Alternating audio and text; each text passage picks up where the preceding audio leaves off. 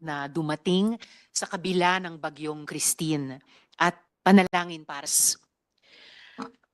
nung nagsimula kami sa aming hearing sa mga kaso ng human trafficking ni Apollo C. Quiboloy, tandang-tanda ko, ang sabi sa amin, Risa is biting off more than she can chew. It was unthinkable after all to go after a pastor who was believed to be able to command hundreds of thousands, if not millions, of voters. A pastor who was associated with a former president and an entire vote-rich province. A pastor na may sariling media outfit, may madaming mga kumpanya, at may sariling simbahan. Huwag mong banggain yan, sabi ng ilang mga well-meaning na kaibigan. Hindi mo kakayanin. Why did we push? We pushed because of the stories of young girls that we heard were being groomed into what he called pastorals and forced to provide sexual services to this so-called son of God. Ang pakikipagtalik daw kay Apollo Quiboloy ay paraan ng pagsasamba sa Ama at pagsasakripisyo ng sarili para sa dakilang manlilikha. Tinulak namin ang pagdinig na ito dahil sa kwento ng mga batang puslit na sapilitang pinapalimos sa kalsada at hindi pinapag-aral para makabili ng helicopter, mamahaling sasakyan, malalaking bahay sa iba't ibang bansa, ang self-proclaimed Son of God. Hindi po ito katanggap-tanggap sa amin. Coming on the heels of the Senyor Aguila investigation, mahalaga din sa amin na siyasatin. May pagkukulang ba ang ating batas at tila hindi napaparusahan ang mga leader ng mga religious organizations na nagtatago sa balot ng religious freedom para pagtakba ng kahindik-hindik na mga kasamaan? Are our rape laws sufficient to navigate the gray area of consent, sexual agency, and religious freedom? Are our labor laws sufficient to address the situation of religious volunteers na sapilitang pinagtatrabaho at pinagkakaita ng mga benepisyo gaya ng SSS, PhilHealth at Pag-ibig? Ngayon po, nandito na sa harap natin si Apollo Quiboloy. Pilit na iniwasan ang Senado kung ano-anong kondisyones ang ginawa para hindi harapin ang ating pagdinig. 50 security personnel, private jet, 5-star hotel at iba pa. Pinarali pa ang mga tagasunod at binuli ang mga witnesses namin sa social media. Ngayon po, nandito na po kayo. Bumabagyo man, ay magkaharap na po tayong lahat. Today, Mr. Quiboloy, your victims will confront whom they believe to be their abuser. Wag po kayong mag-alala. You will also be given an opportunity to reply. Today, mga kasama, dear colleagues, sama-sama tayong matututo, maglalagom, magwawasto, at pinakamahalaga, maghihilom. We will all heal. At this point, pagdating po ni Majority Leader, mag-opening statement din sila. At sa ngayon, may I request our Committee Secretary to recognize the resource persons and administer the oath to those who are here for the first time. At ganito po ang ating daloy, ladies and gentlemen. Today is about the victim survivors. Matagal nang pinatahimik, matagal na tinakot. Ngayon po ay bibigyan natin sila ng puwang magsalita. Mayroon din po tayo mga witnesses dito na minsan nang nagpakita sa ating hearing. Para sa kanilang kaligtasan ay gumamit po sila ng ibang pangalan. Kung ano-ano ang nadinig galing sa mga taga-KOJC. Kesyo daw, duwag, ayaw magpakita ng mukha. Ngayon po, magpapakita na ng mukha at buong pagkakilanlan sina Yulia Tartova, na kilalang alias Sofia, Edward Ablaza Masayon, na kilalang alias Jackson, at Joar Martinet Olimba, na kilalang alias Jerome. So, Comsec, pakikilalanin muna yung ating resource persons at panumpain yung hindi pa nakapag-sumpa. Good morning po, Senator Hontiveros. For today's inquiry, the Department of Justice, which is supposed to be represented by Secretary Jesus Remulla, is represented by Senior State Counsel Mary Grace Quintana. We also have the Director for the Criminal Investigation and Detection Group, CIDG, PB General Nicolas Torre III, and Police Lieutenant Colonel Jean Likud, Police Colonel Hansen Marantan.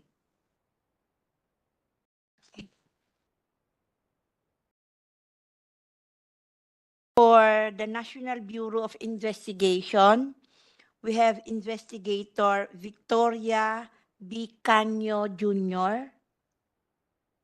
Victoria. And SI Geraldo P. De Luna.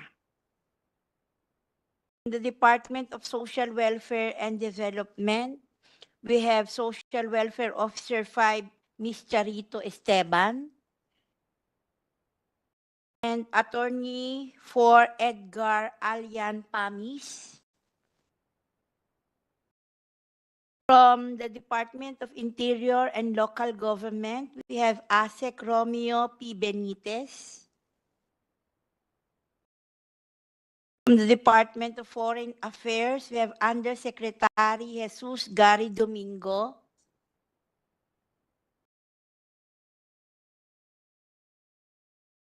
We have Secretary Enrique Manalo. Sorry po. And Attorney Zeph Goson. From the Bureau of Immigration, we have Attorney Vicente Uncad and Attorney Jose Calito Zeylicas.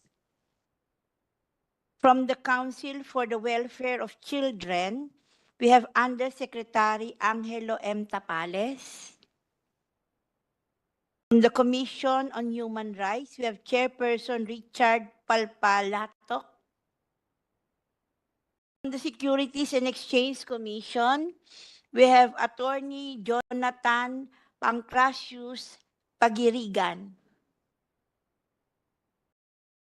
We have Chief Counsel Attorney Hale Oliver Labayo and Attorney Pamela Lorraine S. Ramos.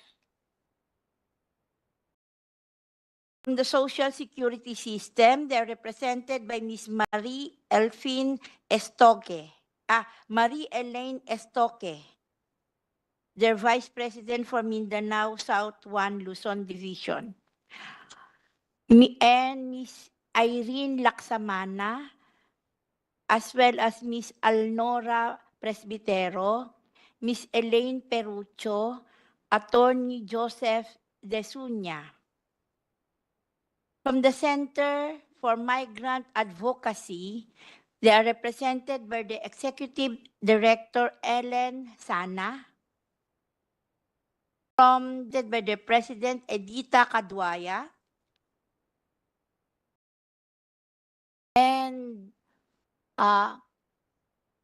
the founding leader and executive pastor of the Kingdom of Jesus Christ, Pastor Apollo Quiboloy, together with Miss Jacqueline Roy, Resente Canada, Pauline Canada, Ingrid Canada, Sylvia Semañez. With online is Miss Arlene Canuda Stone, Mr. Edward Ablasa Masayon, Mr. Joar Martinet Olimba, Mr. Resita Tinanhan Valdehuesa, Miss Jocelyn Mondejar. And online also is Miss Yulia Veronin. And online also is Mr. Dindo Garcia Makiling.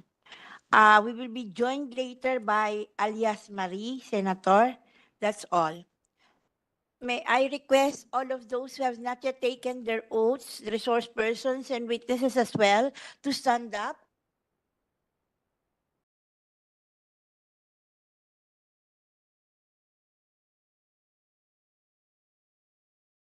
And please raise your right hand. Resource persons and witnesses, do you swear to tell the truth, the whole truth, and nothing but the truth in this Senate inquiry proceedings? Yes. Senator, they have all answered in the affirmative. That's all. Thank you. Thank you, Comsec, at maraming salamat sa lahat ng resource persons. At this point, bago natin unang binigin yung ating mga victim survivors, first I would like to call on the Majority Leader, Senator Francis Tolentino, para sa kanilang opening statement. You have the floor, Majo. Thank you, Madam Chair. Thank you, Madam Chair. Magandang umaga po sa inyong lahat. Magandang umaga sa ating mga resource persons. Magandang umaga kay Pastor Apollo Quiboloy at sa lahat ng mga naririto. At sa mga kapwa kong mambabatas, kahit po yung nandoon sa online at sa ating mga panauhin. Tayo po ay naririto sa harap ng committee ito sa isang maulang araw. At nais ko lang linawin po ang layunin para sa aking perspective as an officer of the court, as a lawyer, kung ano po ang layunin at kahalagahan ng pagdinig na ito. Ang Senado ay, unang-una, ang Senado ay hindi isang hukuman. At hindi po tayo naririto upang magpasya kung ang isang tao ay nagkasala o walang sala.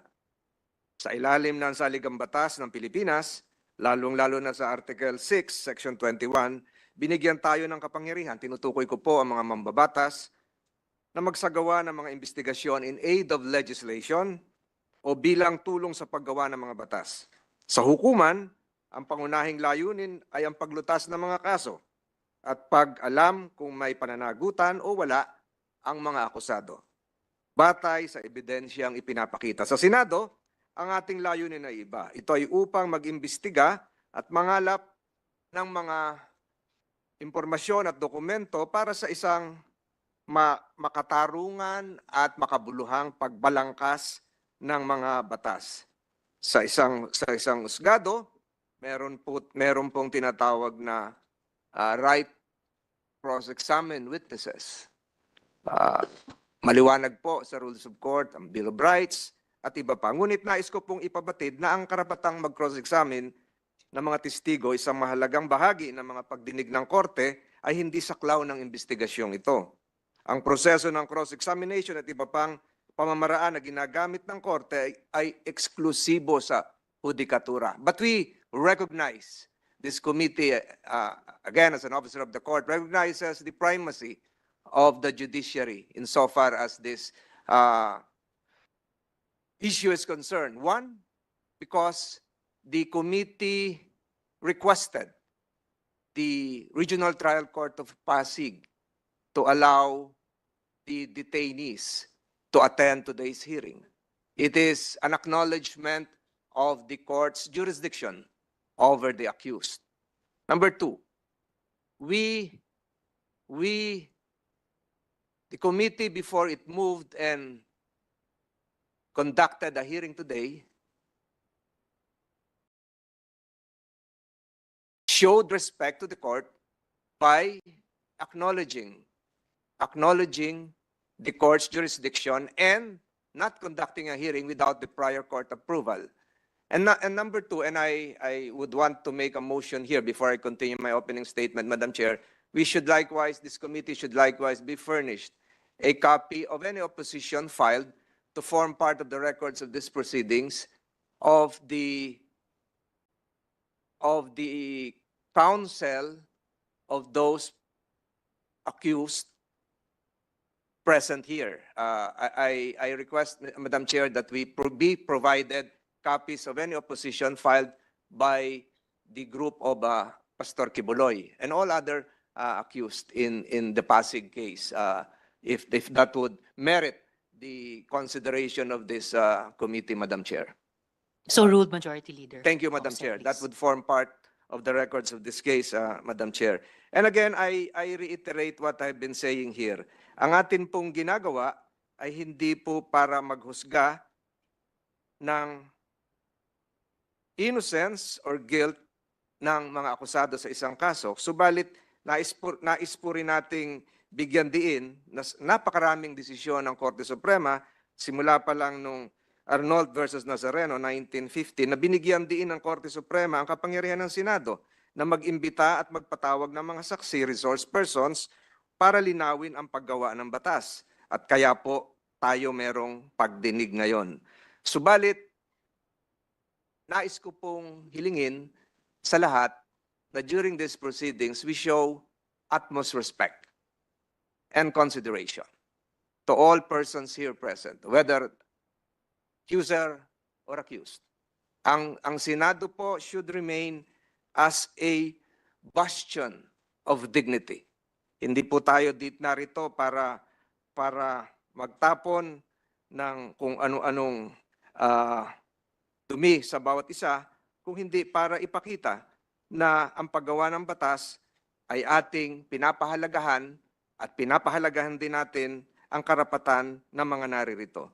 Sa hukuman, meron silang, ulitin ko, meron silang karapatan na magsalita ang abogado. Dito po ay hindi. Let me ask the committee and all my colleagues here, whether present physically or virtually, to assure all of those listening that under our rules, all resource persons will be treated with respect and afforded fair treatment. And that this institution, as I've said, will always pride itself in upholding the principles of fairness and transparency. However, if there are legal matters against you, it must be addressed in the proper judicial forum, not here. In summary, while we have the authority to compel testimony in aid of legislation, any allegations or charges will have to be resolved in the court of law. And I'm now referring to the Regional Trial Court of Pasig. Madam Chair,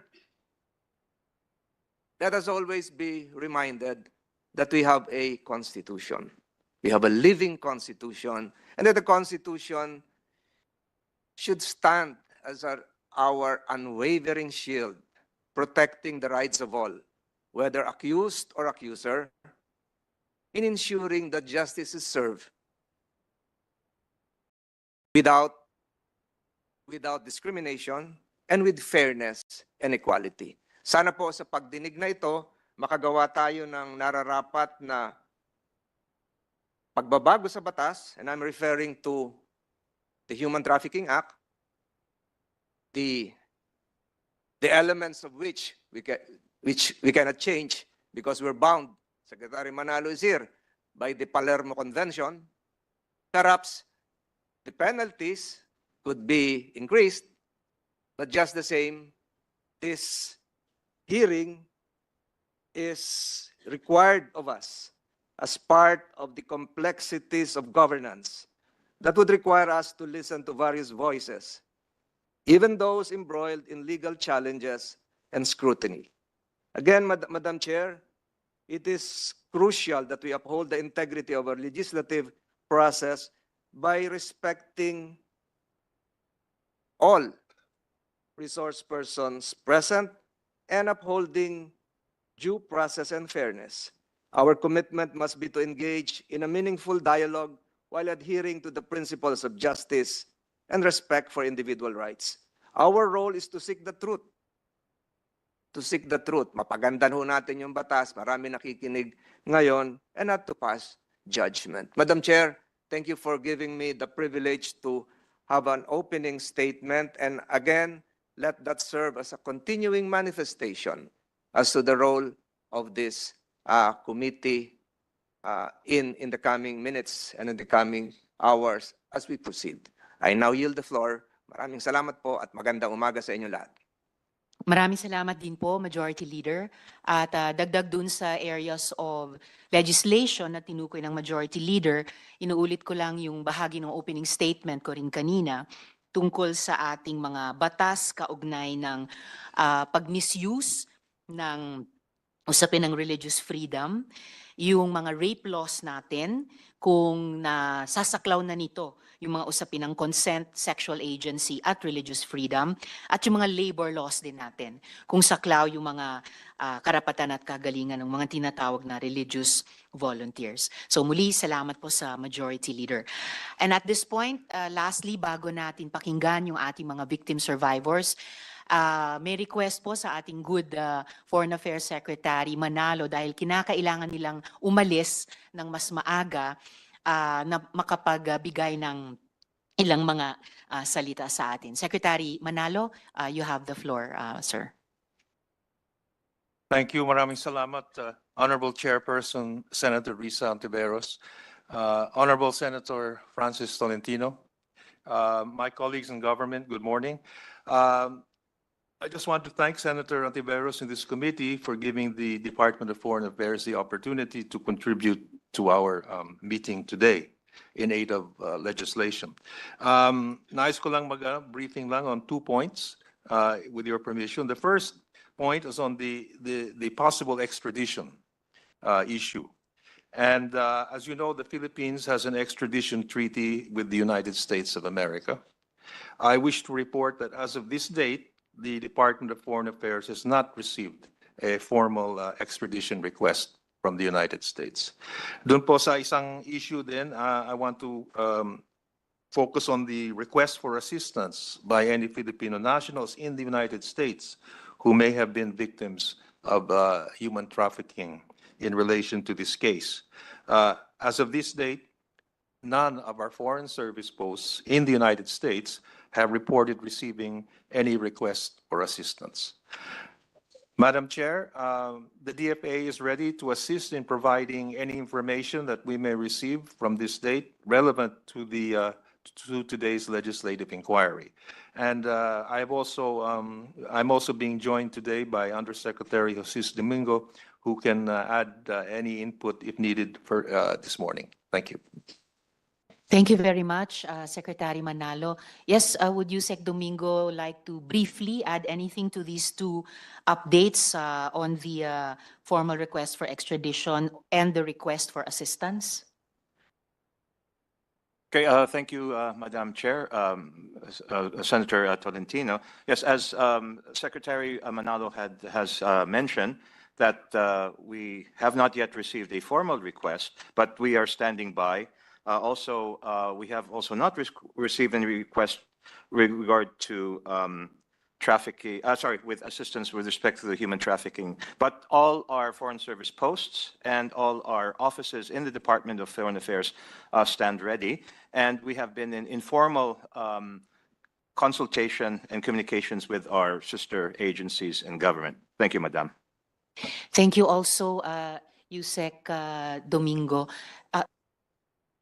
The Majority Leader would like Just to one interject. quick follow-up question, address either the Secretary Manalo or Yusek Domingo. I have here in my possession in front of me our extradition treaty signed November 13, 1994, which I believe should be read alongside Presidential Decree 1069. This has some legal complexities involved, and perhaps you might want to educate this committee, which would have primacy just in case an extradition request is sent to the DFA. What would happen to the pending cases lodged before the Regional Trial Court of Pasig pursuant to PD 1069? Thank you very much, Secretary Senator. Manalo. Yeah. If I could first give a very general answer, and then of course on any specifics that might arise in the event that we receive a formal extradition request. Just to say, if we do receive a formal request, we will, the DFA will of course study it and see if it is consistent with the agreed procedure pertaining to extradition. And here's where PD 1069 would also come in. So we would have to study that.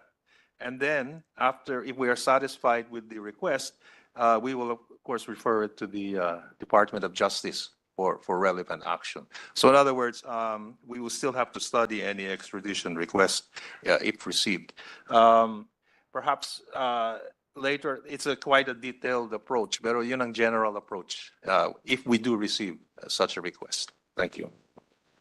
One quick follow-up, just to remind the officials of Department of Foreign Affairs as well as councils present here. Anything that would transpire and would come out of these proceedings under oath would be recorded. And pursuant to existing extradition rules, any request to have any transcripts coming out of these proceedings would have to be coursed through the DFA. Kayo po ang magpapadala nito mula sa committee ito papunta kung saan man. So you should be aware of that, and the lawyers here present should be aware of that, because this would trigger some concerns involving civil rights or individual rights. So just be aware of that. And I suggest, Madam Chair, that the DFA should stay here till the conclusion of the investigation proceedings, to be physically present. But that's what I'm saying. Thank you, Madam Chair. Thank you, Majority Leader. Assured naman po tayo na bagamat may kailangang mauna nang umalis si Secretary Manalo, that Yusek Domingo will stay on with us. So the department will be well represented. Salamat po, Secretary Manalo, Undersecretary Domingo at Majority Leader. So ngayon po, ang una po nating witness ngayong umaga ay si Teresita Valdehuesa, ang di umanong miyembro ng unang batch ng pastoral ni Apollo Quiboloy. Bago po siya magsimula, I would like everyone to listen to this video, to watch this video. Si Ms. Teresita, si Ms. Ging, ang pinapatungkulan dito, but it will also give a sense of the threats that victim survivors face from within the kingdom. Open source po itong video na ito. In fact, galing sa public channel ni Pastor dati. So, ipe-play na po natin ngayon para mapanood nating lahat.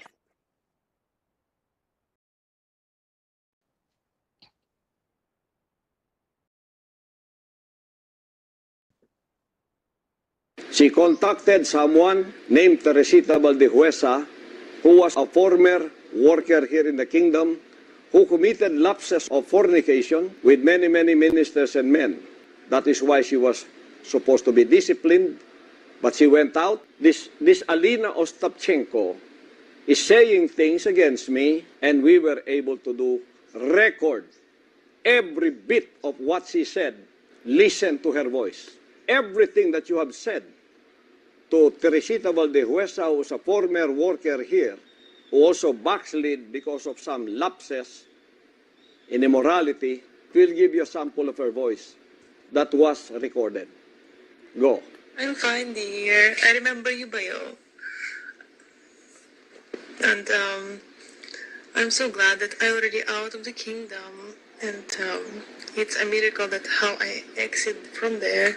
Because the time, kasi I was so fanatic before. But when, time passed, I realized many things I can also share with you if you like. Ask me if I'm ready to dedicate my life. I said yes, because for me, I was thinking dedicate to God, so I never think about other stuff. And suddenly, he was on me already, and he was trying to pull my pants already off. And then things started to happen, and I understand that, oh my goodness, it's like I have to switch off my mind. I will not question, I will not ask if it's Father's will in my mind. That time, I will just not try not to feel anything like that. And because I was shocked by what's happening in the room. you have to prove that in court. Because this is an international ministry and I have an international reputation. You will be sued by the kingdom in all places that you've called. We will not let this pass. Teresita Valdivesa will be part of this. So better get your lawyers and defend yourself. We have lawyers all over the world. Wherever there is a kingdom, we have a general counsel in the name of Attorney Michael Green. In America, we have 18 lawyers who are observing all the happenings in the kingdom. We have financial consultants. We have lawyers who will defend the kingdom wherever it is being attacked. For the record po, yung pastoral na binanggit dito, si Ms. Alina, she gave her consent also to the playing of this video in this hearing. So, Ms. Teresita, meron po kayong testimonyang hinanda. Pwede nyo na pong basahin. You have the floor.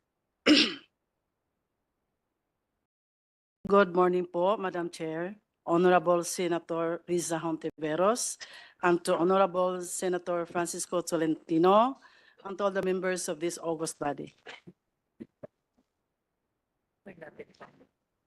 I come here today to share the truth that has been silenced for 3 decades because of great fear, and this is also on behalf of the many victims who have suffered in silence just like I have. I believe my testimony reflects their pain, struggles, and resilience. While I understand that this is aimed to aid in legislation, I am also grateful to be given this opportunity to inform those who still believe that Apollo Quiboloy has been innocent of the crimes he is accused of because he has never been. At the age of 17, I became a member of the church led by this man, Apollo Quiboloy, in 1980. I was a freshman student. I was eager and active in the community, even spending a significant portion of my college years living at the parsonage where he resided. In 1988, I made a difficult decision of my life to dedicate this to his ministry, driven by the belief that true fulfillment and salvation lay in serving God fully. This choice meant leaving behind my family, my career, and the person I once was. Despite the resistance of family and friends, I pursued my conviction. I joined a pioneering group that struggled to meet basic needs, but my desire to serve God fueled my persistence. Over time, I gained his trust and became a respected worker within the ministry.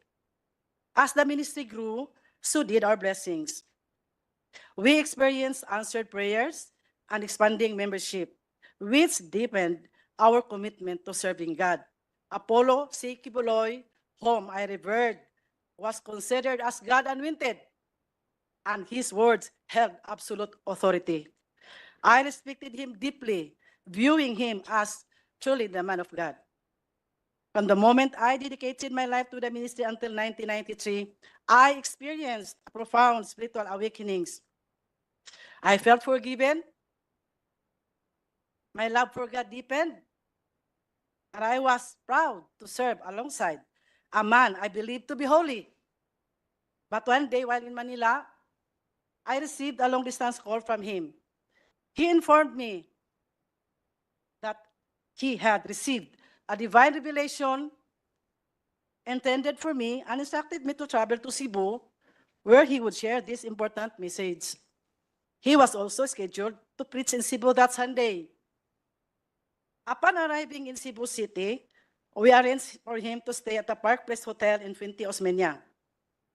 That evening, he instructed me to remain in the hotel, while Nilda Linda, the assigned worker, returned to the worker's house. When we were alone, I asked if I could just sleep on the sofa as it was a suite room. Instead, he insisted that I would sleep beside him and even said in Bisaya, compatible gyud taging kay parehas man og color ang atong suot. Translated, we are compatible because our outfits were of the same colors. I was wearing red pajamas with white dots, while he was dressed in a red t-shirt and white pants coincidentally. His words made me feel uneasy and quite nervous, and I saw a different personality in him. But I was quick to dismiss that unusual feeling. And because I had previously witnessed Ingrid Canada or ICC, Teresita Dandan, TTD, and Felina Salinas slept in his room alternately, it led me to believe that it was just normal and harmless. Moreover, we had been conditioned to suppress any negative thoughts about him. We were warned that any suspicion on him would reflect our own personality, using the words found in 1 Timothy chapter 1, verse 15, I quote, "To the pure, all things are pure. But to those who are corrupted and do not believe, nothing is pure. In fact, both their minds and consciences are corrupted," unquote. And in those days, absolute obedience was a must. We needed to have an unquestioned loyalty and reverence toward him. Sleeping beside a man I believed to be chosen by God was for me then a great privilege, an opportunity for a sinner like me. But what followed shattered my sense of faith and trust. Without a word, after turning off the light, he embraced me, undressed me, and violated me with his lustful act, and left me in shock and speechless. He then said, "This is the fulfillment of God's revelation." He explained that God had revealed to him that I was to partake in God's life through him by surrendering my body, soul, and spirit. He also mentioned that other girls would go through him in a similar manner. His words were strange, but I was too shocked to respond. The following day after that Sunday worship service, Apollo C. Quiboloy left for Manila, while I was left to carry on with my duties, including organizing carolers for our annual fundraising. Confusion consumed me. I felt betrayed by my faith, by him, and even perhaps by myself. I began questioning whether what had happened was indeed God's will or simply a gross abuse of power. When I returned to Manila, I was once again instructed to sleep in his room. Fear gripped me, but defying the anointing of God was unthinkable. We had been taught that such disobedience would invite a curse. The next morning, he asked if I understood God's revelation. I remained silent, unable to process what had happened. He then referenced me to Philippians chapter 2, verses 6 to 12, explaining that just as Jesus humbled himself and obeyed God, even to the point of death, so he too must obey God's will by partaking in carnal things. He claimed this was necessary for him to understand the human experience and to fully empathize with others. He even told me that he had also been reluctant to accept God's revelation, but as God's chosen one, he had no choice but to act on it. I was more confused with his explanation, but I could not complain. I wanted to go out from the ministry, but I lacked courage. I did not know where to ask help. I had cut all the bridges behind my life, and I could hardly go back because it would mean starting all over again. My family was poor, and I had no connections. My option was to stay because I was still bothered with what if it was indeed God's will? December of the same year was an escape for me. Caroling as one of our sources of funds, and which had been participated in by every member of the ministry all over the country, became my excuse of staying away from the worker's house in Manila where he stayed. In January 1994, I was in his room with Ingrid Canada, the international coordinator of the church, Tessie Dandan, the national administrator for the church in the Philippines, and Felina Salinas, his personal assistant. During that... Miss Teresita, before you continue po, yung nabanggit nyo ng 2 beses, Ingrid Canada, nandito po ba siya sa harapan ninyo? Yes, patabi po siya ni Mr. Quiboloy. Sila po, yung nagtaas ng kamay. All right, salamat po. Please proceed, Miss Teresita.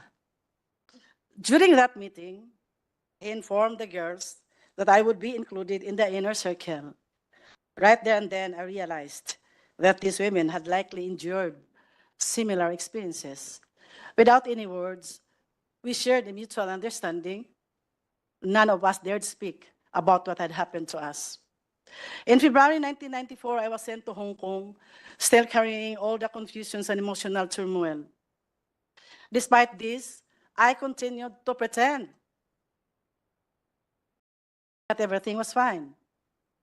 When one of our musicians, JC Pangilinan, was scheduled to return to the Philippines, I seized the opportunity to send a personal letter to ACQ. In that letter, I poured out my feelings, openly expressing my emotional distress. I was honest about how deeply shocked I was to learn of his life beyond the pulpit. The man I had revered as a holy figure was in reality an ordinary mortal, one who had exploited my genuine commitment and dedication to God. My faith wavered, and everything I had once believed was shattered. I prepared myself for a harsh response, expecting a violent reaction from him. To my surprise, there was none. Instead, I was sent back here. Upon my return, I was even more surprised to learn that I had been promoted. I was appointed National Crusade Coordinator, National Logistics Coordinator, and Luzon Area Administrator all at once. This was a sudden and significant promotion from every previous role. By God's grace, I excelled in all my assigned tasks. Despite this, fear gripped me every time Apollo Quiboloy would come to Manila. My only relief was when one of the girls would accompany him, giving me an excuse not to sleep with him. I kept myself busy, visiting satellite churches to distract my confusion and agony.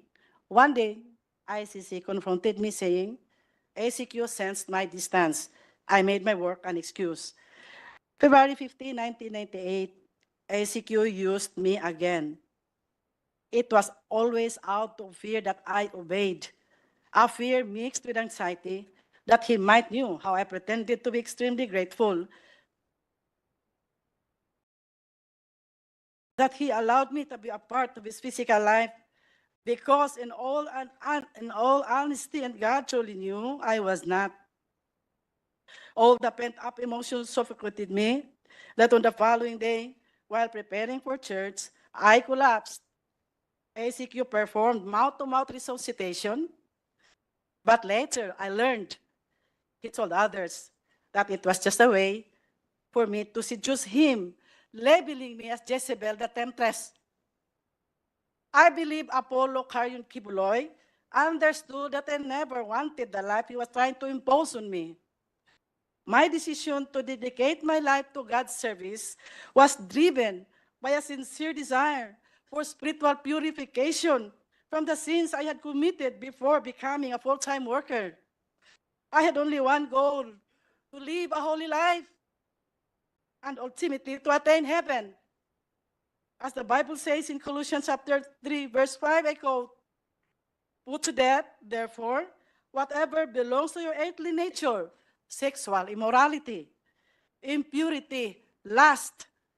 But how could I achieve this with the circumstances that I was in? Disobedience and complaints were never an option. Anyone who did so was labeled as carnal, as someone who did not overcome the flesh. Everything was always twisted. One day, I said, "Sir has noticed that you've been distant." I made up excuses, trying to avoid the truth. I had been telling Tracy and Dan that I was extremely exhausted. She presumed that I was just too focused of my responsibilities, especially in the logistics department. I was always pressured to meet my 15 million quota. Every December on caroling season, if ever the sense that there was really something wrong with my belief, I was instructed to prepare my documents for my USA visa, and I believe realization came later when I already left from his group that it was also to distance me from the workers and members here, that I might be able to tell his dark secret. I never wanted to go to America because inside of me were unresolved spiritual issues, confused mind that bothered me always. but my visa was approved. I didn't knew that I was to lead and plan for the fundraising to be done in America, and we would employ the same strategy of our money making here in the country. In America, I witnessed the double standard life. What we prohibited in the Philippines, we did them there. We lived in luxury. We toured around. We dined in fine and expensive restaurants. We watched movies. Sky's the limit when they went shopping. I decided to stay in the apartment where the minister and his family lived. Despite the insistence of ICC to stay with them, I refused. I made a lot of excuses. Sapagkat, hindi ko po natin na kaming nasa Amerika ay masyadong nagpakasasa sa paggasta sa pera na masyadong pinaghirapan ng mga kapatiran at ng mga full-time workers. Bilang namuno po sa crusades, evangelism at logistics departments, saksi po ako kung paano nagsakripisyo ang bawat isa para lang makapagbigay sa iba't ibang pangangailangan sa simbahan. Nakita ko na kahit pambili ng bigas ng membro, kailangan sakripisyo pa para lang maibigay sa simbahan kahit gugutumin pa ang mga pamilya. Nasaksihan ko po na kahit last centavo para pamasahe, kailangang ibigay pa rin. Bahala nang maglakad papuntang simbahan ang mga mahihirap na membro. Hindi kinaya ng aking konsensya ang double standard life. Maraming workers ang napalo dahil sa panunood na ng sine, pero kami sa Amerika, halos linggo-linggo nanood ng sine, bawal sa amin ito dati. Naghirap ang maraming workers at members sa pagkaruling at pagsulisit sa bawat tao sa lahat ng dako dito sa ating bansa. May namatay, may na-aksidente, may nakulong, may mga na-rape pa na hindi na na-report. Dahil baka hindi paniwalaan at baka makapag-fasting pa dahil may kasalanan na itinago, kaya napahintulutang nangyari.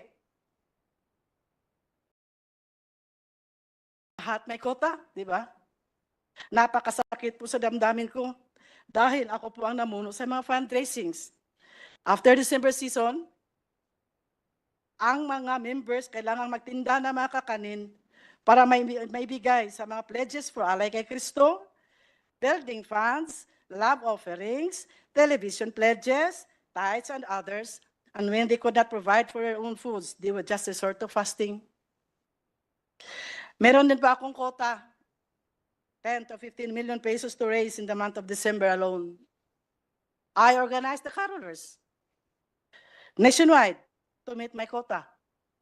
We recruited and trafficked our young people from Mindanao and Visayas to carol in the provinces of Luzon and in the national capital region cities. Marami pong estudyante na Nobyembre pa lang kailangan nang mag-absent sa paralan at ang iba hindi na nakabalik sa pag-aaral dahil inuna ang simbahan, inuna ang pagkaroling, inuna ang paghanap ng pera. But nobody questioned where our income was spent. Sa mga buwan ng Pebrero hanggang Oktubre, ang ibang workers na nasa logistics department, kailangan mag-solicit na naman throughout the country using the permits of the different associations. Pag-asa ng buhay, Children's Joy Foundation, tulong sa may kapansanan, handog ng pagmamahal, pagdamay sa dukha, Shivers for Christ. The supposed income na dapat ibigay sa mga beneficiaries, sa mga nasabing associations, hindi naman talaga truthfully and honestly na ibigay. Only a little portion of the income was shared to the beneficiaries. Ang ibang workers naman, walang hinto sa pagtinda rin ng mga kakanin na may quota of 500 to 1,000 pesos a day, Monday to Saturday. Ito ang buhay ng mga workers na nasa logistics department. In America, they began to notice my indifference. ICC called my attention, stating there were reports from my assistant in the logistics department in Manila that I had secretly sent money to my family. Then, she informed me that ministers wrote letters to ACQ and reported that I tempted and fornicated with them during my visits to their satellite churches. I was so shocked to learn of the sudden accusations. I also wrote a letter and enumerated the real circumstances of my life with all the ministers I came in contact with in relation to our aggressive fundraising, being the National Logistics Coordinator. However, that was not enough. I was then forced to write a long letter of confession, making it appear that I was a sinner who committed all kinds of sins, including those I had committed before joining the ministry. I complied, believing that through this written confession, I would be totally forgiven from my old sins and burdens and be completely sanctified. In detail, I wrote everything I thought was considered sin I had committed from childhood until the present. I also implicated ACQ in my sins. It had the same tenor of the letter I wrote in Hong Kong in 1994. And this time, he was furious. Then ICC instructed me to revise my letter. I was told not to implicate ACQ and to state that I was the sole sinner and I was filthy. Upon realizing how angry ACQ was, I revised my letter out of fear and stated that I had sinned because I truly was filthy. In detail, I imagined sins. Ms. Teresita, yung paulit-ulit yung binabanggit na ICC, sino po yun? Ingrid Chavez Canada. Sila pa rin po. All right. Please proceed. In detail, I imagined sins and I made it appear that I had committed them all. That was how stupid I was to obey and exaggerate my story. Just to appease the anger of our leader, Apollo C. Quiboloy, not knowing it would become my death sentence later. My exaggerated story was then distributed to all his leaders and ministers, and they believed I was filthy, I was pervert, and I was wicked, painting me as the sole guilty party, while ACQ remained innocent. Little did I know this confession would lead to my condemnation within the ministry. And Ms. Teresita, pag sinasabi nyo ACQ, sino po yun? Apollo Carrion Quiboloy po, All right. October 15, 1998. I was sent back here to receive a punishment through prayer and fasting in the guise of spiritual discipline. And the fasting they planned for me was beyond my imagination. It took me 7 months to suffer hunger and isolation in the mountain of Tamayong in Kalinan, Davao City. They placed me in a small, dark, elevated room beside a kitchen, separated only by a mat and walls.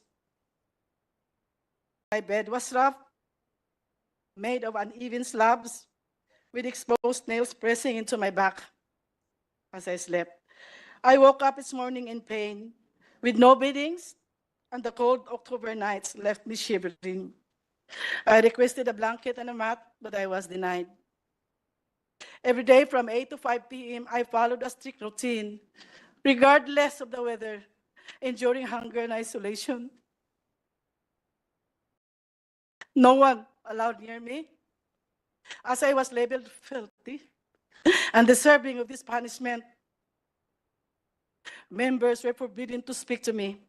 I was physically very weak and so depressed. I prayed that God would just take my life. Ilang beses po ako nanalangin na sana kunin na lang ng Panginoon. I started to question God and wondered if this was truly a divine process or simply human punishment. I asked myself, is this ACQ's way of retaliating because I rejected the life he imposed on me? It felt like vengeance and disguised as spiritual discipline. My only solace came from reading the Word of God from Genesis to Revelation over and over again. Every day was a struggle of faith. I struggled to believe that the process was still the perfect will of God for me.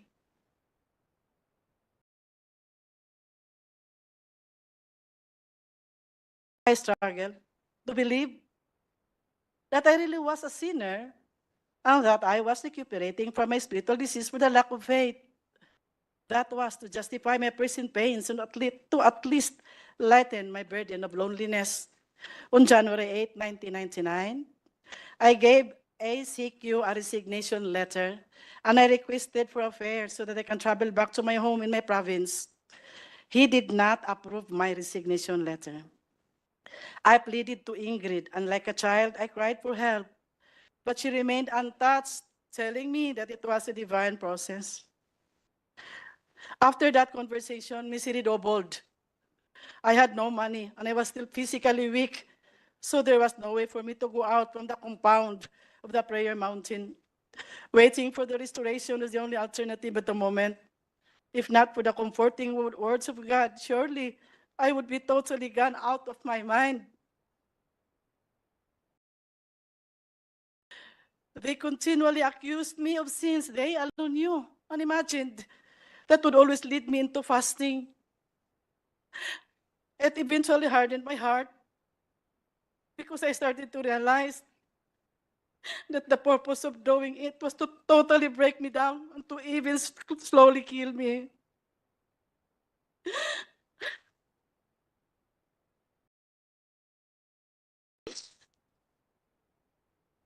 I no longer saw the reason to stay. I submitted my resignation as a full-time volunteer worker for the second time. But Apollo Carrion Quiboloy refused it again. A week later, on September 30, 1999, I decided to leave without asking for permission, determined to free myself from his control. It was only when I left out of the group that I finally clearly understood that the man I had believed to be God's chosen and holy was an impostor, oppressor, and deceiver. He manipulated me using his authority and power as God's anointed. I thank God that he took me out from his bondage, from that ambiguous feeling of fear mingled with so much love and loyalty to my Redeemer, Jesus Christ.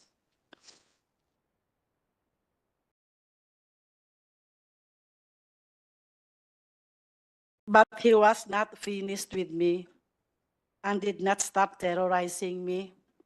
Alex Camia, his personal bodyguard, a full-time worker, once known to be a champion in gun shooting before he joined the group of ACQ, together with his team, kept coming to my place to harass me, serving a fake warrant of arrest to a minister who stayed in my house. This minister settled in my place after he was gunned down in Davao City but survived. The team of Alice Camilla was apprehended, and when investigated, they had several firearms in the car, several plate numbers, and there was also a red plate. The registered owner of the car was Apollo C. Quiboloy. Because of their failure to serve the warrant of arrest, they blamed me for hiding the minister and filed cases against me of obstructing justice and grave misconduct and an act unbecoming of a public official. After that incident, I heard that Alex Camia was the suspect of the murder of an ex-worker who was shot down inside his home, and this ex-worker did not survive. I was scared to death when I heard this news. My option was to remain silent because killing could have actually happened when Camia and his group came to my place. There was also an ex-worker, Elsa Bolivar, who was a senior citizen, a woman shot dead while she was in her garden in Tagum City. I was so hysterical when pictures of her bullet-ridden body were sent to me because she had just visited me in my place before it happened. Fear consumed me, and I remained silent. 3 years ago, nagkausap po kami ni Alex Camia. Humingi po siya ng kapatawaran at nagsabi na siya ay nautusan lang po na kailangan din akong iligpit. Pinaniwala po siya na ako ay may malaking kasalanan at ako ay napakasamang babae. Nang tinanong ko kung ano ang aking kasalanan, sinabihan daw siya na tinukso ko raw si Apollo Carrion Quiboloy. Nakiapi daw ako sa mga ministro. Narinig naman po ninyo yung sa video. Nakipagtalik daw ako mismo doon sa workers' house at nagnakaw daw ako ng 3 million pesos. He even said in Bisaya, di ba nagtugot man ang Ginoo pagpatay sa dautan? Doesn't God permit the killing of the wicked? Doon ko lang naintindihan na kailangang i-declare ni Apollo Quiboloy sa lahat ng mga workers at members na ako'y makasalanan at napakasamang babae para magiging makatwiran ang lahat ng parusa na binigay sa akin at magiging makatwiran din kung bakit ako kailangang patayin. Apollo Quiboloy called me Jezebel, the temptress, using his pulpit to broadcast how filthy and evil I was. This became a pattern.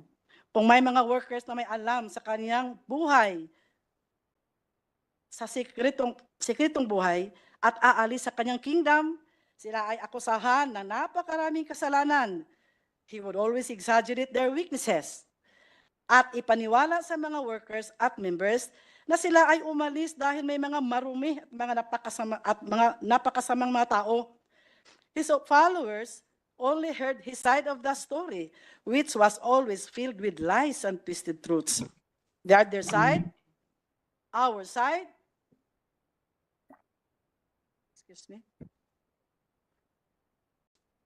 was never heard and was never allowed to be heard. They only believed whatever he fed them and even defended him and attacked those who defied their leader without investigating the truthfulness of the circumstances. Nakita naman po siguro natin kung paano siniraan ng mga workers at defenders ni Apollo Quiboloy ang mga testigo dito. Mga napakasamang descriptions para lang ipahiya ang mga nagsalita ng kanilang mga karanasan sa loob ng kanilang kingdom. Mga salitang hindi nababagay sa mga tinatawag na mga citizen ng kingdom of Jesus Christ. Their intention is only to demoralize and warn others of the consequences of defiance. Last August 2021, during one of his television programs, he once again maligned me, broadcasting nationally and internationally that I was a fornicator and an immoral woman, which we have just watched.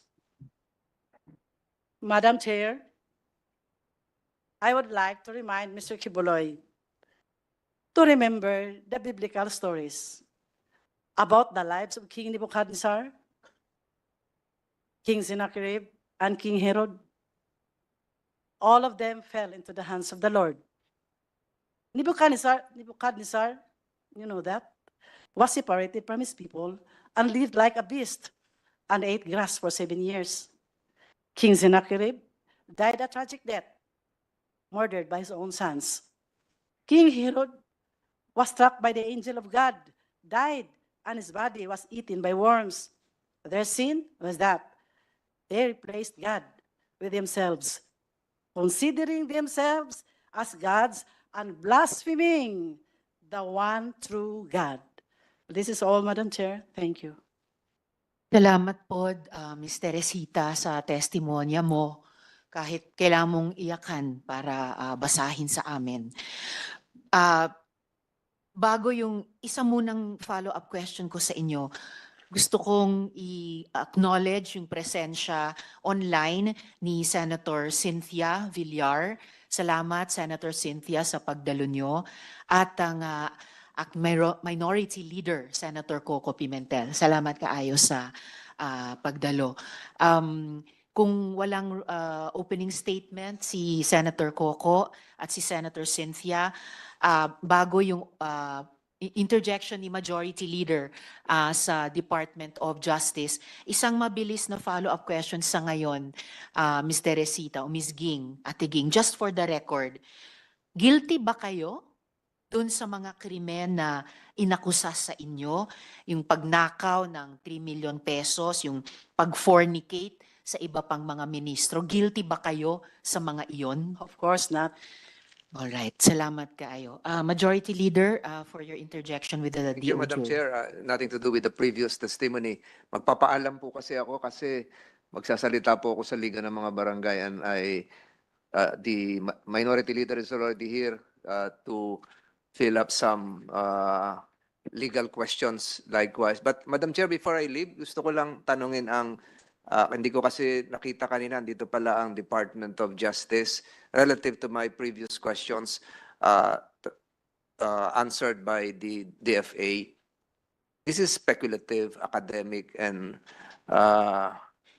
purely legal. If, wherever, if an extradition request is lodged before the DFA, there is under the PD, which I cited before, a process which would necessitate the Department of Justice to file a petition. But that is another court. And that is another court which would constitute as the extradition court here in the Philippines. And if there is going to be an extradition hearing, the purpose is not to determine the guilt or innocence of the accused, but whether they would fall under the ambit of our extradition treaty. Is that correct? Who will answer? Attorney Torribillas or Attorney Quintana? Speculative lang ito. Ano lang to? Senior State Counsel Quintana, I believe, Majority Yes, Leader. yeah. Thank you, Madam Chair. Good morning, sir. Good morning, Madam Chair. Good morning, Your Honor. As to the as to what will happen on, should the Department of Foreign Affairs later on receive a request for the extradition of Mr. Quiboloy and the present criminal cases are filed against him, the Philippines, as a requested state under the Philippines-US extradition treaty, has the option to postpone the filing of the extradition case, in which case, Postpone. only the filing, Your Honor. But is the extradition court would be constituted here in the Philippines. Yes, Your Honor. Not necessarily the court where the hearing is being Yes, conducted. it would be a separate separate proceeding, and as I mentioned, it might be postponed, or we can accept the request and file the case in a separate extradition It case. will not be a criminal court. No, Your Honor. As you correctly pointed out earlier, the extradition court is not there to determine the guilt or innocence of the subject of the request. Thank you, attorney. But my second question is related to the first question and to the previous questions. The extradition shall not be granted under Article 4 when the person sought has been tried, convicted, or acquitted. Tama po ba yun? So pag may pending case na rito at mabilis yung proseso, conviction or acquittal, hindi na siya pwedeng i-extradite. Is that correct? Your Honor, under Article 4, that may be a ground for refusal of the request for extradition, but that in that case, so Your Honor, ang ano po dun parang in effect parang double jeopardy. But in this instance po, there is no double jeopardy kasi po yung Saying double jeopardy. One of the grounds for refusal would be when there has been a trial, conviction, or acquittal that's explicitly stated under Article 4 prior prosecution. Double jeopardy will not apply because of the concept of dual sovereignty. Am I correct? Yes, Your Honor. So, ang tanong ko, mas makakabuti ba na mas mabilis ang trial sa Pasig, which would result in either conviction or acquittal, dahil hindi na pwedeng ma-extradite?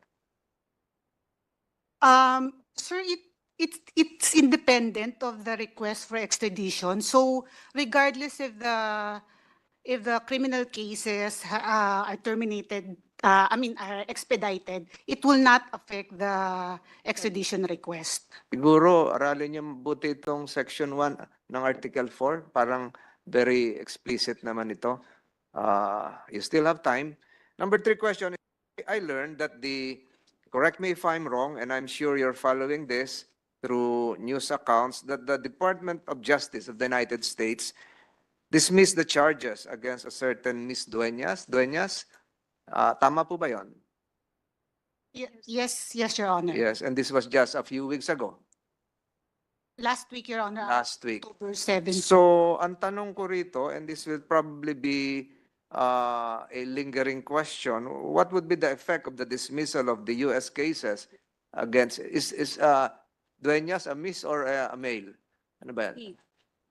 Female? She? Female. Female, What yeah. would be the effect of the dismissal of the U.S. cases against Ms. Dueñas to the pending cases of Pastor Quiboloy in the Philippines, since some of the elements would be the same? Your Honor, if I may defer to Prosecutor Torrevillas. Torrevillas. Deputy State Prosecutor Torrevillas, please. Good morning, Madam Chair. Good morning, Senator Tolentino. It will not affect the cases pending against Pastor Quiboloy, considering that Ms. Dueñas is not one of the accused in those cases. One of the accused in cases pending before the Regional Trial Court here in Pasig or in the United States Department of Justice? Saan po? Saan jurisdiction? Before the Regional Trial Court of Pasig and Quezon City, Mr. Senator. So it won't affect. Yes. But there is an interrelationship between the elements involved in the U.S. cases and the Philippine cases. Tama po ba yan? And probably I'm not jumping the gun on what the defense counsels were doing. So walang effect. As I've said, this is just speculative. It will not affect the cases pending before the Regional Trial Court of Quezon City and the Regional Trial Court of Pasig, because Ms. Dueñas is not one of the accused, neither she one of the witnesses for the prosecution.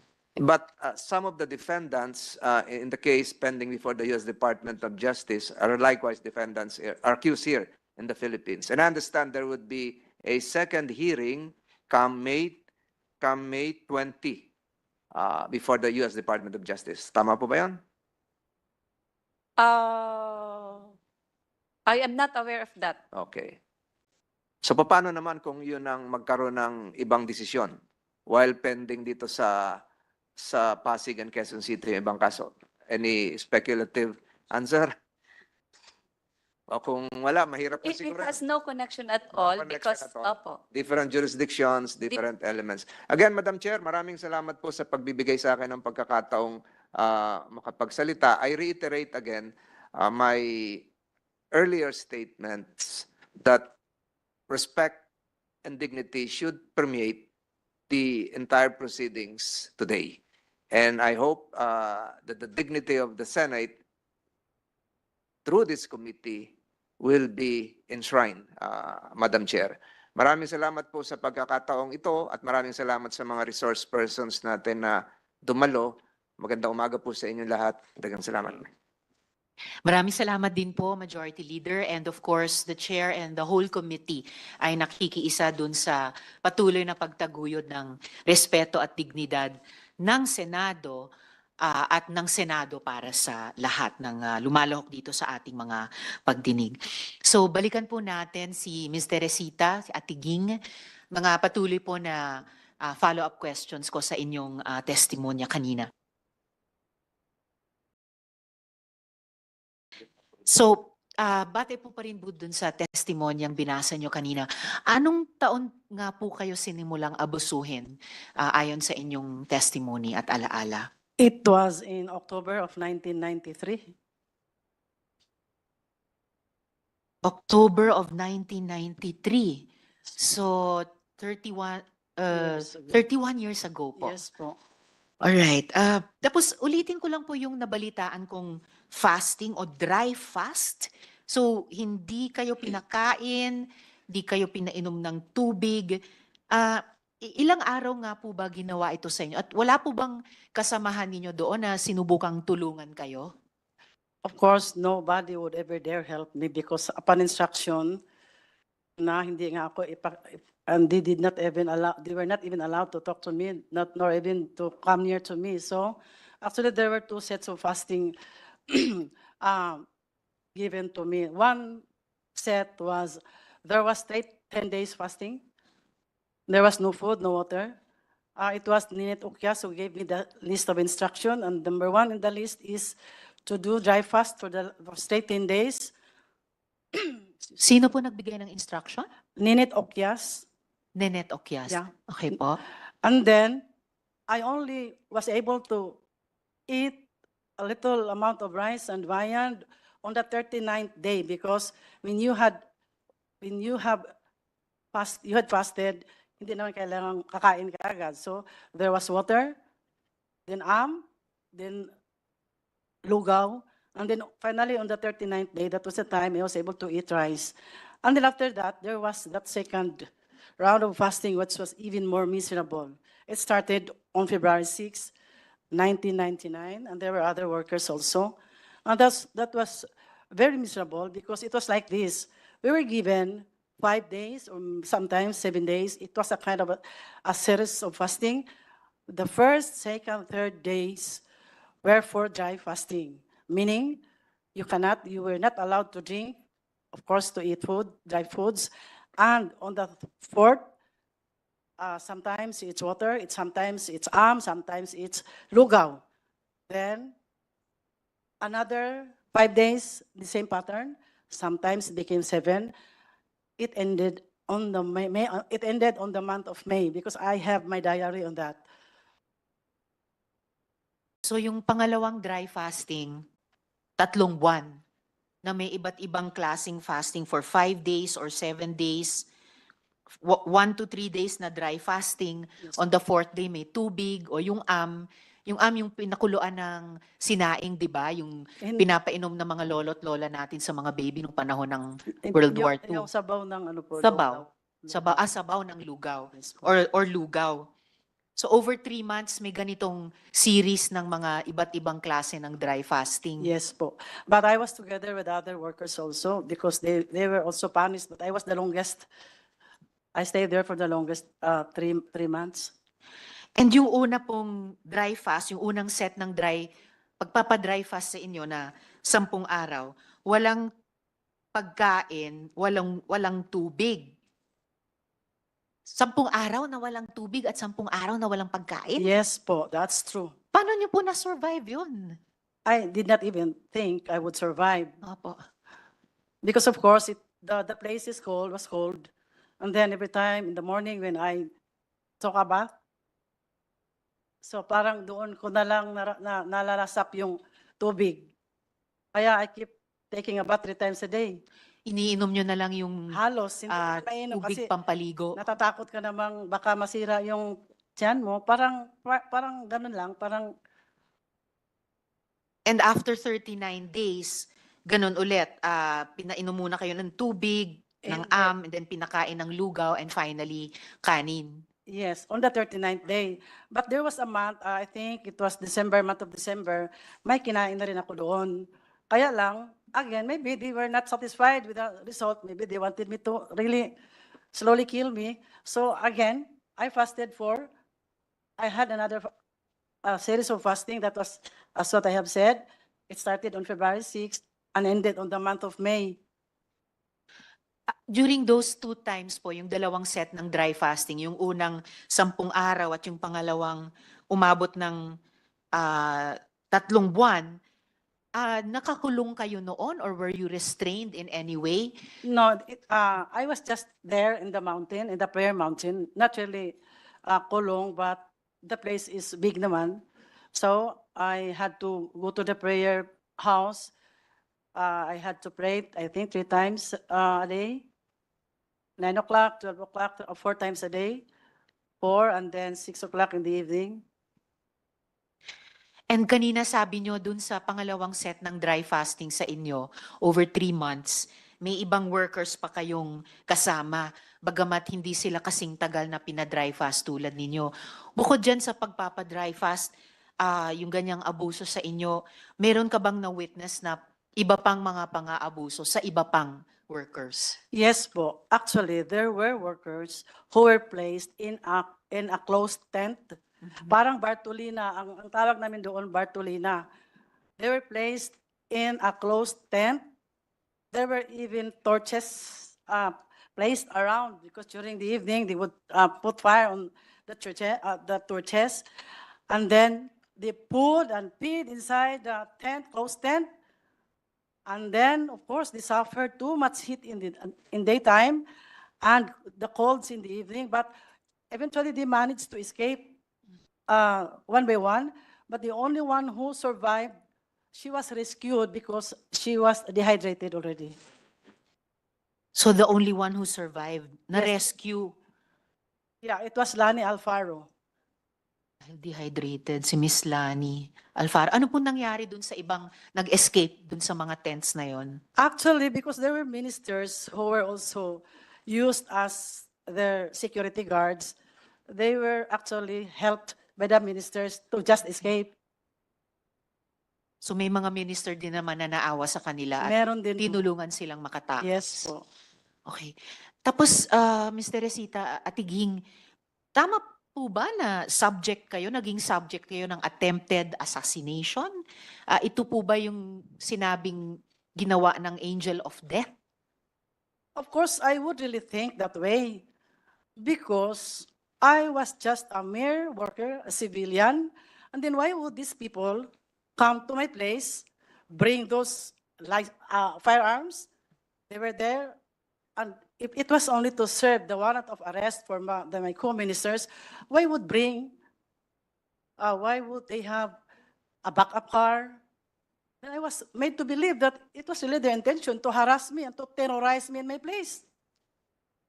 May dala po silang warrant of arrest? Saan Yes. galing po yung warrant na yun? As I have stated, there was actually one minister who had a problem, no? Then he was gunned down in Davao City. Then I actually helped him settled in my place. And then Ito po yung He was- nag-survive ng assassination attempt. survived. Then he was served by that warrant of arrest. And then, because he was in my house, I helped him actually.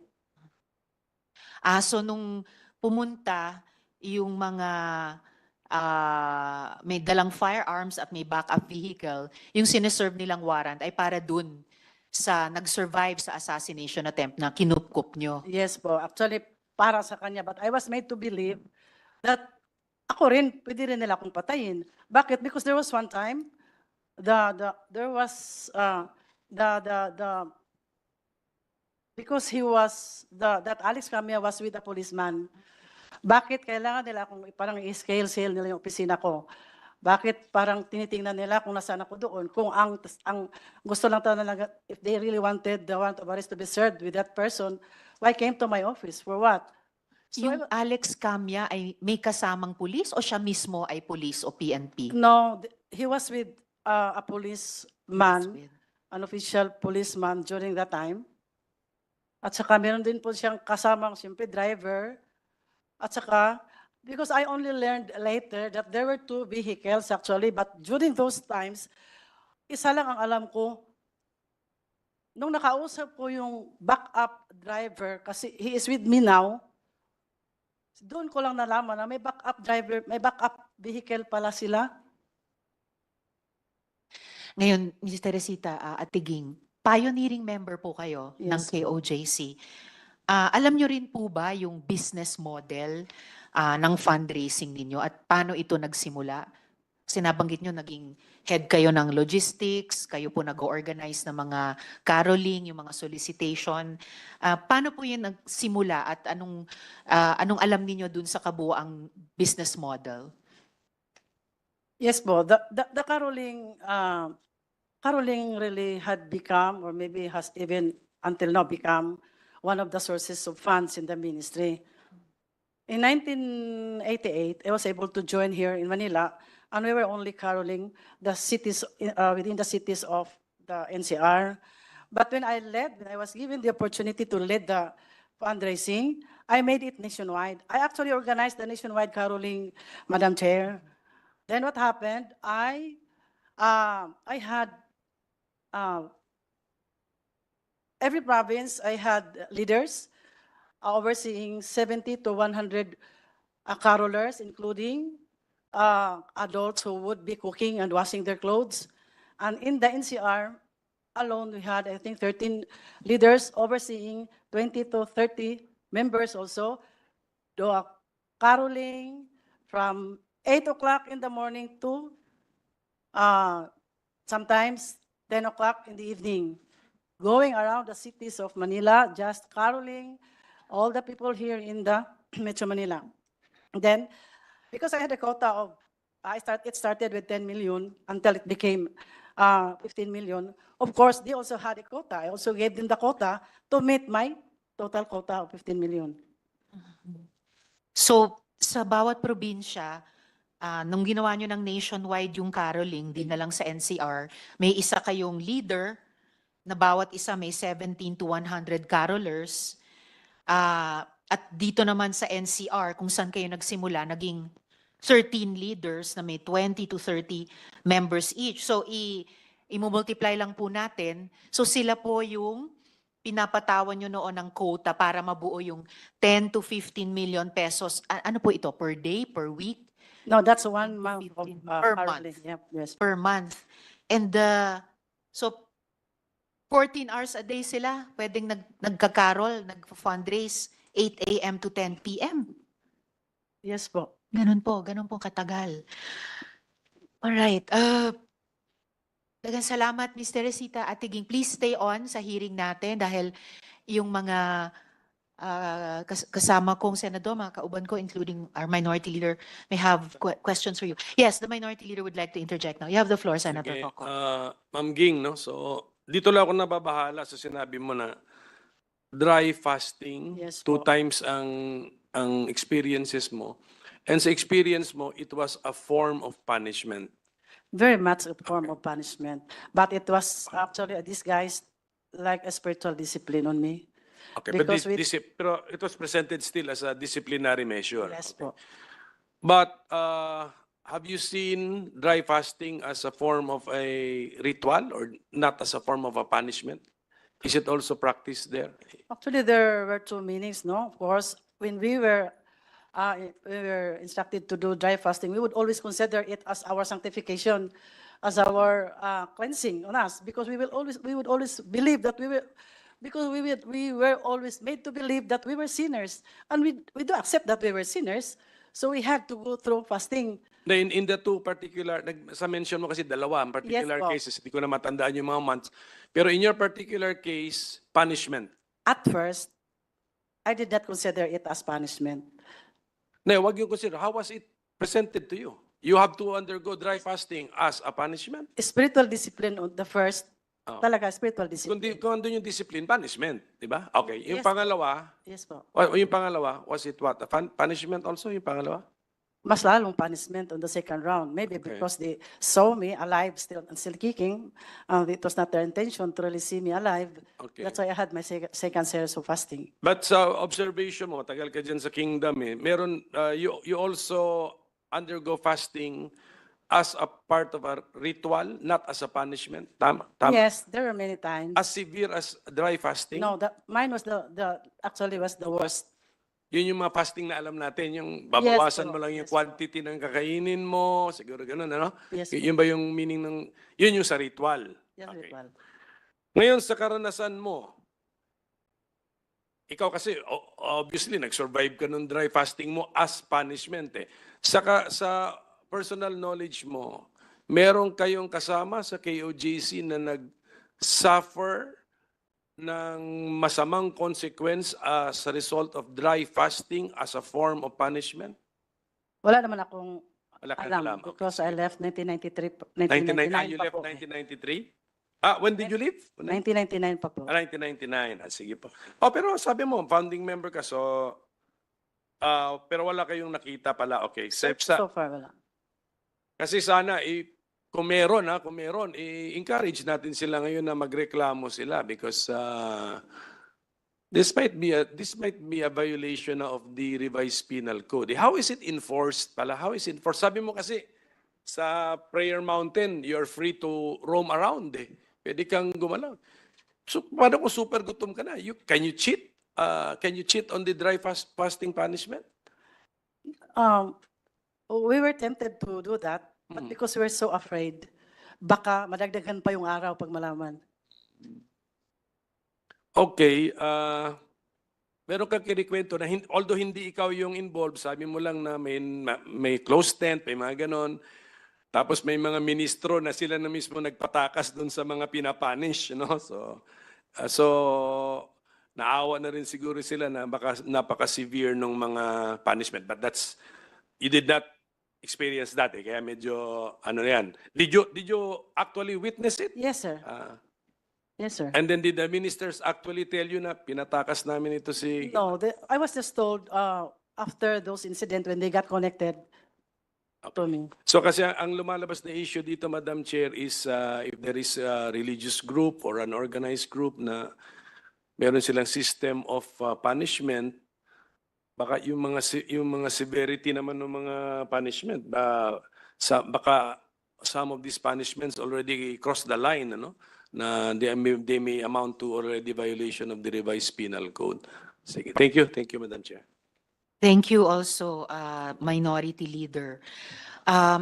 So, Mr. Resita, Atiging, again, salamat kaayo and please stay on for the rest of our hearing, lalo na kung may ibang mga issues na ma-raise na gusto rin naming itanong sa inyo. At this point po, our next witness is Yulia Tartova, a former pastoral and victim survivor of sexual abuse at the hands of Apollo Quiboloy. She's joining our hearing live from Ukraine. Just to refresh our memory, let's listen to Yulia's video. And after that, she is here to answer any other questions that we might have. So let's just view again Yulia's video at that time as Elias Sofia. I was about 21 years old. It was 2014. Where did you stay? I stay in a dorm, like a building, a separate building. And most of the people there was Ukrainian. Tell me how your relationship with Pastor Quiboloy developed or unfolded? At first, our relationship was very good, very warm, very friendly. I didn't feel everything like, oh, he's like me. No, there's nothing about that. He transferred me in one room. I live with the Jack Roy. She's pastoral and one of the closest, like she's very close to pastor. And I live with her in one room. And little by little, some girls like Jack Roy and other girls of pastorals are Filipino. They used to fellowship to me like, are you ready to sacrifice everything to God, to the Father, like pastor? Of course, I already sacrificed. I leave my job, I leave my school, I leave my friends and my parents. I already sacrificed a lot of, so what do you mean? I cannot understand because I already sacrificed and it's the life that I choose and I live and I believe that this is God's way for me. So, and they were just like, even your body you can sacrifice. When he see that there is no Ukrainian girls and I'm alone, so he start more and more to talk to me. Are you want to sacrifice? Are you want to sacrifice everything, even your body? I'm very innocent. I really didn't. Nobody talked to me like straightly that this is what will happen. And I remember that time came, and Atejak came to me in the night, and she said, "I want you to massage pastor's feet before he sleep." When Atejak called me for night to massage him, I didn't think that this is what will happen, even though I was nervous. And she saw that I'm crying, but I'm still do what they want me to do. I take a bath, I put this pajama and I'm crying, I'm scaring, and it's night, and they put me, because I never stay in the pastor alone in the night, in the dark, and I was nervous. It was big room, and before room there is a little room. So Atejak lead me there, and she said, go in pastor's room. And I just stayed in this little room because I was scary and I was crying, and pastor was waiting for me till he realized that I'm not coming, and he by myself went out and pulled me in his room. And I was like scary, and he said like massage my feet here, and then little by little, and I was very nervous, and it was dark, and suddenly he started to move my hands to put on his. He said massage here, and I said, oh my God, okay, and I massage. And after that, little by little, he just turned to me and he removed my clothes. And I even can, because I was very shocked. I was like, I cannot explain because I was nervous. This is what happened. He just removed my clothes and have. Women below the age of 18 years old, were they also being used? Yeah, I didn't know about this for how many years till before I left Philippines. I heard from other, like, she's very close to pastor. She grew up with him. She's a senior there, and she's pastoral. And I heard that, oh, you're crying because I always complain about this pastoral's ministry. And she said, oh, you're crying that you're pastoral. At least you're mature, but I become a pastoral in 12 years old. This is time when I was like shocked. The next day when I heard this, that become a pastoral and 12 years old, I started to fight with pastor and ask why, is it normal? Miss Yulia?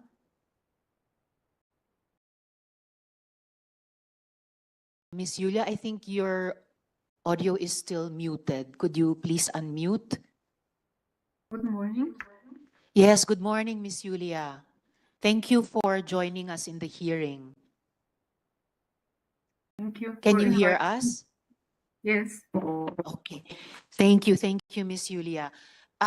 Before some of my follow-up questions about your the previous video and also with your presence with us today, could I just quickly ask, in the video you mentioned Jack Roy. Can you confirm if she is here today in the hearing? If she is to the right or to the left of Pastor? I cannot hear. You cannot see. Video. Yeah, but she's present there. I saw her. She's present. Is she to the right or to the left of Pastor? I don't remember. I have to check. You cannot see the video of the Yeah, there. she's yeah. Can you confirm where if Jack Roy is Right here? between Attain Grid and Alpao. So is she the one on camera right now with glasses? Yes, she's the one. So that's the Jack Roy you mentioned in your previous video. Yes. All right. Thank you, Miss Yulia. How many Ukrainian pastorals did Quiboloy have when you were there? It's about 10, I think. 10. All right, including yourself. So 10. You and about nine Yeah, others. about 10. Yeah, not if I will count. Yeah, it's about 10. About 10. All right. And what do you think would happen if you refuse to have sex with Apollo Quiboloy? What do you think would happen? Actually, we try to avoid this kind of service, but because when you believe that he is the Son of God, and you will do whatever he wants us to do. And if you afraid, like if you will try to, excuse me, I didn't practice my English for a very long time. It's all right. If you will try to deny, they will punish you. And there is a lot of really psychological instrument that they will use on you, that even one day will not be enough to mention everything. They will punish and call us, scold us for a meeting and put us in shame, that saying that we are ungrateful because pastor give us everything and you just don't want to give, sacrifice your body like Jesus Christ sacrificed And of course, they always will use the Bible as an instrument to convince us to do it. And they always, in the same time, they want us to feel, to twist our mind to feel that this kind of service, it's a very big privilege. So we will be willing to do it with our will. So he will say that there, because nobody can deny that there is a pastoral ministry, even Mr. Quiboloy himself. And everybody knows that only girls and young and beautiful women are included there. And everybody knows, nobody can deny, even the full-time workers, that we all live separate from any others, under the same roof. Our rooms are next to him, so he have free access to every room, to each room, and nobody can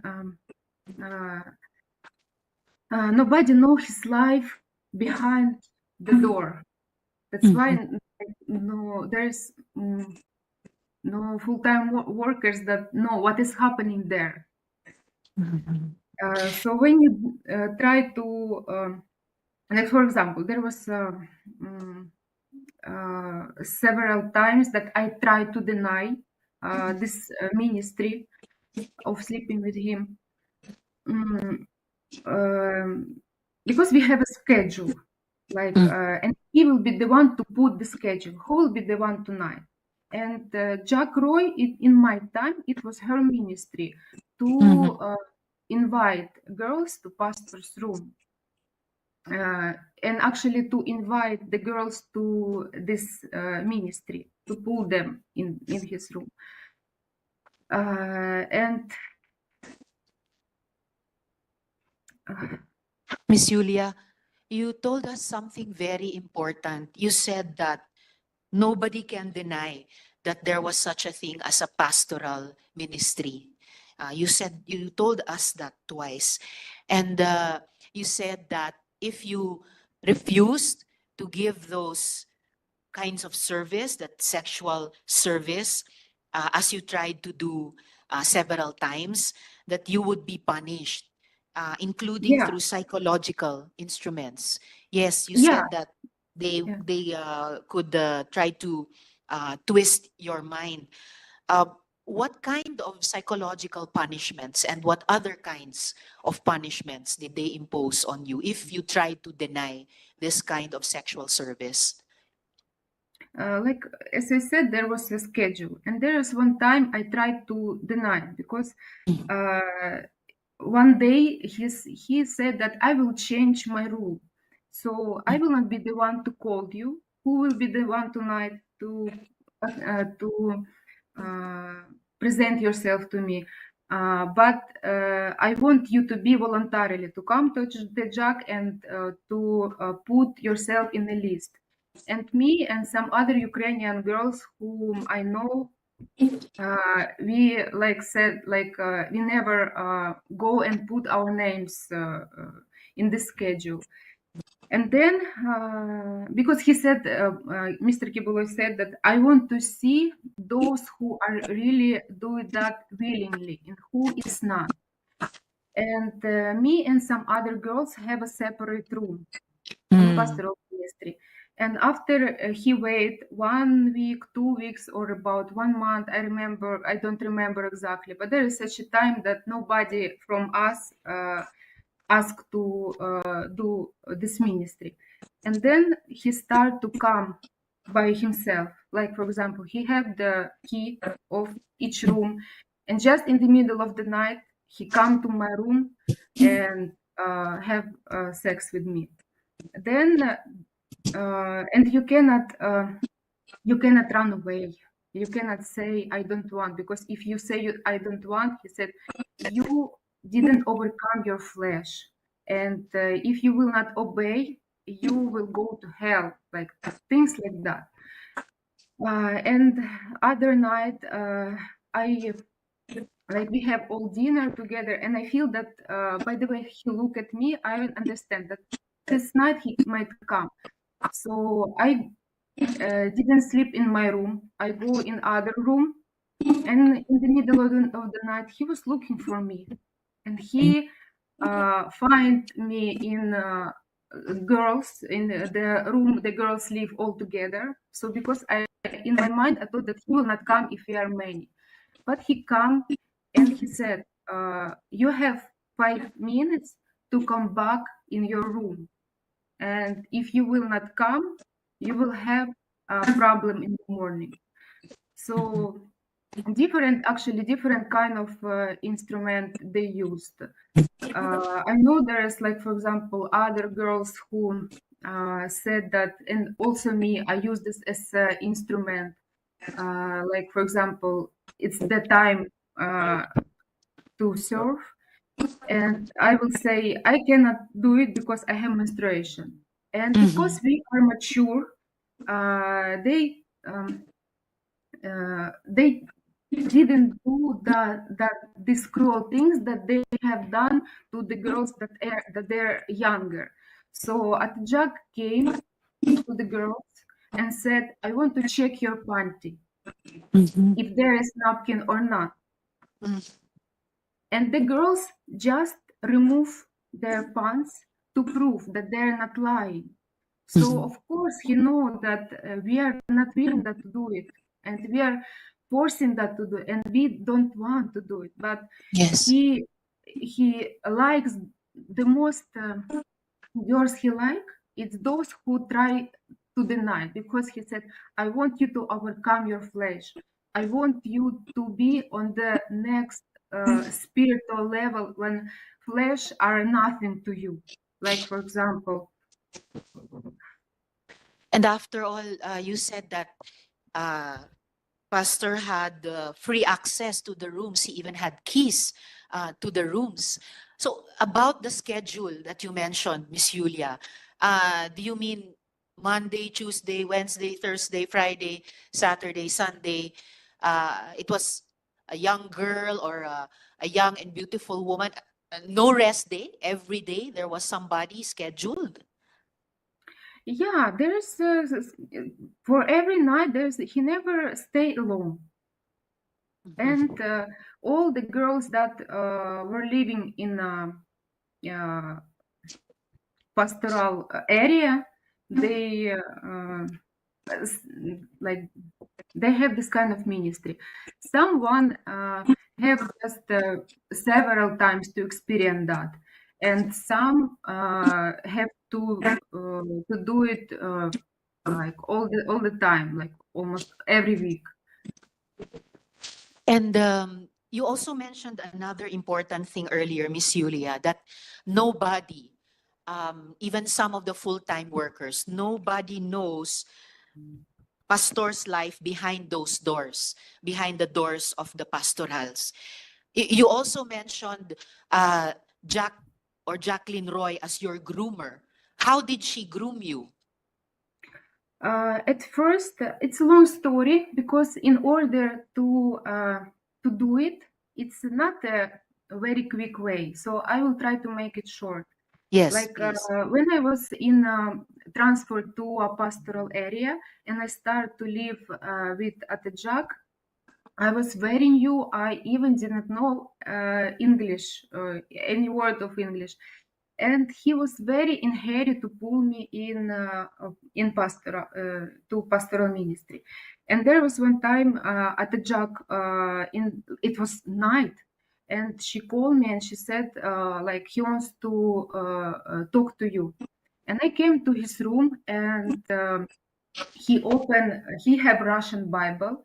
He opened Russian Bible, and because he cannot talk to me in English, and he said, I want you to read this verse in Russian. So I opened this Bible, and there was a verse, I don't know how to say it in English, translate in English. It's about, there's a scripture about to sacrifice your body, like that. And he was trying to ask me, "Are you ready to sacrifice like your body?" And he put his finger on the bed because we were sitting on the chair before the bed, and he showing to the bed, and he started to pull me. And then I was because I was very new and everything that I know about him was good, and I get scared, I get shocked because like in my mind, this is really what he mean by pulling me to the bed. And I run away from the room, and there's a garage in front of Bible school. But in that time there was Sampayan, a big place with a lot of stuff.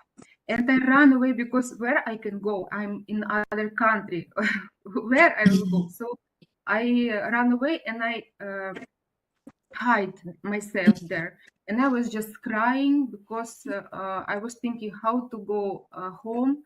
I get a problem, and who can help me to go out of this? And then when it's already morning, of course, I have to appear where I cannot stay there forever. And when I come back to the room, Jack was very mad to me. And they said that you run away from him, you don't have any respect to the Son of God. And they like start to let me feel that I'm guilty. And then I guess they realized that it's too early for me. I'm not ready yet. I'm not still not brainwashed that I can do it. So they explained that. They called me again and they said, "You don't worry. This is you," because they saw my reaction. They know that they cannot do it. I will just go away. And they said, "You don't worry. You help me this word. Misunderstood? You misunderstood. Ah. He just want to trust try your faith, to know if your motive of coming here are really real. And they again use the verse of the Bible when Abraham sacrificed his son, and he said it was just like what he used to you, and this example. Miss Julia, It comforted me, and I said, "Oh, okay," because and then I again start to think good about him. Then the next level, we have a dinner, like few maybe weeks. Again, the next level, we have a dinner, and I have trauma in my back, and I was just talking like I have pain in my back, and Mr. Quiboloy, he put a joke, as I thought in that time. He said, "Don't worry, I have a healing hand. I will do massage for you, and you will be healed." And I was just laughing or laugh because we thought it's a joke. But when the night came, in the middle of the night, Jack came with pastor to my room, and I was just sleeping. And he said, you said you have back pain? He want to massage you." And I said, "No, I'm okay. I was just joking." He said, "Don't worry, just trust, because it's a big privilege if he will pray on you." And I said, "Okay." And I just lay down. She turned off the light and she go out from the room. And then Mr. Quiboloy came and he started to massage my back. And of course, I didn't feel comfortable, but I also cannot escape. And after that, he started to move his hands lower to my back. And I get scared. I said, "No, I don't have pain there. Please don't do it." And he said, just relax, like things like that. And again, I ran away from the room. Again, I hide. Then the next morning, they spoke me again. Like, he wanted to pray on you. He wanted to heal you, and you just go away. So little by little, really, I cannot mention all, but I want you to get the point Miss that Julia, there is a before lot of trick that they were using. uh, Miss Julia and colleagues, the minority leader has to leave. Salamat kaayo, Senator Coco, for attending. Miss Julia, before my last follow-up question to you at this point, I'd just like to quickly ask Miss Jacqueline Roy. Miss Roy, quickly lang po at this point, narinig nyo yung mga sinabi ni Miss Julia. Do you confirm what she said? Inaamin nyo ba yung mga sinasabi niya na kayo daw ang nag-groom sa kanya para kay Pastor? Good afternoon po, Senator. I want to invoke my right to remain silent. And I'm also invoking my right against self-incrimination since nasa korte na po ito. Salamat po. Alright, babalikan na lang po namin kayo para sa ilan pang mga tanong mamaya. Miss Julia, just for a last question from me at this point. Miss Julia, you sent us a copy of an audio file that came into your possession.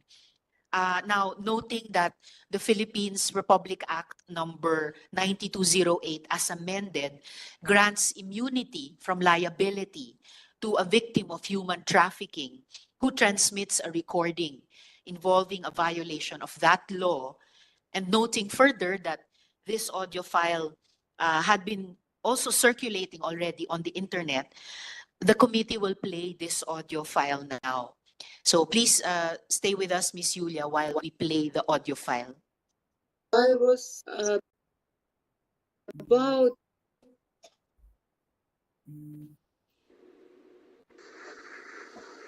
Ang makagamit sa inyo ang anak lang.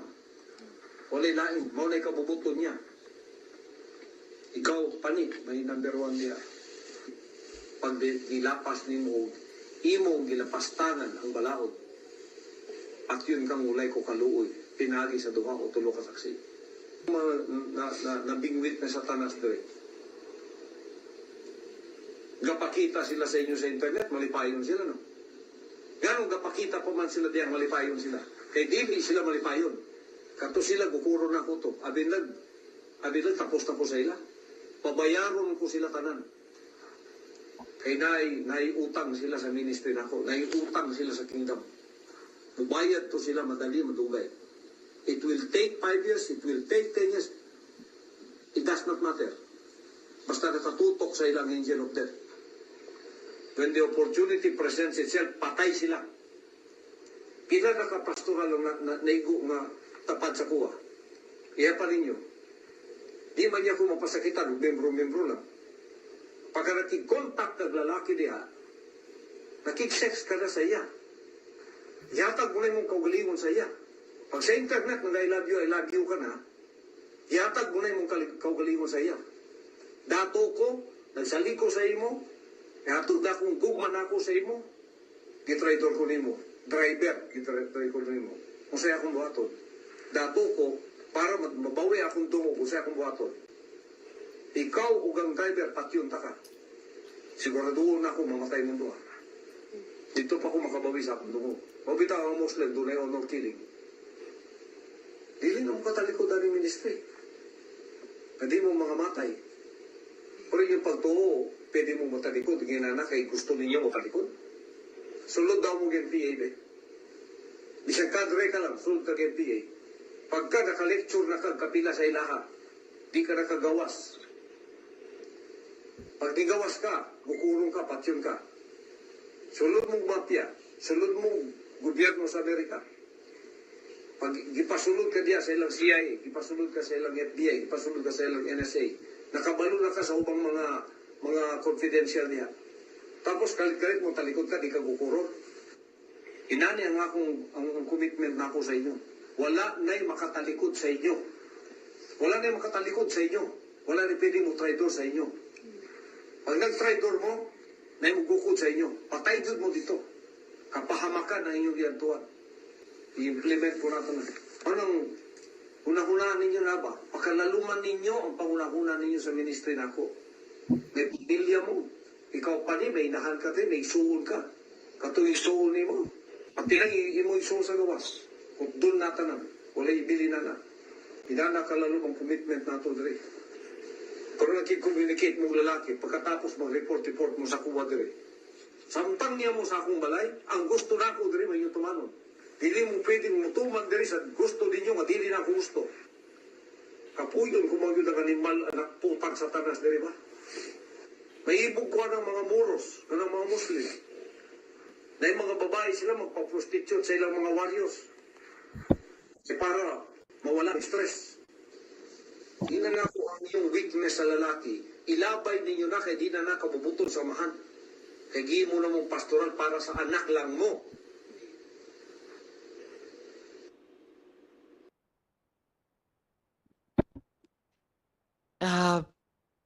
Miss Yulia, before my questions to you about this audio file, Mr. Quiboloy, huwag kayong mag-alala. Magkakaroon din kayo ng oportunidad na magresponde. Didigin lang natin mga kasama lahat ng mga victim survivors testimonies muna. At bahagi din po ito ng karapatan nyo marinig yung mga akusasyon laban sa inyo bago kayo magresponde. Yulia, is this the file? Is this the audio file that came into your possession? Yes. Yes. Do you recognize the voice speaking in the audio file? Yes. Whose voice is that? This is the voice of Mr. Quiboloy. Okay. And well, I know that you don't understand Bisaya so well, but do you have a sense of what he was saying in this audio file? Yeah, because I experienced like the girl that he is talking about. Mm-hmm. Only if you know, is Pane Stephanie Yeah. Ibarra? Yeah. Yes. This is Who is Ibarra. Stephanie Ibarra? Stephanie Ibarra is main senior in the kingdom, and she is main assistant of Mr. Quiboloy, like the one who like always guide him everywhere. Like, and he also she also have access to his room the same as Mr. Quiboloy have access to her room. So Okay. Was she also your groomer? Was she also your groomer, like you said Jacqueline no, Roy was? No. no, she was not my groomer. No. All right. And why I know you asked me, can you repeat the question, please? How I get idea what he's talking about in this Yes. audio, even though I don't understand English, because I Mm. experience a lot of things in the ministry. And for example, the girls have some lapses there. For the world, it's a normal thing. Like, for example, they want to chat some boys or something. Like, it's not a crime. But according to the standard of and rule that were in the pastoral, it's a big crime that he will punish them. And I witnessed how Stephanie was several times, only in my time, she was trying to leave the ministry. And Stephanie every Ibarra or Pane was trying to leave the ministry. yeah, she was All right. trying to leave the ministry, and every time she try, they very in brutal way, in very arrogant way, they will put her back to be always loyal to Mr. Quiboloy as his like. How brutal and arrogant way? Like, for example, there was one time she wanted to run away from the house of Manila. We stayed there, and before we have a concert day there, and we stay in workers' house. Mhm. And she wanted to run away. She jumped from the window together with her luggage. And How when high they was found the out, window? I don't know really. But she jumped from a window to Yeah, escape. yeah, Okay. yeah. She was trying to go out. because she know in her position in the kingdom, she cannot say that, can you release me? I don't, I'm full, I'm fed up, I want to go out. She know it's not possible. Mhm. And Why wasn't it possible? because like as I said, she is like his trophy.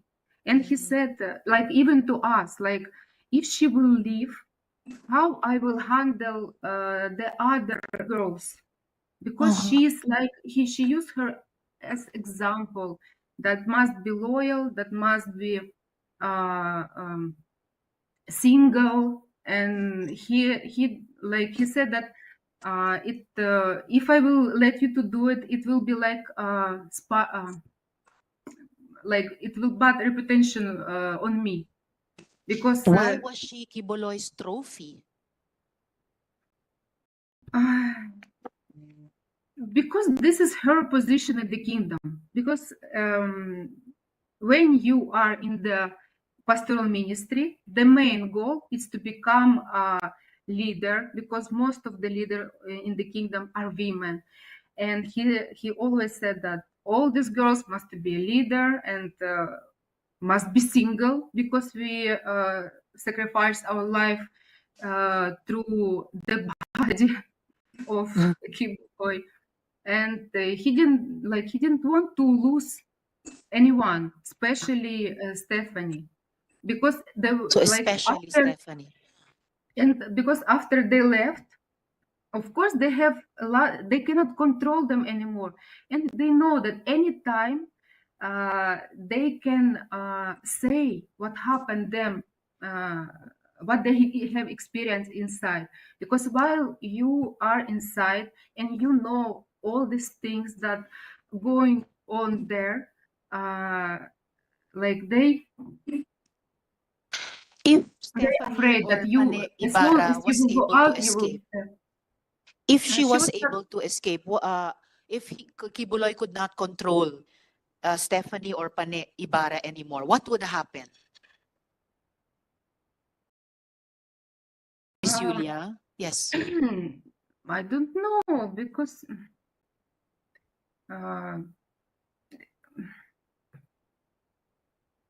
to me and to us, it's nothing will happen. She will just live her own life, good or bad. It's depend on our choice, on the way how Yes. we work on life. Because he always put the fear on us that if you will go out, you will become a prostitute. All the men will use you, and here only I using you, and you have this privilege. And he said, I will honor you, and in the world you will be dishonored, you will be lost, like to the you will be homeless. And this is what they are talking actually about us. Like for example, me, I came with a sincere heart to this ministry, and I didn't have any bad record inside the kingdom, except that I fight with Mr. Quiboloy about this pastoral ministry, because for me it was hard to adjust to this rule, because most of the girls in the pastoral, they came from a broken family or came from very young age, that don't have example in life, that don't have a father. And especially when you're young and don't have experience in life, you can plant them the thinking that this is life, is normal, it's good.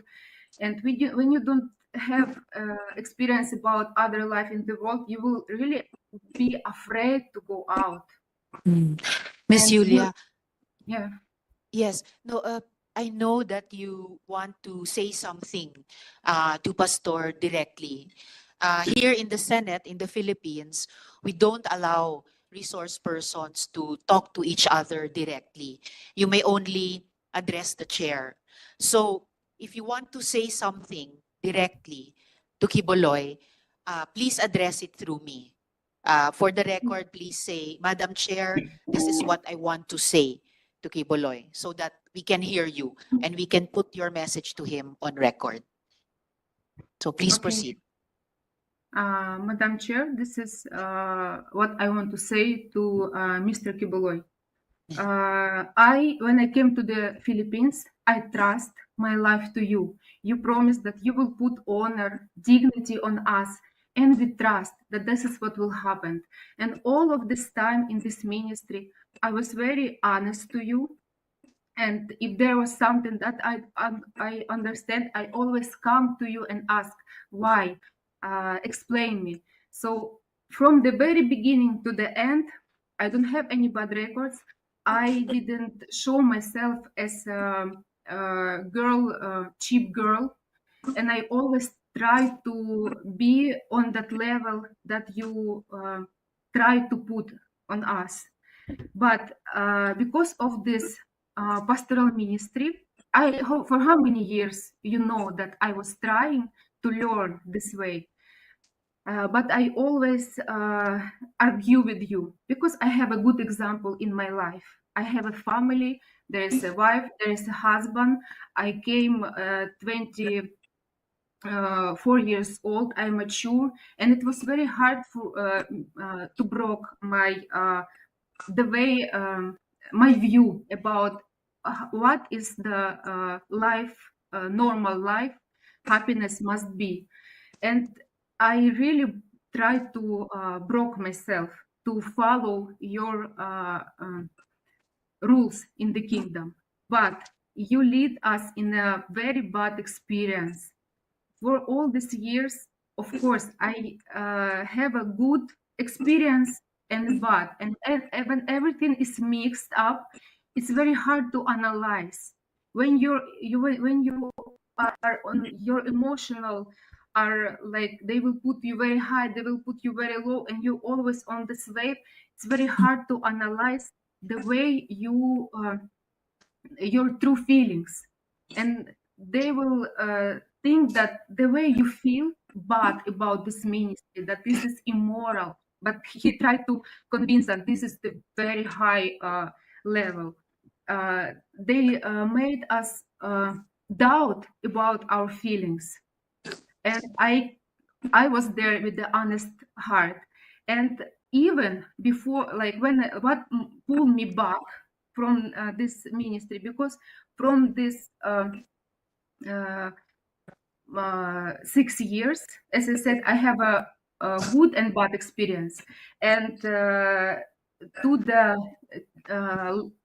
year of 2019, the bad experience was already more than a good, and I decided to leave. I made a letter through Attend Grid to pastor that I'm very thankful for all the experience that I have in the kingdom, because there is a lot of things that I love, like singing, worshiping, like young congregation. I love to serve God, but I'm going out because I have doubt about pastoral ministry.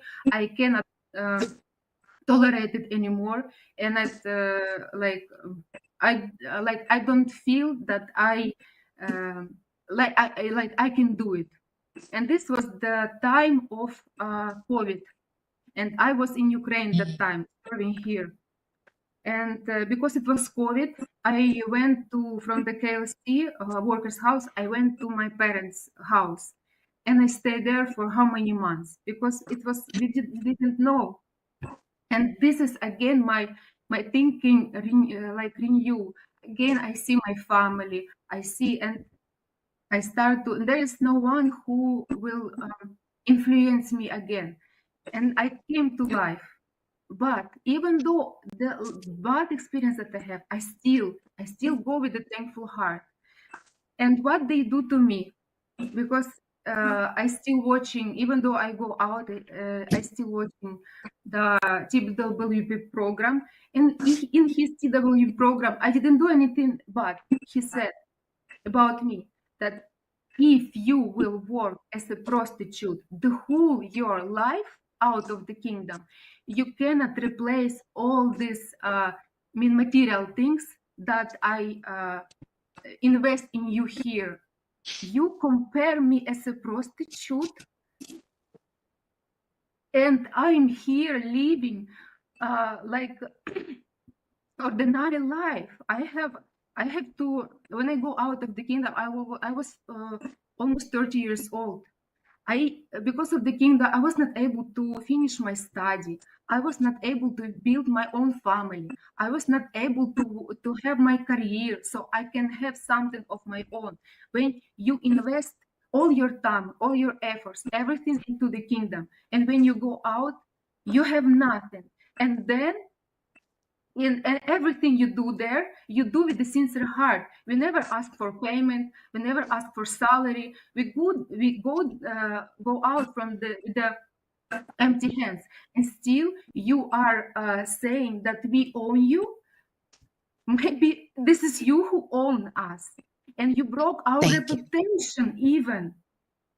And he Thank you started very to much. say very bad things about me to destroy my reputation, because he know that if I will go out in the way, in case if I will say what is happening there, my reputation will be destroyed and nobody will believe. This is what he always destructive that he do.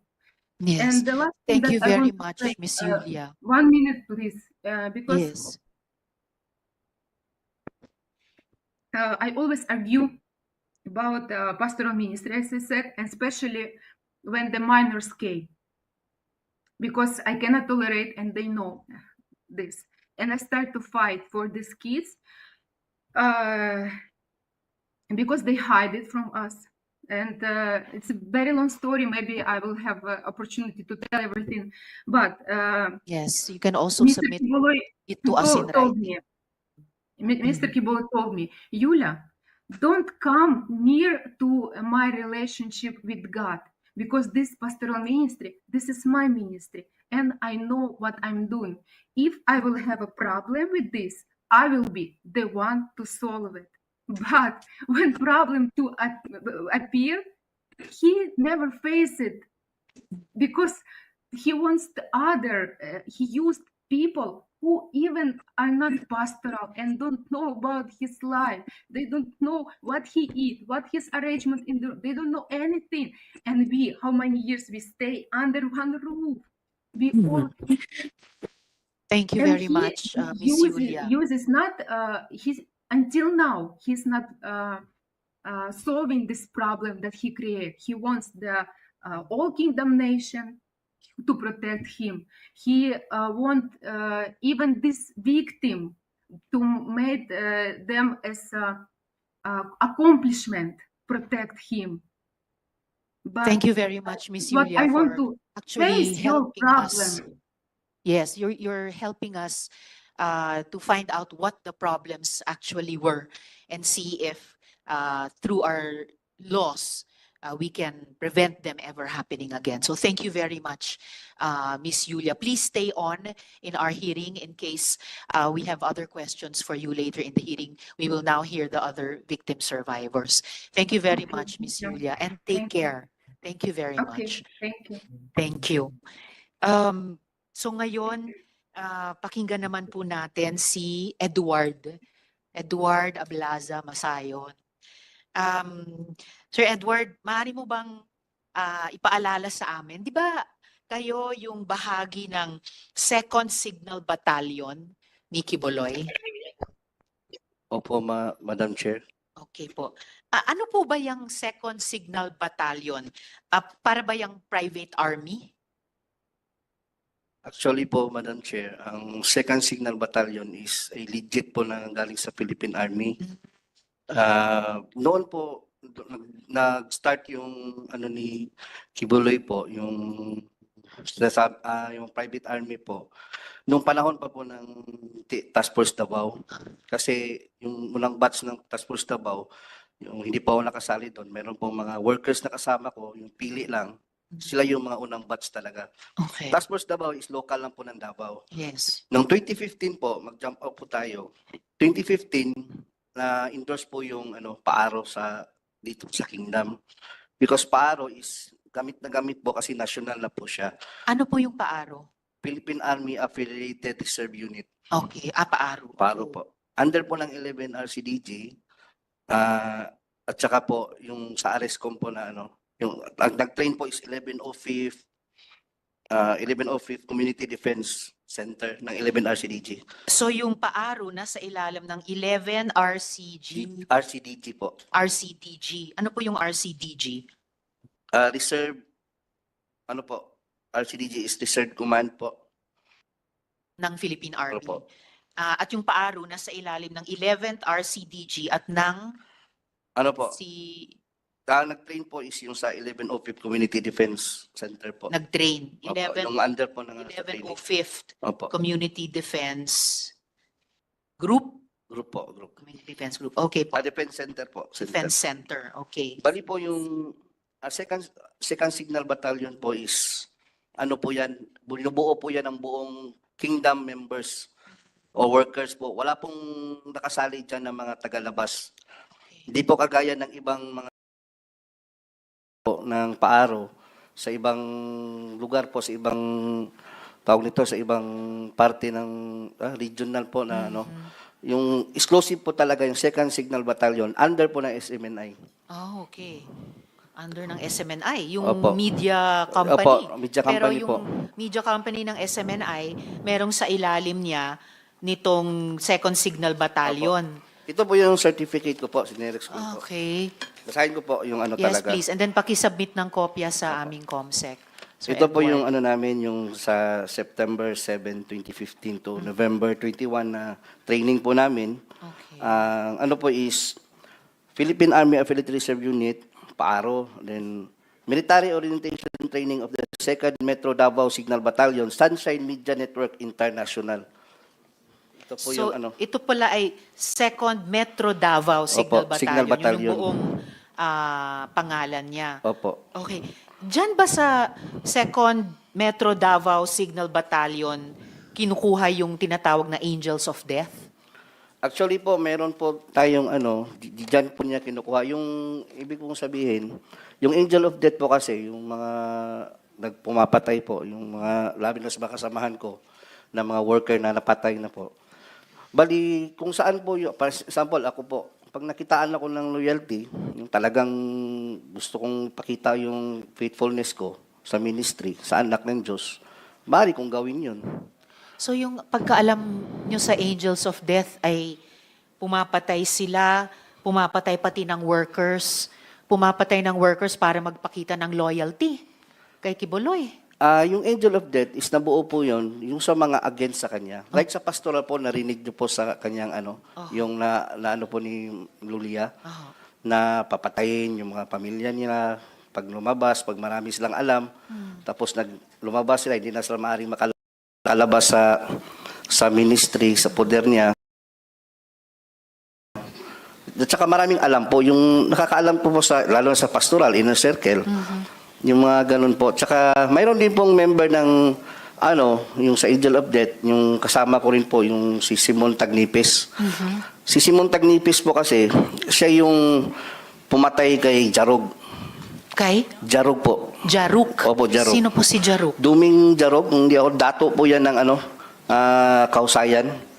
Kahusayan? Sityo Kausayan ng... Sityo Kahusayan. Opo, yung sa ano atayan, sakop atayan ng Manuel Gianga sa Davao City. Sa Davao City, Sityo Kahusayan.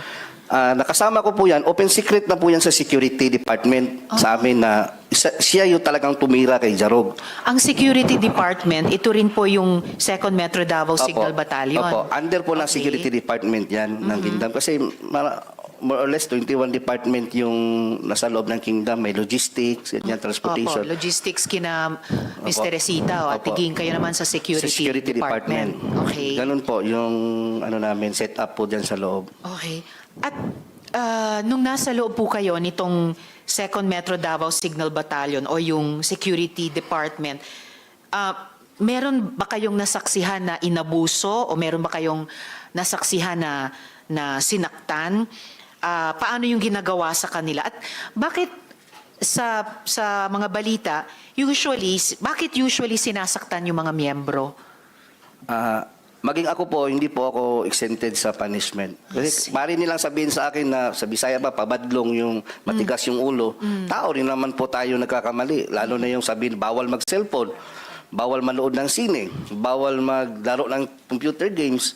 Because I was there, 15 years old pa po ako since 1999. I started yung nag-socialicit ako, nagtitinda ako ng puto, kakanin.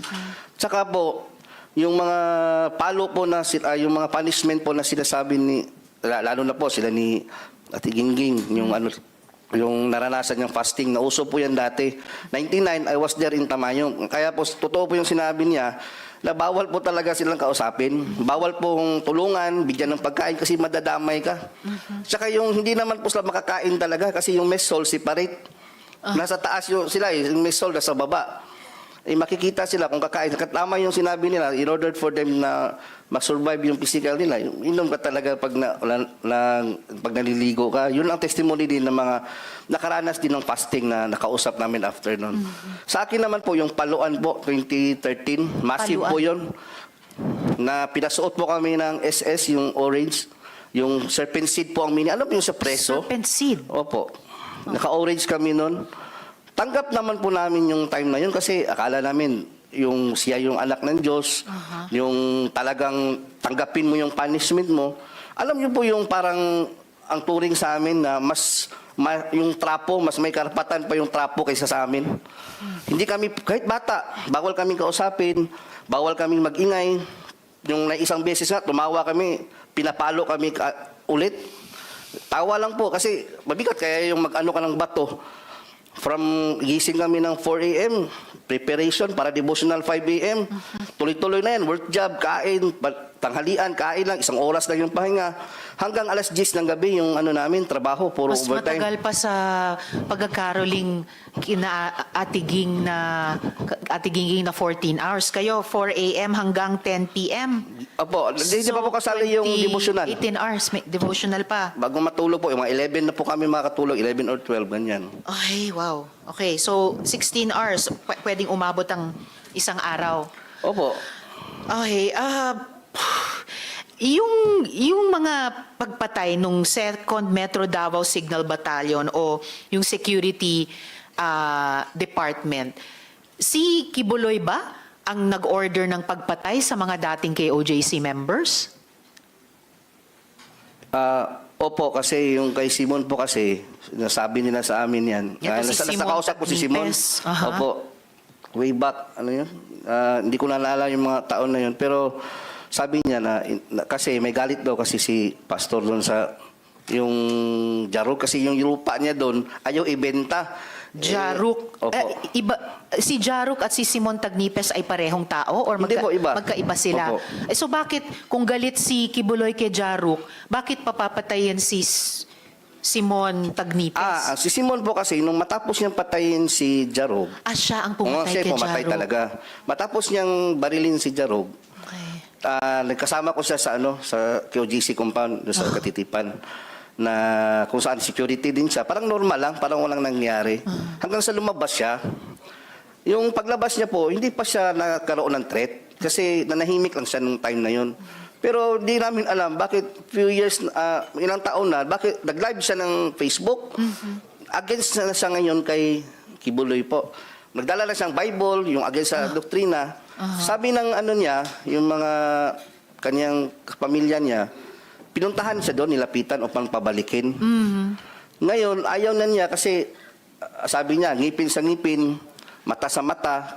Kumbaga, nakasala siya ng nakakuha siya ng buhay, nakautang siya ng buhay ng tao, kailangan din niya, parang natanggap na niya. Yung pagpatay niya kay Jaruk? Oo, tanggap na niya na may mangyayari din sa kanya. Kaya nga, talaga siya, sabi pa kasi magkakilala kami ni Simon sabi pa nga niya yung mga kaibigan niya, yung parinti niya talaga, yung kadugo niya. Kamag-anak. Kamag-anak niya, sabi nga niya na kung saan magdadala na siya ng Bible. Gano'n na po yung niya. Kasi parang nagsisisi po siya sa nangyari, nagawa sa kanya. Hanggang sa dumating po yung time na pinatay talaga siya. At si Quiboloy ba talaga ang nag-uutos na pumatay? Baka mga tao lang niya, di niya alam? Hindi Siya ba naman po talaga? namin, kung ako, hindi naman namin gagawin yun kung hindi inuutos mula sa taas. Sino ba kami? Magagalit lang kami sa isang worker, sa isang tao na against sa ministry, na lumabas, galit lang. Pero pag inutos niya na gawin namin yan, gagawin po talaga namin yun. Okay. kamusta naman yung pagtrato ni Quiboloy sa mga miyembro? Halimbawa, pag may sakit, pag may pangangailangan ang miyembro, kumusta ba? Pag may sakit po, yun lang po yung ano doon kasi kami, ordinary worker, dati yun, naranasan ko po nung nagkasakit ako ng yun, pneumonia, basal pneumonia. Binibigyan lang po kami ng pamasahe, 100 piso, tapos pa-check up sa SBMC, sa public hospital, SBMC. Southern Philippines Medical Center. Hindi naman sa inaano natin, minamaliit yung SPMC. Maganda naman yung serbisyo doon. Pero sa ngala na nag-solicit ka, nakapagbigay ka ng income, 10 to 15 million every, ano ba yung sinabi kanina? Every yung buong month. pinag-anuhan namin, yung araw-araw naka-income kami pag mayroong month of blessings, yung KOH na sinasabi, nakakontribute ka ng pera tapos nagkasakit ka, i-ano ka lang, ipa-check up ka sa SPMC. Tapos niyan, ano ka pa sa lingap. Yung programa po ni doon po sa Davao yung lingap. Pipila ka doon ng ilang oras. At saka hindi po sinasabi, yung Madam Chair, yung hindi pinapakilala na kingdom kami. Galing kami kay Quiboloy kasi mapapahiya daw si pastor. Kasi mayaman daw. Yung reaksyon ng tagalingap, yung malaman nila, uy, Quiboloy, mayaman yan. Bakit kayo nanghihingi ng yun na nga. So, ayuda. Ganun po yung Tama rin. So, kasi nakaka-generate kayo ng malalaking pera, Opo. pero hindi, kumbaga, katumbas yung medical care na nakukuha nyo kapag kayo naman ang nagkasakit. Kung may ibang pangangailangan bukod sa health, ganun din ba yung nangyayari lang? Yung halimbawa po, yung katulugan nga namin, alam po nila General Torre po yun. Yung sila Colonel Maranta, nakapasok sila doon, yung tulugan namin ng mga babae doon. Parang dito, malaking ganito, tapos parang mga sardinas dyan. Tabi-tabi, lahat. Walang maayos na tulugan. Kaya kabaliktaran po lahat nakikita natin sa TV, yung propaganda. Saka yung binibigay sa amin, supply, sabon. Ayan. Yun po, yung honorarium, swerte lang, mabigyan ka. 500 minsan, weekly or 200. Depende sa tagal mo na sa loob. At sa kabila ng milyones na kinukwota sa inyo buwan-buwan. So pati yung mga higaan, ilang paligo lang kumpara sa kailangang higaan ni Ate Gingging nung may bare, tapos may pako. Ito, very bare din sa karanasan ninyo. Ngayon, Sir Edward, pagkatapos nung mag-share kayo ng testimonya nyo sa Senado, sa pamamagitan ng video noon, inamin mo na lumapit ka kay Crescente Canada. Yes, kayo po. So, maaari mo bang ikwento, Sir Edward, yung encounter na iyon? Opo, ganito po yan. Di ba po, yung last December, po tayo ni attorney, yung kami, yung about sa yung coming na hearing. Opo. Gaya po sinabi ni Yulia, kahit nila po ni Tiginging, lahat kami dito, loyal at committed po kami lahat. Naniniwala kami na anak siya ng Diyos, glorified body. Kahit na lumabas ka, dahil parang doon ka na lumaki, yung mundo mo doon na umikot. Doon na umikot yung mundo mo.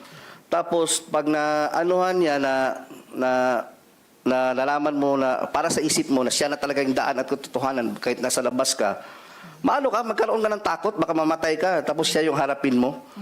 Yung ganun po yung nararamdaman namin. Kaya, nung time na yon, uso yung pinalabas na glorified na raw si Pastor. Yung time na yun, hindi na siya nagpapakita gaano.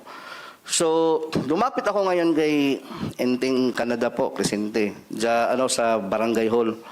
Kasi baka sakali ako na totoo nga si Pastor, ko talaga, nakadecide talaga ako na lumapit. January 16 or 17, kung di ako nagkakamali. Nitong taon. Kumbaga, pagtatraidor po yung gagawin ko, yung ganon. Kasi isusuka ko yung mga contact na staff ninyo. Gagawin ko talaga yun kasi parang na-feel ko na totoo talaga to si Pastor. Parang, Lord, patawad po kung nakakontak ako sa kanila, nila Arlene.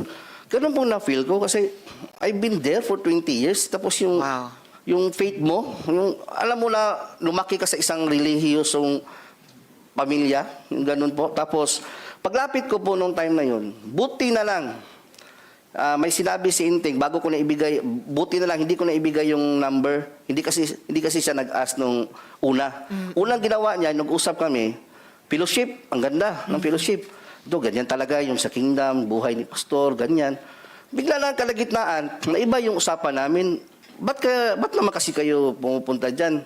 Ba't naman kasi kayo nag-testimony dyan? Hindi mo alam. Baka may riding ang tandem na paglabas mo. Ganon. Riding in tandem. Yung bang sabi niya sa akin, baka may riding in tandem. Ano pang sinabi niya sa iyo? Tapos bukod sa silang bayon riding in daw, tandem? yung silang bayon po, yung military po na namin, yung naka-DS po kay Quiboloy, sabi niya, silang bayon, bago lang may pinatay. Anong pangalan nun? Lambayon po apelido. Lambayon. Parang Dino ata yung pagkakaalam ko. Nilo Lambayon. Dino Opo. Lambayon. So nung sinabi ni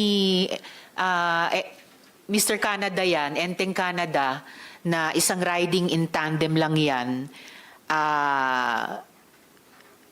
tama ba na tinanong niya sino yung kausap mo sa mga staff ko? At nung binanggit niya yung riding in tandem, kaugnay ng mga staff ko, ano yung pagkaintindi mo sa tanong na yon at sa sinabing iyon? Ang pagkakaintindi ko po, na maaari kaming ipapatay kung papatuloy namin itong ginagawa namin.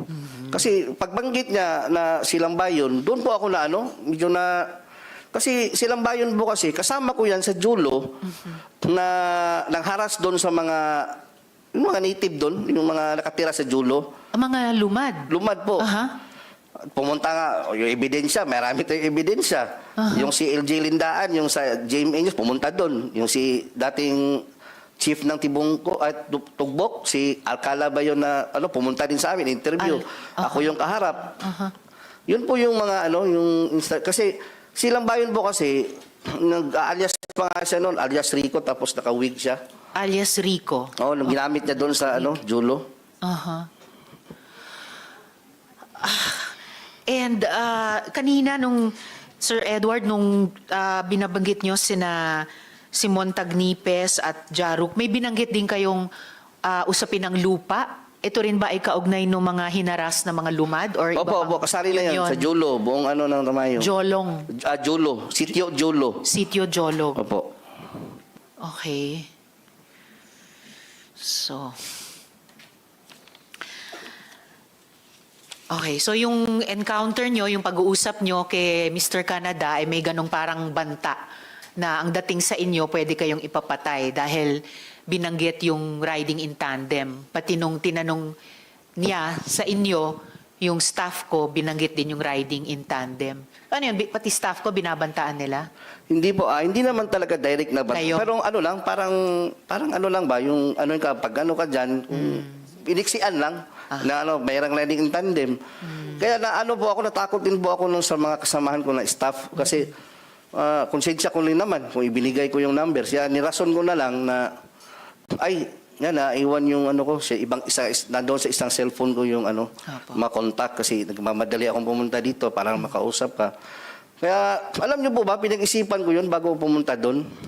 Nagdalangin talaga ko, Lord, kung kalooban mo na totoo si pastor, magaganap talaga ito, mangyayari talaga na babaliktad talaga ako. Buti na lang, naka-mention siya nung time na yun. Parang yun na yung Alam mo yung masaya ka, nag-usap kayo, fellowship, tapos biglang kumambyo. Yung saya mo, nabaliktad, parang Iba. Iba na to Mayroon namang inutusan nga si Simon. Kaya lahat ng napatay po nila, na mga kasamahan ko, sila Simon Tagnipes, sila Nanay Elsa Bolivar, si Raymond Pasyol, naalala ko po doon sa yung na-recall ko ba sa isip ko, bida to yung kawawa yung mga kasamahan ko. Si Elsa Bolivar na binanggit din ni Ate Gingging kanina, yung senior citizen. Opo.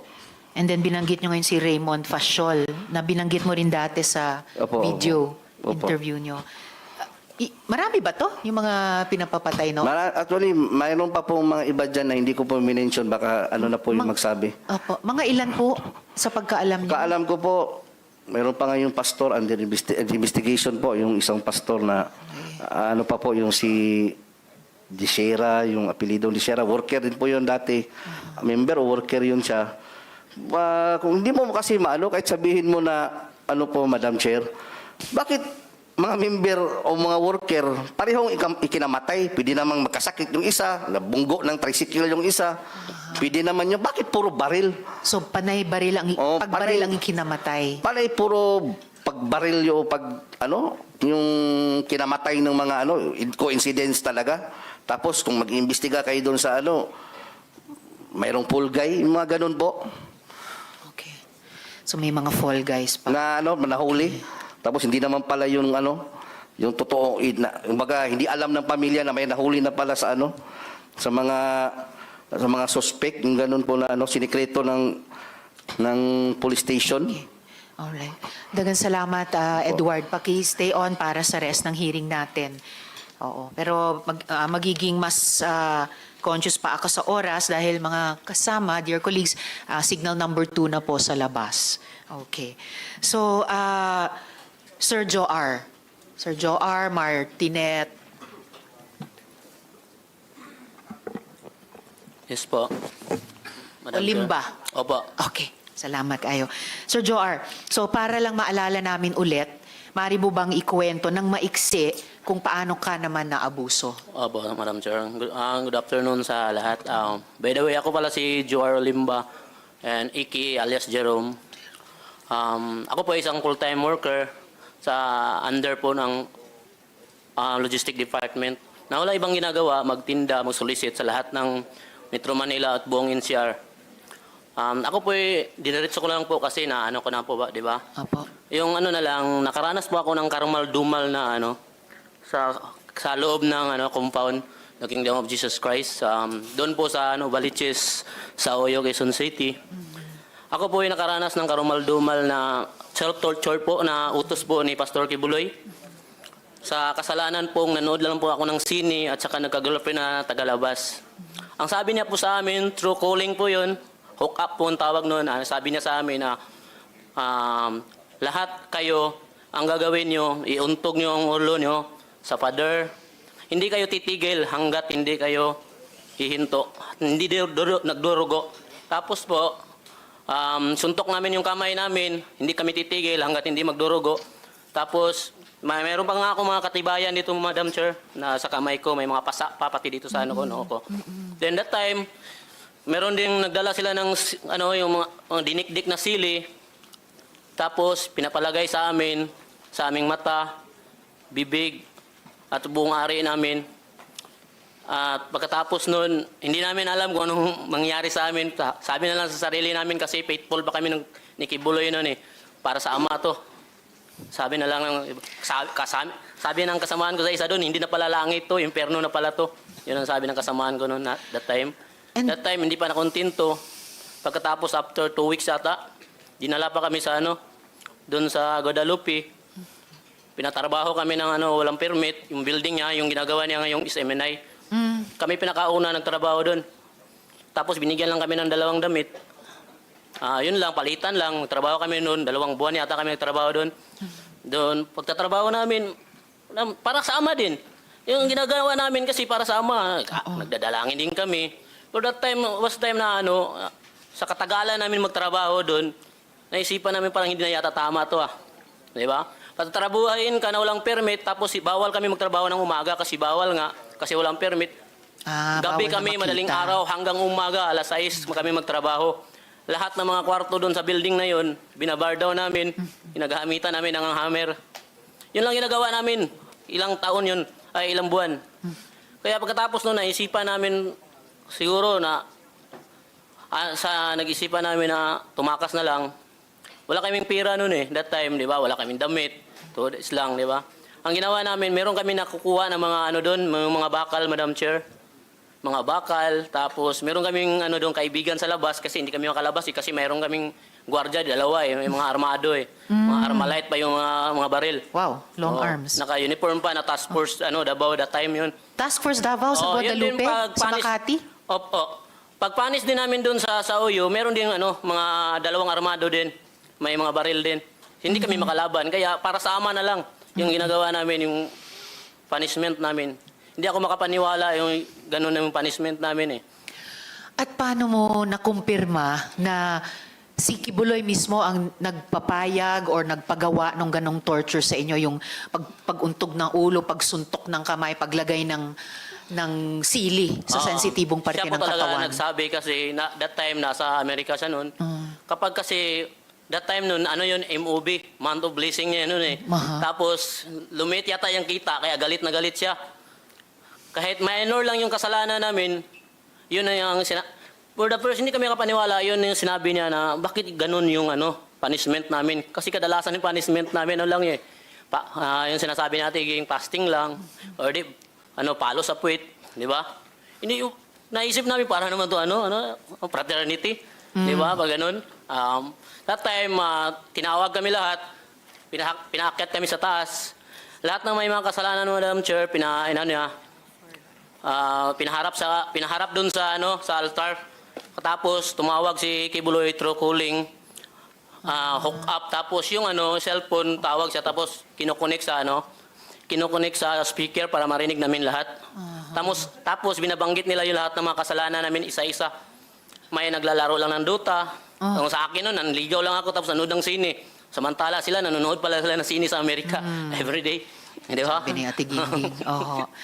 So narinig nyo talaga siya, yung boses niya na mag-utos ng palagi ganyang yan, mga Madam Chair, kasi torture. hindi na bago palagi. Kasi palagi din ako na-hook up niya dati kapag nakakasuntok ako ng guard sa mall, kapag nagtitinda ako, kasi nagagalit ako eh. Nagagalit ako sa mall kapag nahuhuli ako tapos sasabihin ng guard, Quiboloy yan, siyempre. Magpakamatayan kami para sa kanya, di ba? Ihanda namin, buwis namin ng buhay para sa kanya. Ayaw namin, kasi yun ang utos namin, hindi dapat si Quiboloy. Hindi siya masali sa anong ginagawa namin na paghahanap ng pera. Di ba? At tama ba, Sir Joar, yung balita namin na pagkatapos lumabas yung video testimony mo nung sa nakaraang hearing, ay kinasing yung maliit mong karinderya? Opo, meron kasi. Tinanong ko po yung may-ari ng... Hindi to kasi pagkatapos hindi na ako umuwi doon kasi natakot na ako eh. Tinawagan ko yun yung may-ari ng inaupahan ko doon sa karinderya ko. Sabi sa akin, huwag kang muna umuwi dito kasi mayroong mga tao dito nagpipicture. Tapos naghahanap saan daw ako. Kaya hindi na ako umuwi. So yun lang, hinanap ka by name? Oo, yun lang. Okay. Pero hindi ko naman sabi kung sila yun. Okay. Okay, salamat kayo. Salamat, po, Sir Joar. At ngayon gusto ko rin matanong si Ms. Jocelyn Mondehar. Ms. Jocelyn, tama ba na yung anak mong minor ay dating miyembro ng KOJC? Yes po, Madam Chair.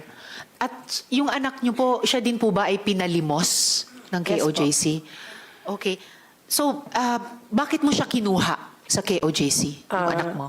Gusto ko po sana umpisahan yung ano ko. Yes, sige po. Briefly kung maaari. Sige po. Mapagpalang araw sa ating lahat po, no? Gusto ko lang itong i-share, hindi dahil galit ako. Kasi napakabuti ng Diyos sa akin. Ngayon, simula nung nag-withdraw ako ng loyalty, nagpaalam ako sa office ni Mr. Quiboloy dito sa May Angono, KLC. Last year, nagpaalam ako na mag-withdraw ako. Kasi ayoko na magsimba pa dyan or maniwala, magiging patuloy na maging sympathizer kung nagdududa na ako sa kanya. So, nirespeto ko pa rin yung ministry niya. Nagpaalam ako. Tapos yung, dati po akong full-time din, 1993. Katulad din ng iba, ginawa din kami taga-produce ng pera through sa paglilimos sa iba't ibang paraan. Ako, umaakyat ako ng bus, o gamit yung mga iba-ibang association, lahat-lahat na lang ginawa namin. 21 November 25, lumabas ako kasi nagkaroon ako ng ulcer. Kasi 1999, naranasan ko din yung parusan dry fasting. From Cagayan, pinapunta ko ng Davao for dry fasting, 7 days nang hindi ko din alam kung bakit. Wala nang nagsabi. Until now, ano ko pa yun? Yun ang ano ko ngayon. Kasi nagkaroon ako ng ulcer nga hanggang ngayon. Ano ko pa rin yan. Yun pa rin ang sakit ko. Tapos, year 2021 April, naimbitahan yung anak ko na 13 years old. Actually, 3 sila. O yung kasama din yung anak kong 13 years old sa Angono KLC para daw sa preparation for youth camp practice. Tapos, pinayagan ko lang kasi mas gusto ko kasi bilang isang ina, gusto mo mga anak mo mapalapit sa Diyos para hindi mapariwara. So pinayagan ko. Nagulat ako, dumating yung gabi, yung dalawang anak ko na lang ang nakauwi. Yung panganay ko tsaka yung sumunod ko sa bunso. Yung 13 years old ko, hindi nakauwi, hating gabi na. So wala akong alam. Inano ko yung ministro nila assign kung nasaan. Tinanong ko through chat. Hindi rin niya alam. Tapos nalaman ko na lang sa may kapitbahay ko na member din nila na dinala pala yung anak kong 13 years old sa tinatawag nilang glass house. Itong glass house na to, ito yung dinadalhan nila ng mga young people na nare-recruit nila for training sa logistics, yung pagtitinda. Doon nila dinadala sa glass house. Exclusive yun sa mga young people. Doon nila dinadala. Tapos hindi ko kagad na, wala akong means of communication sa anak ko. Kasi wala naman siyang cellphone. Tapos after 3 days, sa pangungulit ko doon sa ministro nila, nakausapin ko yung anak ko. Nakausap ko siya sa cellphone through sa youth leader na na-assign si Rima Fauni, yan. Tapos yun na, nakausap ko siya, bigla akong nagulat dahil ang nag-iba yung salita niya. For a 13 years old, nagulat ako. Mama, hindi na ako mag-aral. Kasi babalik na ang Panginoon. Tapos si Pastor Quiboloy mag-glorified na. So nagulat ako kasi bagong member lang yung 13 years old ko at that time. Masipag yun mag-aral. Talagang sobrang sipag niya mag-aral. Nagulat ako, ganun na ang salita niya. Sabi ko, anak, ganito yan kasi dati akong worker dyan, so alam ko. Kahit pa mag-glorified si Pastor Quiboloy or bumalik ang Panginoon, magpatuloy ang mundo, hindi totoong matunaw ang mundo. Kailangan mong mag-aral kasi yun ang tama dahil minor ka. Tapos hanggang sa hindi ito na yun. Ito na yung ito na yung gusto ko. Magtinda na lang habang buhay para sa anak, para kay Pastor Quiboloy, kay gusto daw niya makarating sa 7th heaven. So, ibig sabihin, sabi ko, mayroong nagsabi sa'yo. Kasi hindi mo alam yan eh. Bakit mo masabi? 13 years old ka lang. New convert ka lang. So, merong nagsabi sa iyo niyan. Ayaw niyang aminin. Tapos sabi niya, Mama, lagi kong ini-insist sa kanya, Madam Chair, na, anak, mag-aral ka. Sige, kung gusto mo dyan, maglingkod ka dyan, maging alay ka ng buhay mo kay Pastor, through Pastor Quiboloy, mag-aral ka talaga. Ang sabi niya, pinaka-worst na, sinabi ni isang anak sa isang ina, Mama, hindi naman talaga kayo ang tunay na may-ari ng buhay namin. Ginamit lang kayong instrumento ng Diyos para mailuwal kami. Pero ang nagmamay-ari sa amin si Pastor Quiboloy, ang anak ng Diyos. Sobrang, sabi ko, sabihin mo, kasi pupuntahan ko yung sinong nagsabi sa'yo, ayaw niya talagang sabihin. Tapos,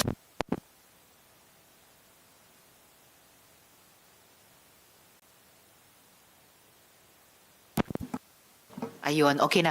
Actually, Miss Jocelyn, talagang, sa puntong yan talagang napakasakit marinig at nakakabahala sa isang ina. Pero baka senyales din ito na kailangan din natin pagkatapos nyo ngayon marinig si Mr. Quiboloy at marinig sina General Torre bago lalong sumama yung panahon. So kung maaari ko kayong pasalamatan sa punto pong ito, pero kung mayroong pang mga tanong mamaya please stay on. Pwedeng last na inanong ko na lang sige po, Ms. Jocelyn. Kasi dito po nagpatuloy na siya doon, tapos dahil sa ko na ipag-aralin siya, dito ang pinakamalaking problema, dahil pineke nila yung pag-aaral ng anak ko. Kinuha nila yung report card, previous report card ng anak ko ng grade 8, tapos PSA, kunyari in-enroll nila. Pero sa isip ko bilang isang ina, paano ang isang bata nakakapag-aral ng mula umaga hanggang gabi, madaling araw, nagtitinda ng otap? Di ba hindi hindi dapat? Paano makapag-aral isang bata? 13 years old lang yung anak ko. May sakit pa siya sa baga kasi mahina ang baga noon. Lagi kong sinasabihin may sakit sa baga ang anak ko. Tapos ma'am, nung time na sinasabi nila na ini-insist ng youth leader na nag-aaral yan te. Ito yung Rima Fauni. Opo. Pati yung dalawa yan sila, ma'am, si Carla Guillermo. Oo. Okay. Tapos ma'am, nagpatulong ako sa teacher niya dati, grade 7. Ma'am, pakitrace kung talagang ba na-enroll ang anak ko. So, sabi ng teacher niya, ma'am, kahit saang school, wala siyang makitang pangalan ng anak ko naka-enroll. Pero sinabi niya naka-enroll. Tapos nung time na nalaman ko yun, ma'am, pinagpursige ako. Sabi ko, pupuntahan ko yung hideout nyo kasama ang DSWD at DepEd. May kausap na ako. Siguro sa takot nila iskandalo, hinatid nila yung anak ko sa bahay. Ay, So mabuhay pagdating ma'am kayo. pagdating nun sa amin na to make the story short, nakauwi ang anak ko dahil siguro napilitan mabuti. sila. Pag-enroll ko ma'am ng grade 9, sinubukan ko i-enroll ulit sa grade 9. Kahit sinasabi nila na na-enroll sa grade 9, sinubukan kong i-enroll sa grade 9 para makita ko kung anong reaksyon ng bata. Kasi kung totoo nag-aral siya, ano niya ako, mama, hindi. Kasi na-enroll na ako doon, nag-aral ako. Wala siyang kahit anong reaction, ma'am. So na-confirm ko na hindi talaga siya nag-aral. Tapos isa Salamat, pa, Miss ma'am, Jocelyn. Pinatanong ko po sa teacher, pina-interview ko, ma'am, siya sa teacher. Kung nag-aral ka, sino ang teacher mo, kung online man, o sino ang principal mo sa JMC. Yung Ma'am, Jose wala po Maria siyang College. alam. Okay. Wala po siyang alam. Okay.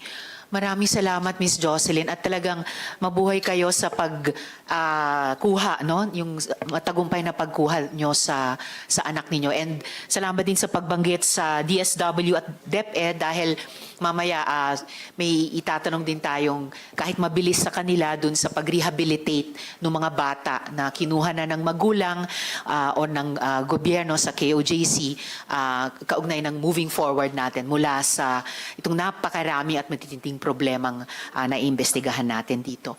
Maraming salamat, Ms. Jocelyn. Paki-stay on sa hearing natin in case may iba pang mga kaugnay na Yes, tanong. maraming salamat Salamat din po. So ngayon po, dadako na po ako kay Apollo Quiboloy. So, Mr. Quiboloy, bibigyan ko po kayo ng pagkakataon na magresponde sa mga akusasyong ito. At marami po sila. Pero unang tanong po, ilan ang miyembro ng KOJC? Salamat po, Madam Chair, sa pagkakataong ito na makaharap ko ang lahat ng mga nandirito at narinig ko ang kanilang mga testimonya. At magpasimula po tayo kay Ms. Valdehuesa.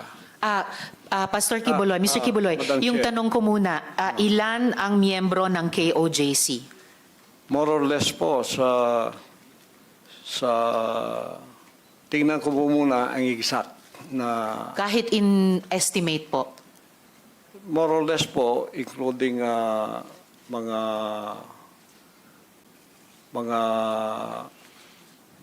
partners, yung ibig sabihin ng partners, yung hindi pa membro pero covenant partner na sila, mga more or less 7 million. So kasama, so miyembro plus covenant partners, mga 7 million sa inyong pagkabilang. Okay, sa mga follow-up question ko po, dun sa mga testimonya ng mga victim survivors, sinexually abuse nyo ba ang mga babae at mga menor de edad? At Wala ginamit nyo ba ang relihiyon para i-sexually abuse Wala sila? pong katotohanan yung kanilang mga sinabi. Kung meron po silang mga charges na criminal laban sa akin, malaya po silang mag-file ng kaso at doon ko haharapin at sasagutin sa tamang forum sa korte ng ating lupa tulad ng kinakaharap namin ngayon. And actually, on that matter and for the record, may at least isa sa victim survivors na dati nang naghain ng kaso sa inyo dun sa Davao, kaya lang dinismiss. Kaya inappeal nila sa Department of Justice. Yun naman pong mga testimonya ni na Ms. Valdehuesa at ni Julia, tinatanggi nyo ba ang mga testimonyang iyon? Tinatanggi ko po. Wala pong mga katotohanan yung kanilang mga sinasabi, kundi sa aking paningin ay kabaligtaran. Ngunit hinahamon ko po silang mag-file ng kaso sapagkat ito'y mga kriminal na mga allegations. At ito ay para maging fair, ay maghain po sila ng mag-file sila ng kaso laban sa akin o kanino mang kanilang gustong mag-file laban sa mga kingdom na leaders or members because we are under the law of the Republic. Tulad po kay Masayon, yung kanyang sinabi Pastor, i-interrupt ko muna oo. kayo doon dahil Oo. tinatanong ko muna yung mga Yes. testimonya ni na Miss Valdewesa at ni Julia. Sorry po. Pinalimos niyo po ba yung mga bata para i-sustain ang operasyon ng KOJC at Wala. para tustusan ang inyong Wala lifestyle? po kaming mga palisiya na magpalimos ang bata. O Pero walang polisiya man, pinalimos niyo ba sila? Hindi po. Wala pong katotohanan yun.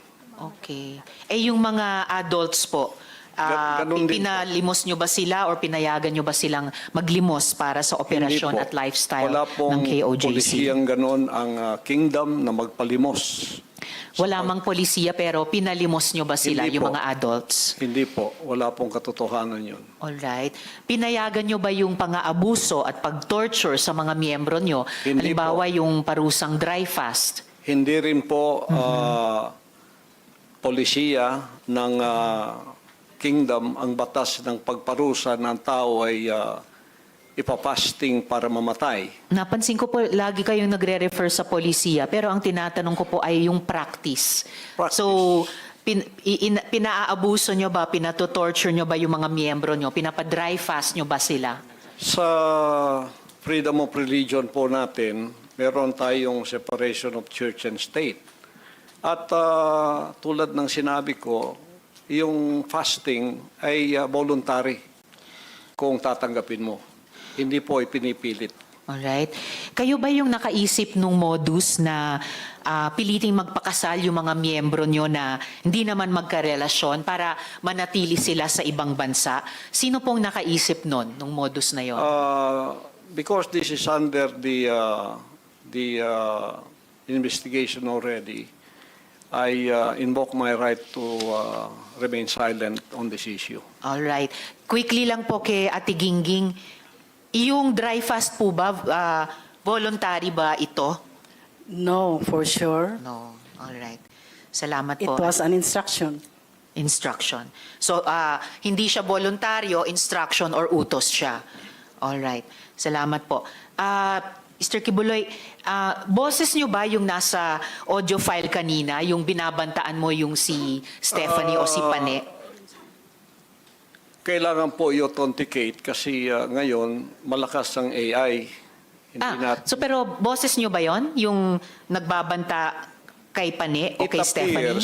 It appears na parang boses ko. Pero hindi Alright. ko po ma-authenticate kasi ngayong panahon na to malakas ang AI. At Kaya- sino po si Stephanie Ibarra? Sino po si Pane? Isa po sa mga manggagawa. Manggagawa. Ano po yung relationship o relasyon nyo kay Pane o Stephanie Ibarra? Isa pong manggagawa. Isang manggagawa. Pero hindi ba totoo na kinupkup nyo siya, kinuha nyo sa inyong pag-aalaga nung siya ay 2 years old pa lamang? With this issue po kay Pane, I invoke my right din to remain silent. All right. So, pero sa pagkaalam po namin, inalagaan nyo siya nung bata pa lamang siya. So, parang naging tatay kayo ni Stephanie o Pane Ibarra. Tama po ba? I invoke my right to remain silent Invoke. po sa issue na yan. Okay. Kasi sa audio file naman po, sa kabila nung sa pagkaalam ay kinupkup nyo siya nung 2 years old pa lamang, bata pa lang siya, na parang naging tatay kayo niya. Pero sa audio file, bakit parang asawa? Asawa nyo kung ituring itong si Stephanie o Pane?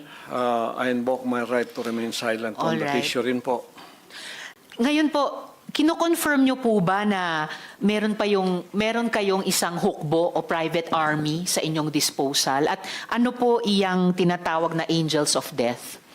Yan po ay kasinungalingan at kung yan ay akusasyon, inihiling ko ang accuser na mag-file siya ng kaso laban sa akin. Okay. So, sinasabi nyo kasinungalingan yung isang hukbo na nasa inyong disposal. Opo. Pero ano naman po yung angels of death? Hindi ko po, invento po nila yan eh. Invento lamang. Ano ang, kanina po kasi sinabi po ni Sir Edward na yung, ano ba ito? Yung, saan na ba yung notes ko? Teka ha. Okay, Edward. Yung 2nd Metro Davao Signal Battalion ay may kaugnayan sa Task Force Davao. So, ano ang ugnayan kung mayroon ng Angels of Death dun sa DDS o Duterte Death Squad naman? Wala po akong personal knowledge niyan, so I Walang invoke personal my knowledge. right to remain silent on that issue also. All right. Tapos, pwede nyo bang ibahagi sa amin, mula sa perspektiba nyo, yung detalye ng law enforcement kung papaano nakuha nila ang kustodiya sa inyo? Pakiulit po. Mula sa inyong pananaw at karanasan, paano pong nakustodiya kayo sa kamay ng gobyerno, ng ating law enforcement With agencies? that issue po, I also invoke my right to remain silent. All right. Sige. Bago po ako dumako naman kina General Torre, meron po akong IFA flash dito po sa ating monitor. Panoorin natin lahat, pati ninyo, Mr. Quiboloy.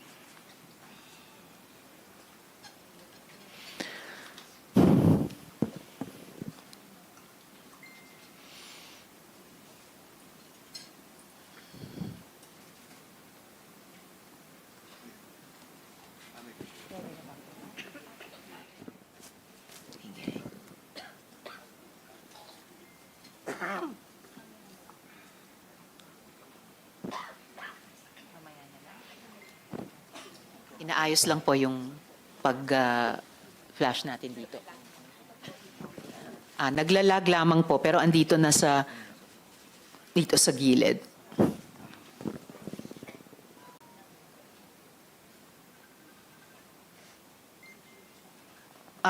Meron pa lang ako nakikitang pamagat ng event na closing ceremony. Okay. Welcome, closing ceremony. Military orientation training. Baka ito yung binanggit ni Edward kanina na ganitong klaseng training ng mga paaru na nasa 2nd Metro Davao Signal Battalion na may kinalaman sa Task Force Davao. Yung paaru sa ilalim ng 11 RCDG or yung 1105th Community Defense Center. Okay. Edward, alam nyo ba itong closing ceremonies ng military orientation training na to? Madam Chair, una sa lahat, correct ko lang po yung TF Davao, separate po yun, iba yun. Opo. Unang training po yun ng batch ng worker. Okay. Pero lately, naging pumasok na sila sa Paaro. Yun na yung national. Separate po yung Task Force Davao sa Paaro. Yung Paaro nag-start 2015 po, Okay. 2nd Signal Battalion. Okay. Yan po yung mga lately na yan na mga batch ng mga ng mga training po. Kasi hindi lang naman sa aming batch 2015 yung may training eh. Every year nag-help po ng training. Kung mapapansin niyo po, pagkakaalam ko hindi pa Brigadier General po si Buloy nung time na yan, nung time namin.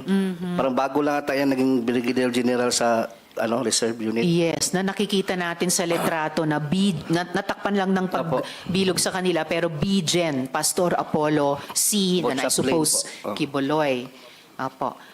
Pwede nyo bang i-confirm ito, Mr. Quiboloy?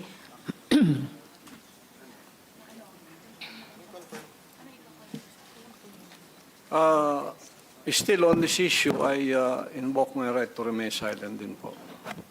Okay. So kaya ko noted, ini-invoke nyo ulit yun, kaya ko ipinakita sa ating lahat ito, dear colleagues, ang mahalaga, ang military training na ito, lumalabas ay para alagaan si Mr. Quiboloy, hindi po para sa bayan. Na ang alam natin sa ating mga armed services, yun talaga ang mandato nila. So, Mr. Quiboloy, ginagalang po ng komite namin yung constitutional rights ninyo. Ang mahalaga ay nabigyan kayo ng pagkakataon na magsalita rito. And then, ngayon po naman, please, of course, you will stay on sa hearing para kung may iba pang tanong sa inyo bago tayo matapos, bago tayo mag-adjourn. Ngayon po, tungo tayo sa ating law enforcement naman. So kung maaring matanong ko naman muna si General Torre, sir. General, nung nakuha po si Quiboloy, naging usap-usapan po noon kung naaresto ba siya or sumuko ba siya. Pwede nyo bang liwanagan ito para sa amin? Paki-update nga po ang bayan. Once and for all, ano po ba ang nangyari? At the outset, ma'am, thank you very much for giving us the opportunity to present our side on this August body. This is the second time that we appear in the Senate, and in the first time, it resulted in our ability to show to the public what is happening during the 16-day operation inside the KOGC compound. And today, we do hope to continue with our quest for justice to help the victims look and find and receive the justice that they also deserve. Regarding the arrest of Mr. Quiboloy, in all intents and purposes, in our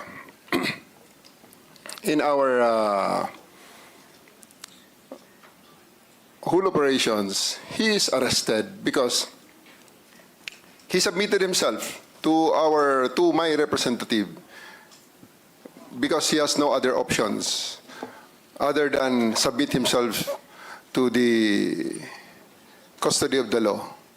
Because whether he like it or not, he has no other options during the time.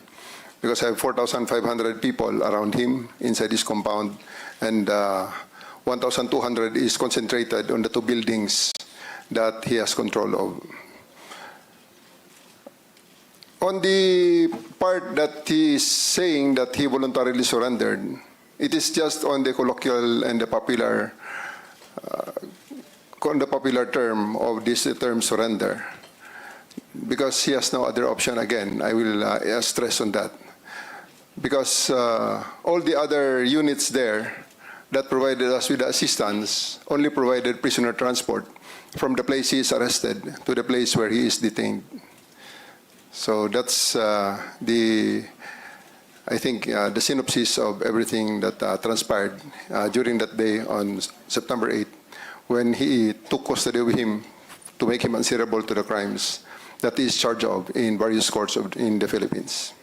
Salamat po, General. And bilang isang sibilyan, isang mambabatas, naiintindihan ko na anuman yung colloquial or popular term na gamitin, ang outcome ay nasa kamay na siya ng ating mga otoridad dahil sa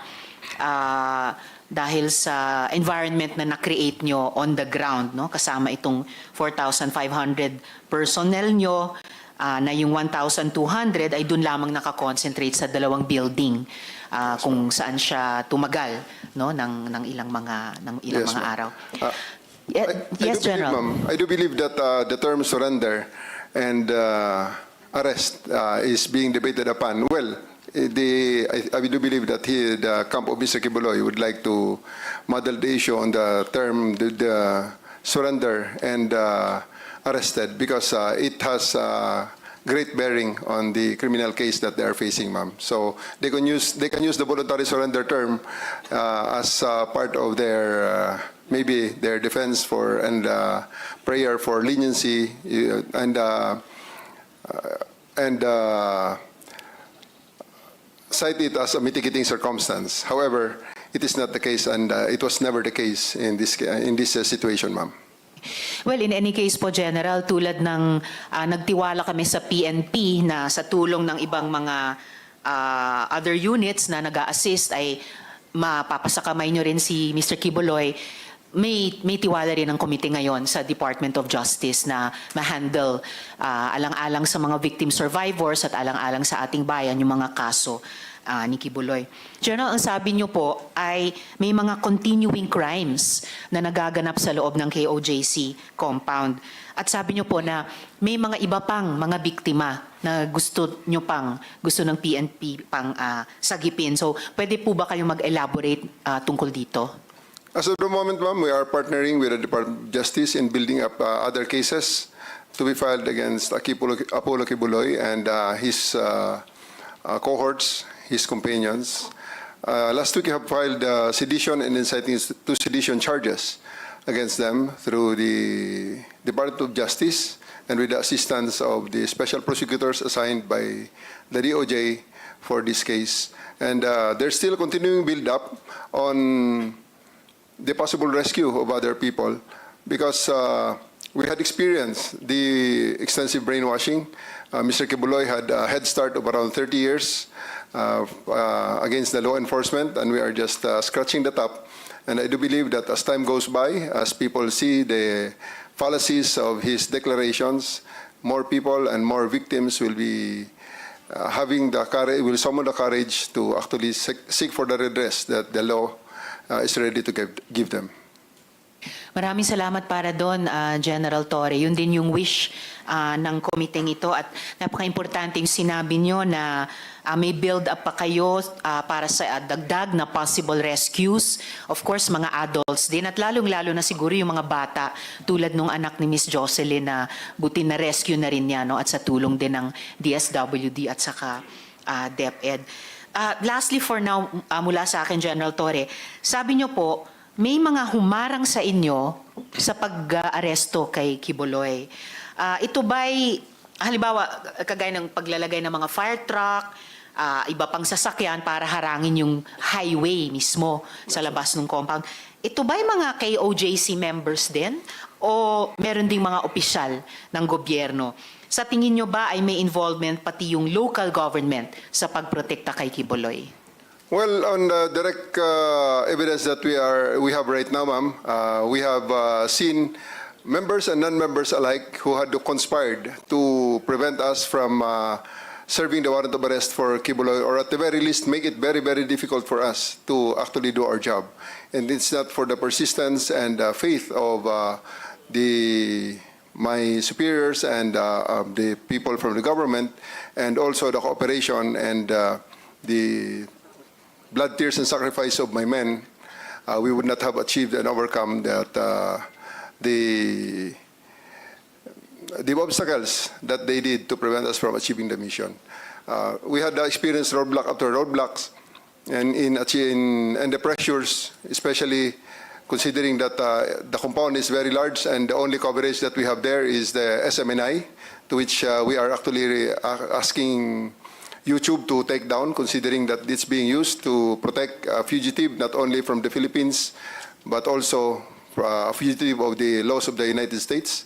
So we're asking YouTube to actually take down the channel of SMNI and also Facebook for them to prevent from using those social media platforms as leverage for their illegal activities and criminal activities, basically. And at this juncture, ma'am, I would like to thank the Senate for giving us this chance to show to tell our story, the side of the story, hoping that this is a hearing in aid of legislation, and I do hope that legislation will really be passed to help us and again give leverage to the law enforcement, because I can really feel that in the 6-10-day operation we have reached the limits of the law, and we have really tested the limits of the law there, and I do believe that we still did everything within the bounds of the law, however difficult it may be. And I do believe that it's time that we also try to adjust the law in the hope that it will be more responsive to the needs of the time, because if we only listen to all those telling us that, especially the lawyers of Apollo Quiboloy, telling us that we are doing things illegally because for 16 days we stay there without a search warrant, citing that the use of the warrant of arrest as basis of our search, and stay there in the compound, which I believe that they are wrong, really gave us this sometimes this sense of doubting ourselves, especially that the propaganda day in and day out is hitting us left and right. And I do think that this opportunity comes, because if we don't adjust and make the law more responsive to the current times, it will create a situation where some people will be definitely beyond the reach of the law. Because if we are not that persistent, Mr. Quiboloy will still be out there laughing at us and just telling everything that things that he wants to say, because he will be out he will be always out of the reach of the law. So thank you very much, ma'am, for giving us this opportunity to be part of the crafting of more responsive legislation so that we can be better and more effective in our law enforcement and in the assistance and in the implementation of the processes of the laws of the land. Thank you, ma'am. Thank you also, General. And in fact, hindi lang ang Senado, pero iba pang mga institusyon at organisasyon ay nagpahayag ng suporta sa inyong law enforcement operation ng mga linggong iyon. Halimbawa, yung Integrated Bar of the Philippines, Davao.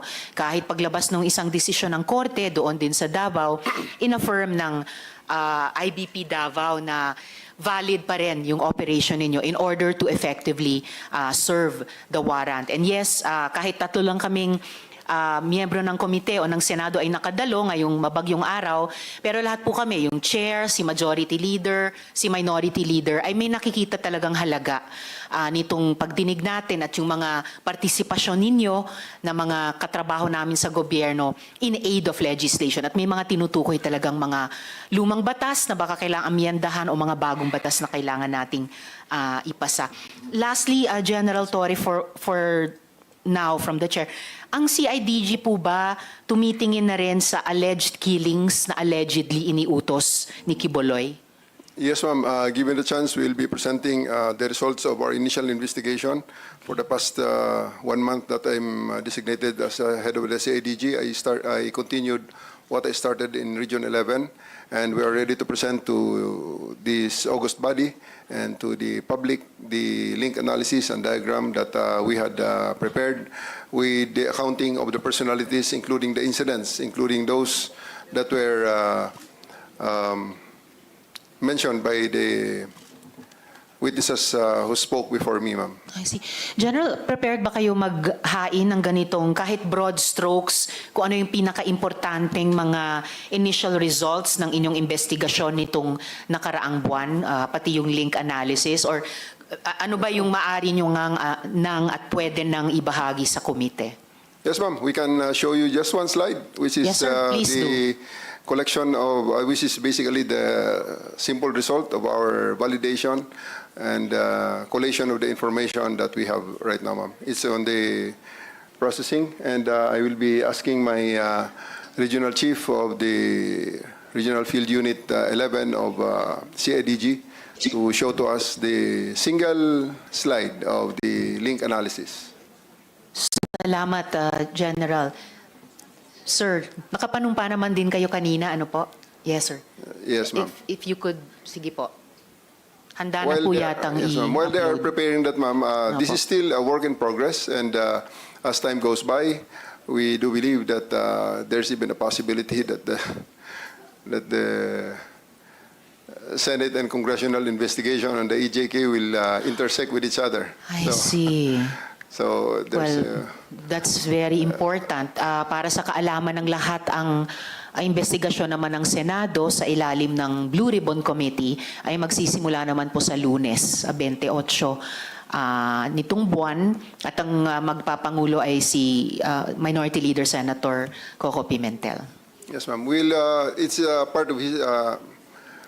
The link analysis will cover around 30 years from the start up to the present that we know, based on the declaration of various witnesses. There may be times that things will be for validation.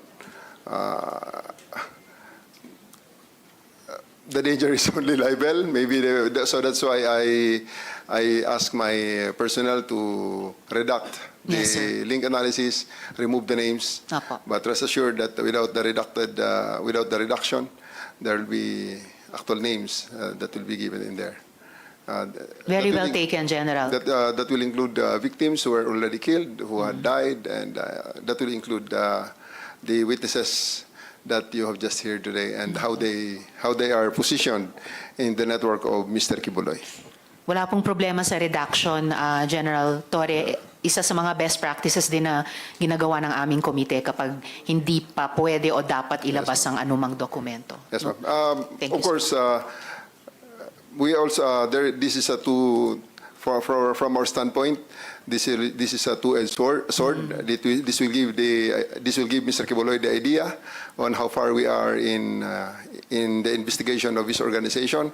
But also, we are presenting this to the public, hoping that to show the public and the potential, especially the potential victims, the other victims who have not yet spoken, have not yet surfaced, to have the courage to believe in us that we are actually in the correct path to the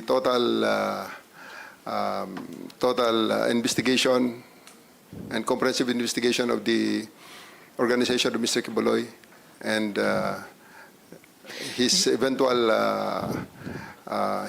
eventual delivery to the Bar of Justice of this land, ma'am. General, magtitiwala po ang chair sa judgment nyo. Yes, ma'am. Kung ano ang tingin nyo dapat at pwede nyo nang isa publiko without telegraphing any of your punches sa defense team ni Mr. Quiboloy. Yes, ma'am. The chair will respect that po. What you want to and can present in public sa hearing na ito o ano yung gusto nyong isumite na lang muna in writing or dahil mag-adjourn na tayo, wala nang executive session, but I will trust your judgment po. Ano yung gusto nyong ilabas ngayon in public hearing, ano naman yung gusto nyong isumite na lang in writing or totally not submit yet habang work in progress yung investigation. Thank you, ma'am. I would like to acknowledge the immense work of Colonel Hanser Marantan here, the chief of the Davao City Police Office, to my left. Yes. They had been working closely with Colonel Jean Licod, my regional chief of the Regional Field Unit 11, under the direction of our chief PNP. He had who had given us the instruction to really focus on this operation. Please, we only use the. Please only flash the Jean. Pakibantayan mo na lang yung link diagram lang. Or sir, General, while we're waiting for the finalized, redacted and finalized slide, maybe I can pose some questions kay Colonel Marantan. Yes, ma'am. Thank you, General. Colonel, kaugnay sa isang follow-up question ko kay General kanina, naging usap-usapan din na mayroong mga kailangan pang i-rescue na mga kababaihan at kabataan, in particular sa loob ng KOJC. Ano pong actions ang kinuha ng PNP? At may mga rescue attempts ba na ginawa in coordination sa ibang mga government agencies? Madam Chair, yes. In fact, we have a good accounting with them. I have prepared some slides there for your appreciation. Maybe is there already on the PowerPoint presentation? Or baka, Colonel, pwede nating ipakita yung tatlong slides nun kasabay or pagkatapos nung iisang slide, yung finalized and redacted na link analysis. So kung pwede, magpatuloy lang muna yung verbal na pagtatanong ng chair sa inyo. Yes, Madam Chair. Salamat, Colonel. Marami ding vloggers na nagulat ng, ito na po. O sige, suspend ko muna yung pagtatanong sa inyo, Colonel. Balikan po natin yung slide na pwedeng kayo rin po, Colonel. Sino pong magpe-present ng slide ni General? Kayong dalawa po. Si General at kayo, sir. At si Colonel Marantan. All right. So the three gentlemen. Colonel General Marantan will do the honors, ma'am. All right. Colonel Marantan, you have the floor po. Madam Chair, please allow me to read some lines of this prepared opening statement by the DCPO. So I will cover about 4 slides there. And i-cover ko yung magbibigay ng statement mamaya member of the pastoral also. So with that, after nearly a month of daily attempts to arrest Pastor Apollo Quiboloy and his cohorts inside the KOGC compound, which is 30-hectare property in Davao City, on September 8, 2024, he was arrested by the PNP. After various dramas have been witnessed by the public in relation to this arrest, and a number of victims of Quiboloy have slowly surfaced, approached us and has given significant information about the illegal activities of said personality committed repeatedly over the years. With the painstaking efforts made by the law enforcement agencies, significant revelations were made to our investigators which are relevant to the prosecution of Quiboloy and his illegal activities, particularly in the highly technical scheme qualified trafficking in persons committed by him and his cohorts. These reports were voluntarily offered by the victims to the PNP with high hopes that justice will be served to other victims who were lured by Quiboloy and his victimization. The revelations, which likewise appear to be consistent and based on facts, led to our investigation on the so-called angels of death, whom Quiboloy exploited to infuse fear among his victims. As we speak, the PNP, with the constant collaboration with different units, are working together to complete the picture of the dynamics of Quiboloy's illegal activities perpetrated over the years. Today, we will also be hearing corroborative statements from one of the victims whose youth have been robbed because of his illegal scheme. With our goal to help this committee identify loopholes and room for improvements for the Republic Act 10364 or the expanded anti-trafficking law and other related laws, it is likewise our end goal to build up airtight cases that could lead to the successful prosecution of cases against him and cohorts. Today, Madam Chair, we are ready to answer questions to help this committee craft legislations as may be necessary. But before that, may I show you some of these slides, whom I know is pertinent to the topic at bar. Next slide, please.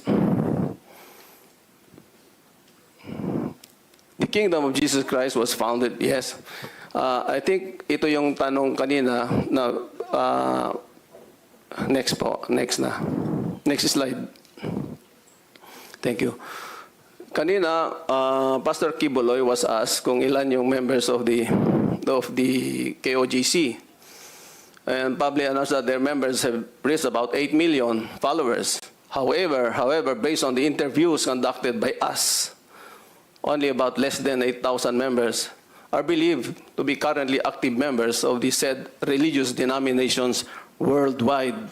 And nakita po ninyo sa screen yung breakdown. And these are all, they were all supplied by some of the members akin to the dynamics of KOJC. About 20 countries plus one, the Philippines, about 21 countries ang nailista ho namin dyan. Next slide. Nandyan ho yung mga numero.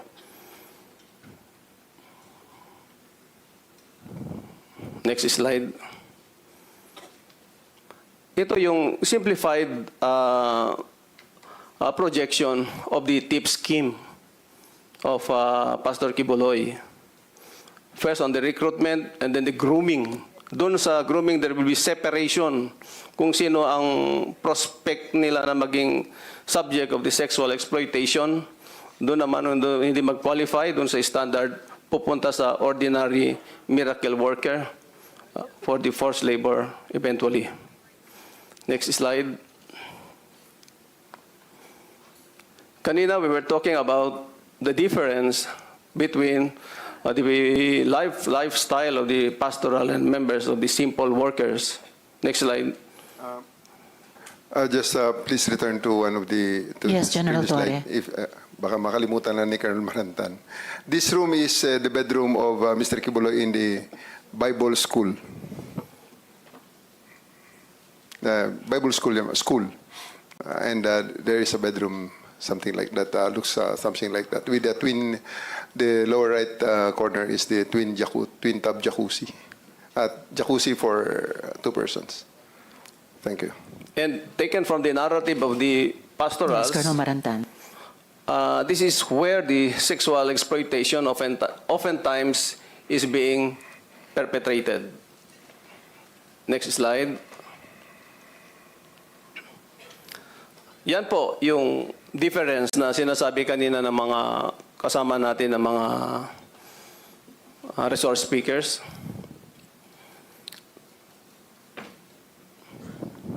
Next slide.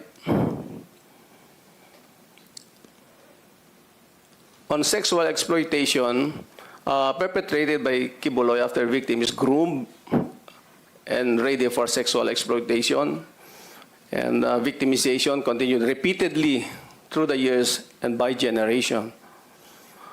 Through his preaching with the inner pastorals per narrative of the former pastorals, Quiboloy aimed to acquire 1,000 women anchored on the biblical story of Solomon, king of Israel, who had 700 wives and 300 concubines. Next slide. Believed to have victimized around 200 women already.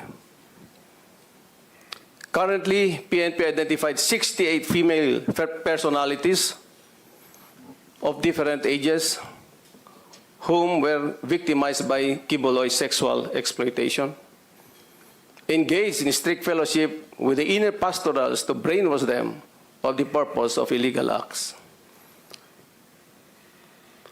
Quiboloy capitalized on the existence of angels of death to sow fear among inner pastorals. Doon pumasok yung matinding compartmentalization na kahit magkakatabi sila, hindi nila alam yung mga nangyari sa kanila. These inner pastorals who subjected themselves on the last rite, which is the performance of sexual activity with the Quiboloy himself. Next slide. Meron ho kaming mga sinundan na mga members of the pastoral. Very fresh pa yung mga experience na they can narrate it. Mamaya ho, maririnig din ninyo yung narrative ni Elias Marie. Next slide. Yung tatlo hong na-invite natin, invited by the Senate, si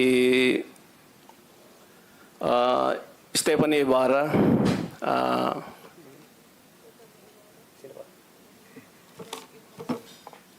and three of them, pwedeng i-refer ko lang. Si Olive Campo and Jack Holtz ay hindi ho nag-respond sa invitation by the Senate. Pinapakita ho namin sa inyo ang due diligence performed by the members of the DCPO.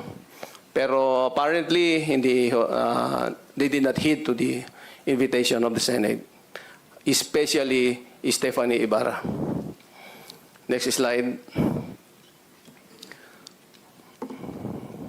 Yan po yung mga efforts. Every day, pumupunta yung mga policemen natin doon sa alam ng mga address nila. Next slide. On the way forward, there's an investigation on the land grabbing issues at Barangay Tamayong, on the house of Quiboloy in Garden of Eden, Barangay Tamayong. Next slide. Oftentimes, naipalabas naman ho yung mga photos na ito. Financial investigation on possible money laundering case committed by Quiboloy and KOJC. Investigation on possible tax evasion committed by KOJC and other proprietary businesses owned by KOJC. Investigation on the legality of operations of schools and other business entitled entities owned by KOJC. And the investigation on the involvement of other foundations utilized by KOJC in the operations. Next slide. And with that, Madam Chair, I think the Elias Marie is ready to narrate her ordeal inside the KOJC compound for 10 years. Maraming salamat, Colonel Marantan. At bago ko tawagin si Elias Marie, well, salamat dun sa presentation nyo rin on ways forward. Ganun ko rin gustong i-adjourn itong hearing mamaya on the ways forward, both dun sa mga investigations and dun sa rehabilitation ng mga victim survivors. One quick follow-up question, Colonel, bago ko i-recognize si Elias Marie. Ano po yung alam ninyo ng PNP o natuklasan sa Angels of Death? Na-identify nyo po ba ang mga miyembro ng grupong ito? At saka Meron bang mga government officials o workers na involved sa grupong iyon? Ikaw sasagot. Ma'am, that will be the contents General of the contents of our link diagram that will be presented later on. All right, And thank you, General. also, ma'am, maybe it's just hindi lang na-mention ni Colonel Marantan, the investigation has already extended up to out of the country. Colonel Marantan has just arrived from Europe, from Austria in particular, interviewing the pastorals that are already based there. So the investigation is not only limited in the Philippines now. We had already sent agents, and we thank the PNP, our Chief PNP, General Marbil, for supporting us and to go sending officers actually as far as Austria to conduct the investigation. Thank you. Salamat din, General Torre. Mukhang na-upload na yung slide ng link analysis. Gusto nyo bang ipresenta yung pinaka-importanting aspects nito bago ko i-recognize si Elias Marie? I'll give you the opportunity, ma'am, if you will allow us, I'll give the opportunity to Colonel Jean Licod, the Regional Field Unit Chief of CIDG Region 11 based in Davao City. Right, salamat, General. Colonel Licod, you have the floor po to present the highlights nitong slide. To the chairman, Madam Risa Hontiveros, ma'am, good afternoon. The other members of the Senate and of course the distinguished visitors, good afternoon to everybody. The presentation that I will be making this afternoon is just to support whether or not there is an existence of angels of death. So, if you don't mind, if we could just go back just a little bit to the background, ma'am, so that I can read. Please proceed, Colonel.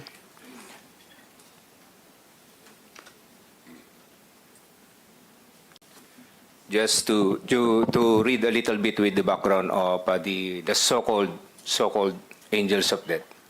Pastor Apollo Quiboloy, the self-proclaimed appointed son of God, has used the term angels of death to threaten the members who violates the doctrine, teachings, and code of secrecy of KOGC. Thus, the angels of death was established in 1990. Apollo Quiboloy handpicked trusted members with background in military and security training to compose the angels of death, which later on utilized as liquidation team to various KOGC locations nationwide. Members reportedly possess firearms and are supervised by Crescente Chavez Canada, or also known as Enteng, and Ingrid Canada. So you might be smiling right now, but later I will prove it to you in the succeeding slides. These angels of death reportedly operate as a secretive, loyal group within the KOGC ministry, capable of imposing both physical and psychological harm on those who do not comply with Quiboloy's wishes. The very name, angels of death, suggests a level of intimidation and power that goes beyond mere spiritual guidance. The allegations paint a picture of an organization that functions as a private army, a weaponized wing of Quiboloy's church used to coerce and control members, particularly vulnerable young women whom Quiboloy has allegedly abused. On the part of the investigation, as the primary investigation office of Philippine National Police and in behalf of my director of the Criminal Investigation and Detection Group, we have set some objectives pertaining to the very existence, whether or not the angels of death does exist or not. So we established some objectives to prove whether or not angels of death exist. Second, reinvestigate dismissed cases involving deaths by members of angels of death. Third, identify the crimes perpetrated by the alleged angels of death and its surrounding circumstances.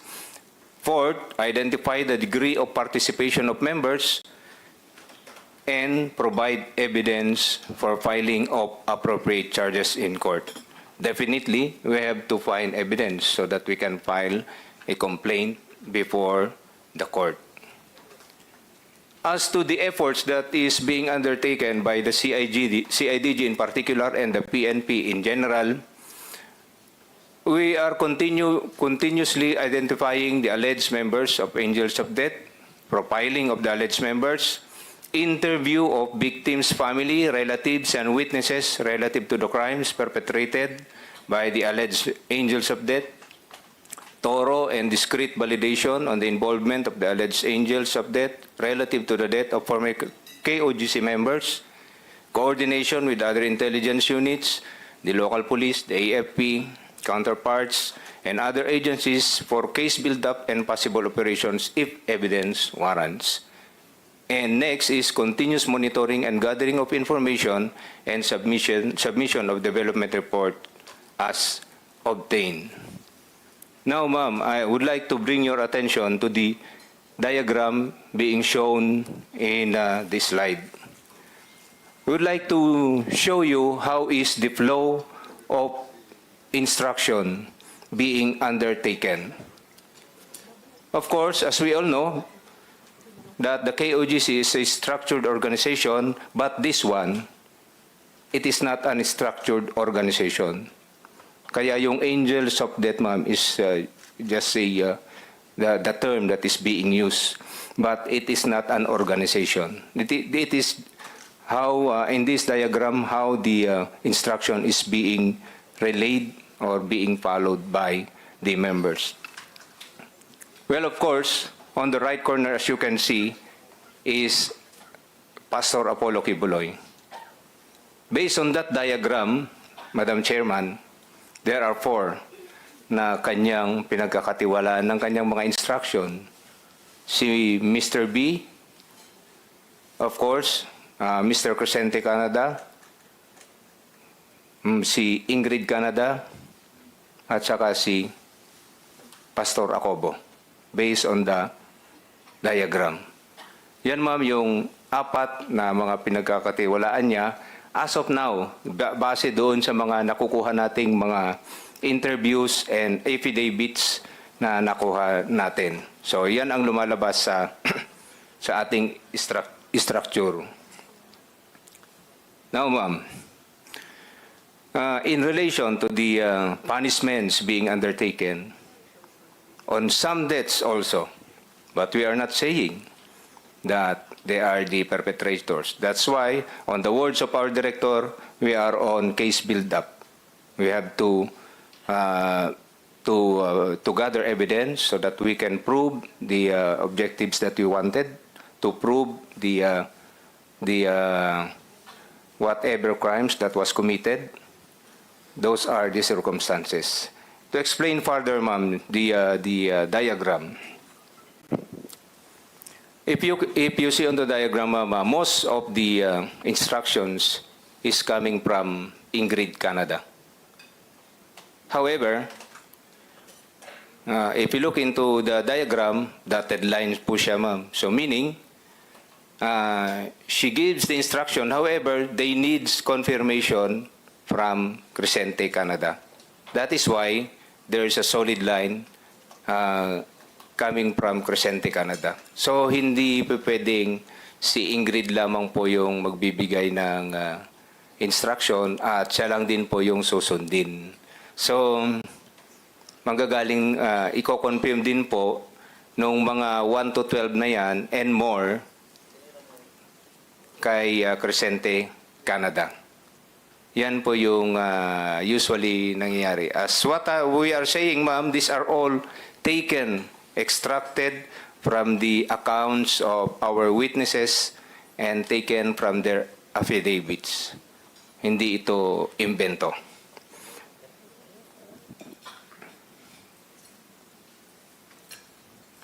All others, ma'am, yung mga nandyan, ma'am, yung mga nakapula po dyan, ma'am, if you look into that. So, yan, ma'am, yung mga ongoing investigation po natin, yung mga tinakpan po natin na ABC, yan ay mga witnesses po natin, ma'am, and with the indulgence of the committee, Madam Chairman, since this is an ongoing investigation and we're looking into some evidence before we can file a case before the court of law, yan po lang muna yung maipapakita natin sa ngayon, ma'am.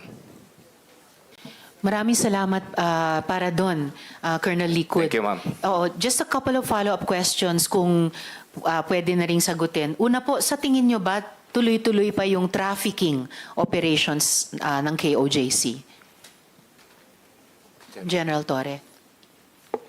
Based on our assessment, ma'am, yes. There's still that possibility, although obviously not on the same scale as when Quiboloy is still heading the operations. And with this kind of publicity that the good senator is doing, I believe that this will have a great impact in stopping this illegal activity, ma'am. Sana nga po, General. Salamat. At lastly, at this point in time, sino ang new leader? May impormasyon ba kayo kung sinong lumilitaw na bagong head pastor? As of the moment, ma'am, based on that link diagram, ma'am, you can see there on the upper right corner, Mr. Marlon Acobo. He has been doing that role, ever since I was there. We were there. And I would like to clarify that among the informants that we had, that were covered in that link diagram are people that you actually heard a while ago, ma'am. So those people there are prominently, the people that we heard a while ago are prominently playing a role in that link diagram. Maraming salamat para doon, General Torre at Colonel Marantan at Colonel Liquid. So at this point, kung pwede ko nang tawagin yung isa sa mga victim survivors na magsasalita sa atin ngayong hapon, alias Miss Marie. Willing po ba kayo magbahagi ng karanasan mo?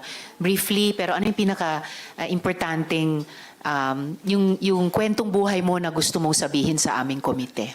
You have the floor. Good afternoon, Madam Chair, Senator Risa Hontiveros, and everybody present in this hall. Ako, alias Marie Josephine, Filipino, nasa legal na edad at naninirahan sa Davao City. Matapos na makanumpa ng naaayon sa batas ay malaya at kusang loob na naglalahad ng mga sumusunod. Ako ay dating membro ng Kingdom of Jesus Christ o KOJC simula nung ako ay grade 5. Naging membro ako ng KOJC dahil in-endorse ako ng aking mama matapos siyang maging avid televiewer ni Pastor Quiboloy sa kanyang mga programa at enrollment iyon ng pasukan. Ayon sa kagustuhan ng mama ko, napagdesisyonan niyang ilagay ako sa KOJC para mapunta ako sa safe environment kasi natatakot siya na may mangyari raw masama sa akin kasi may itsura daw ako. Sa pagkakaalala ko, noong June 2013, dinala ako ng mama ko sa KOJC. Nag-attend kami ng Thanksgiving and Worship presentation sa KOJC Cathedral. Napaka-welcoming ng mga membro ng KOJC sa amin kasi kusa naman kaming nag-attend ng service worship nila. Sa pagkakataong iyon, nakuha namin ang atensyon ni Nelly Canada na sa pagkakaalam ko ay may mataas na katungkulan sa Jose Maria College o JMC bilang Dean o Administrator. Pagkatapos ng worship, in-invite kami ni Mama na ipakilala kay Quiboloy sa dating Victoria's Building, kung saan doon kumakain si Quiboloy at malalapit sa kanya pagkatapos ng worship.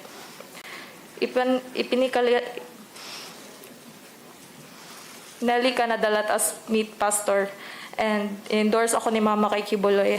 Habang kumakain sila Quiboloy, kasama ang mga pastoral sa isang malaking round table, nag-usap ng saglit ang mama ko at si Quiboloy. And Nelly Canada also let me meet Pastor Quiboloy.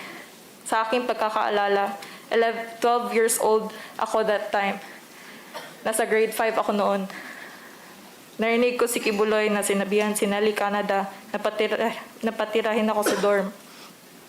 Sa pagkakataong iyon, natuwa ako kasi sa isip ko magkakaroon ako ng freedom since medyo hindi naman kami in good terms ni Mama. Ipinakita sa amin ang mga kwarto doon sa dorm at maayos naman ang mga kalagayan nito. Kinabukasan, kasama si Nelly Canada, kinuha namin ang mga gamit ko sa bahay, sakay ng isang Innova ng KOJC. At simula noon, doon ako pinatira sa loob ng compound. Habang nasa loob ng KOJC, nakatira ako sa dorm kasama ng ibang mga miyembro. Sa pagkakaalala ko, nag-aaral ako ng grade 5 sa JMC habang binabayaran ng papa ko ang tuition ko, ngunit may discount bilang miyembro ng KOJC. Sa pang-araw-araw na pamumuhay doon, tinuruan kami na lahat ng gagawin namin ay nakabase sa schedule. Sa umaga, magigising kami para mag-devotional ng alas 4 o alas 5. Pagkatapos ng devotional, gagawin namin ang mga assigned tasks o work job na tinatawag kagaya ng pagmamap ng sahig, pagwawalis, pagpunas ng mga furniture sa common area at paglilinis ng kwarto. Isang house parent namin ang nag-a-assign ng work job. Naalala ko din na kapag gusto namin lumabas ng compound, madaming dadaan ang proseso at hindi sa lahat ng pagkakataon ay mapapayagan lumabas ng compound. Noong senior high ako, pinalipat ako sa ibang quarters kung saan nakatira ang isang leader na kasama ko. Sa panahong ito, nagsisilbi na ako bilang member ng choir. Kalaunan, na-assign ako sa pastoral department. Meron pa din akong work job at minsan nag-serve ng pagkain ni pastor. Sa panahon iyon, napapansin ko parati niya kasama sa kainan si Stephanie Ibarra, na isa ring pastoral sa inner circle. Sa pagkakaalam ko at alam din ng lahat na paborito ni Pastor si Stephanie Ibarra. Parati kasama ni Quiboloy si Stephanie kahit saan siya magpunta. Mga taong 2017, naimbitahan ako na kumain sa JMC lobby kasama si Quiboloy at ng iba pang mga inner pastoral. Nalaman ko kalaunan na kapag nakakasama ka na sa ganitong groupings ay malapit ka na mapagbilang sa inner pastoral. Naranasan ko ang ganitong routine ng mga ilang buwan. Pagkatapos ng mga ilang buwan, isang gabi, inibita ako ng isang inner pastoral na si Patricia. Sabi niya sa akin, Marie, pinapatawag ka ni Sir kasi sabay daw tayo maghilot, be presentable. Pagkatapos noon, nag-prepare ako, nagligo ako at inayos ko ang aking sarili. Sinamahan ako ni Patricia sa isang private theater ni Quiboloy. Pagdating ko doon, nakita ko si Jacqueline Roy at ibang inner pastoral na nag-aabang sa anumang iutos ni Quiboloy. Habang siya ay nakaupo sa kanyang recliner chair habang nanonood ng movie, pagdating namin doon, binulungan ako ni Patricia na pumesto sa may kaliwang paa ni Quiboloy. Hinilot ni Patricia ang kanang paa habang ako ay nagsimula na maghilot sa kaliwang paa. Si Jacqueline Roy naman ang nagmamasahe sa balikat ni Quiboloy. At sa pagkakataong iyon, naramdaman ko na privilege ako. Kasi hindi lahat may opportunity na makasama si Quiboloy or ang itinuturing namin na anak ng Diyos or appointed son. Sa tuwing nagtotestify ang mga inner pastoral sa worship or may event or team building, parati sila nagpapasalamat sa pribilehiyo na binigay ni Quiboloy sa kanila. Kaya iyon ang nakatatak sa isip namin ng mga membro. Ang mga pastoral kasi ang tuturing na most privileged sa Kingdom Nation dahil sila naman ang pinakamalapit kay Quiboloy at nakakasama niya sa iba't ibang lugar at bansa at napaka-well provided. Simula naghilot ako sa kanya, binigyan ako ni Patricia ng 5,000 pesos kada linggo na pinapabigay daw ni pastor sa akin bilang allowance ko. Pinapalipat din ako ni Jacqueline Roy sa kwarto ni Patricia kung saan malapit ito sa kwarto ni Quiboloy. Naranasan ko rin maisama sa Hong Kong at magstay sa isang 5-star hotel kasama ang mga inner pastoral. Binigyan din ako ng pocket money na pambili ng anumang gustuhin ko. Nagsimula rin ako maglinis sa kwarto ni Quiboloy kasama ang ibang mga pastoral. Hindi kasi lahat ng miyembro pwede pumasok sa kwarto ni Quiboloy. Nung nanging pastoral na ako, pinagbawalan ako ng mga nakakatandang inner pastoral na pumunta sa mga lugar na madaming lalaki o makipagkaibigan sa mga lalaki. Bilang miyembro ng KOJC, pinagbabawalan rin kami na magkaroon ng boyfriend o gumamit ng cellphone at pinagbabawal pa kami ng iba't pang mga bagay. Noong naramdaman ko na mapapabilang na ako sa inner pastoral, madami ako natanggap na mga bagay kagaya ng pabango, chocolate, damit na galing ibang bansa at iba pa. Paulit-ulit na lang ang ganitong routine sa aking buhay ng ilang taon sa loob ng KOJC compound noong February 2023. Dahil sa kagustuhan kong makapag-aral ng kolehiyo sa labas At sa paniwala ko naman may kakayanan akong makapag-aral, lumayas ako sa KOJC compound at hindi na bumalik doon. Noong araw na mismo na iyon, pumunta ako kay Patricia dahil alam kong lumayas na din siya sa KOJC compound sa panahong iyon. Doon ko nalaman na inutusan siya ni Jacqueline Roy na ihanda ako para maging membro ng Inner Pastoral. Sinabi ni Patricia na kinausap din siya ni Quiboloy para ihanda ako na maging membro ng Inner Circle. Inamin din niya na si Quiboloy, inamin din niya na lahat ng akusasyon na sexual exploitation laban kay Quiboloy na inaakusa ng mga lumabas na pastoral ay totoo. Inamin din ni Patricia na inaalay nila ang katawan, isip, kaluluwa at spirito nila kay Quiboloy para sa mga sexual na gawain at paghihilot ay umpisa lang ng duty sa pagiging inner circle pastoral. Ayon sa kanya, sabi ni Patricia, dito sa panahong ito, sinisubukan ni Quiboloy kung handa na ba ang isang inner pastoral para ialay ang katawan, isip at kaluluwa para sa kanya. At nung nalaman ko iyon, nagtampo ko kay Patricia kasi pakiramdam ko, ilalagay niya pala ako sa kapahamakan. At hindi niya ako sinabihan sa mangyayari sa akin. Pero nagpapasalamat naman ako dahil nakaalis na ako doon sa compound. At hindi ako napagsamandalahan. Kaya ako nagsasalita ngayon dahil as former member, alam ko na ang buong operasyon ng KOJC ay bawang panlilin lang lamang. Yun lang po, Madam Chair. Maraming salamat sa iyo, Marie. Ilang follow-up questions lang, okay? Kung maaari. Okay? Yes, Madam Chair. Alright. So, bilang muntik ng naging inner pastoral, bilang naging pastoral, ano yung paniniwala mo sa katauhan ni Quiboloy at kailangan nyo siyang pagsilbihan? Meron pa ba ikaw idadagdag na ano yung mga gawain nyo at ano naman din may idadagdag ka pa bang anong pinagbabawal sa inyo? Sa experience ko po, besides sa work job nung nandun pa ako sa loob, ako ay na-assign sa Kingdom Children Growth School or Global Child Evangelism.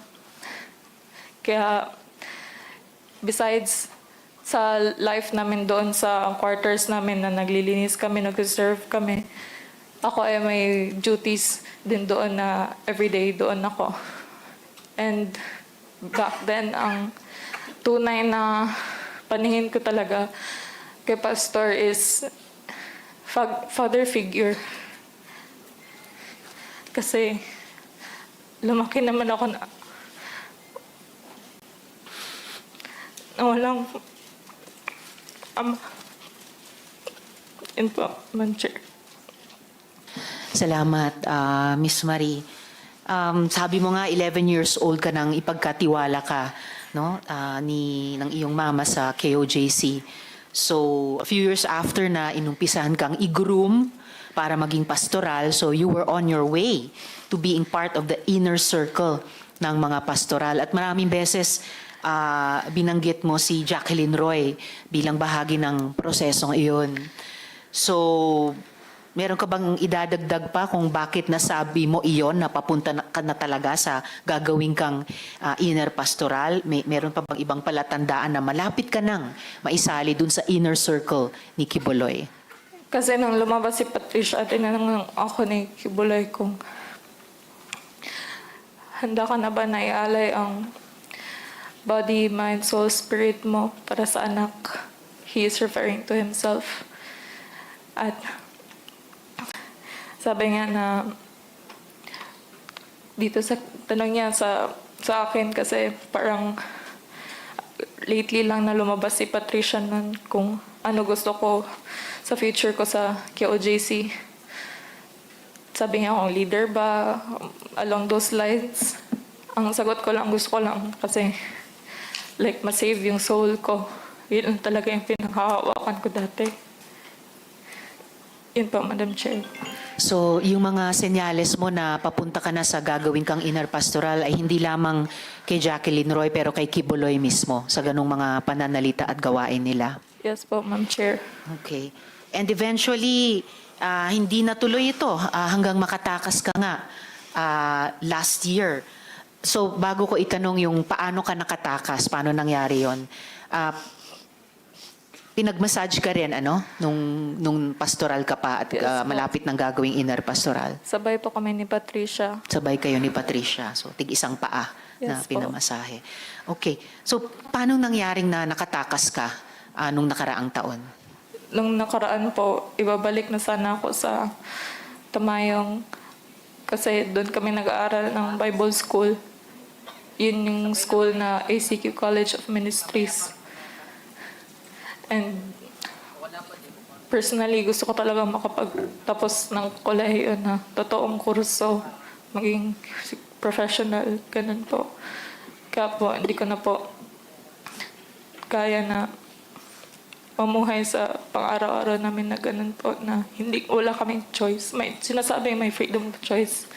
Pero naka-instruction naman lahat. Yun po, Madam Chair, kaya lumayas po ako. Hindi po ako nagpaalam. Lumayas po ako kasi kapag papaalam ako, nagpaalam na ako kay Jacqueline Roy before.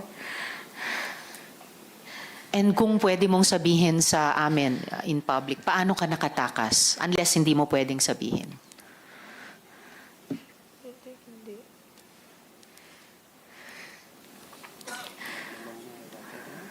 Okay lang, kung hindi kaya, sabihin mo lang sa akin kung kaya mong sabihin or hindi. I beg po, Madam Chair, na hindi po sasabihin. Okay. So at least hindi mo sabihin in public. Huling tanong ko sa iyo sa ngayon, no, Miss Marie, at sinabi din ito ng ibang mga resource persons natin, pati mga magulang, maraming mga bata ang nasa poder ng kingdom. Dahil bata ka pa nung nag-umpisa sa KOJC, ano yung mga obserbasyon at mga nalalaman mo na mga nangyayari sa mga batang miyembro? Isa po sa mga na-observe ko po doon, like recently lang po last year, may case po about sa bata sa Indangan na sexually molest siya ng isang LGBTQ na member. Lalaki po siya na bata. Nurse po siya supposedly. Tapos I don't know po kung na-raise nila to legally. And I know po na hindi lang po ito isang kaso na may batang namolest siya sa ibang properties ng KOJC.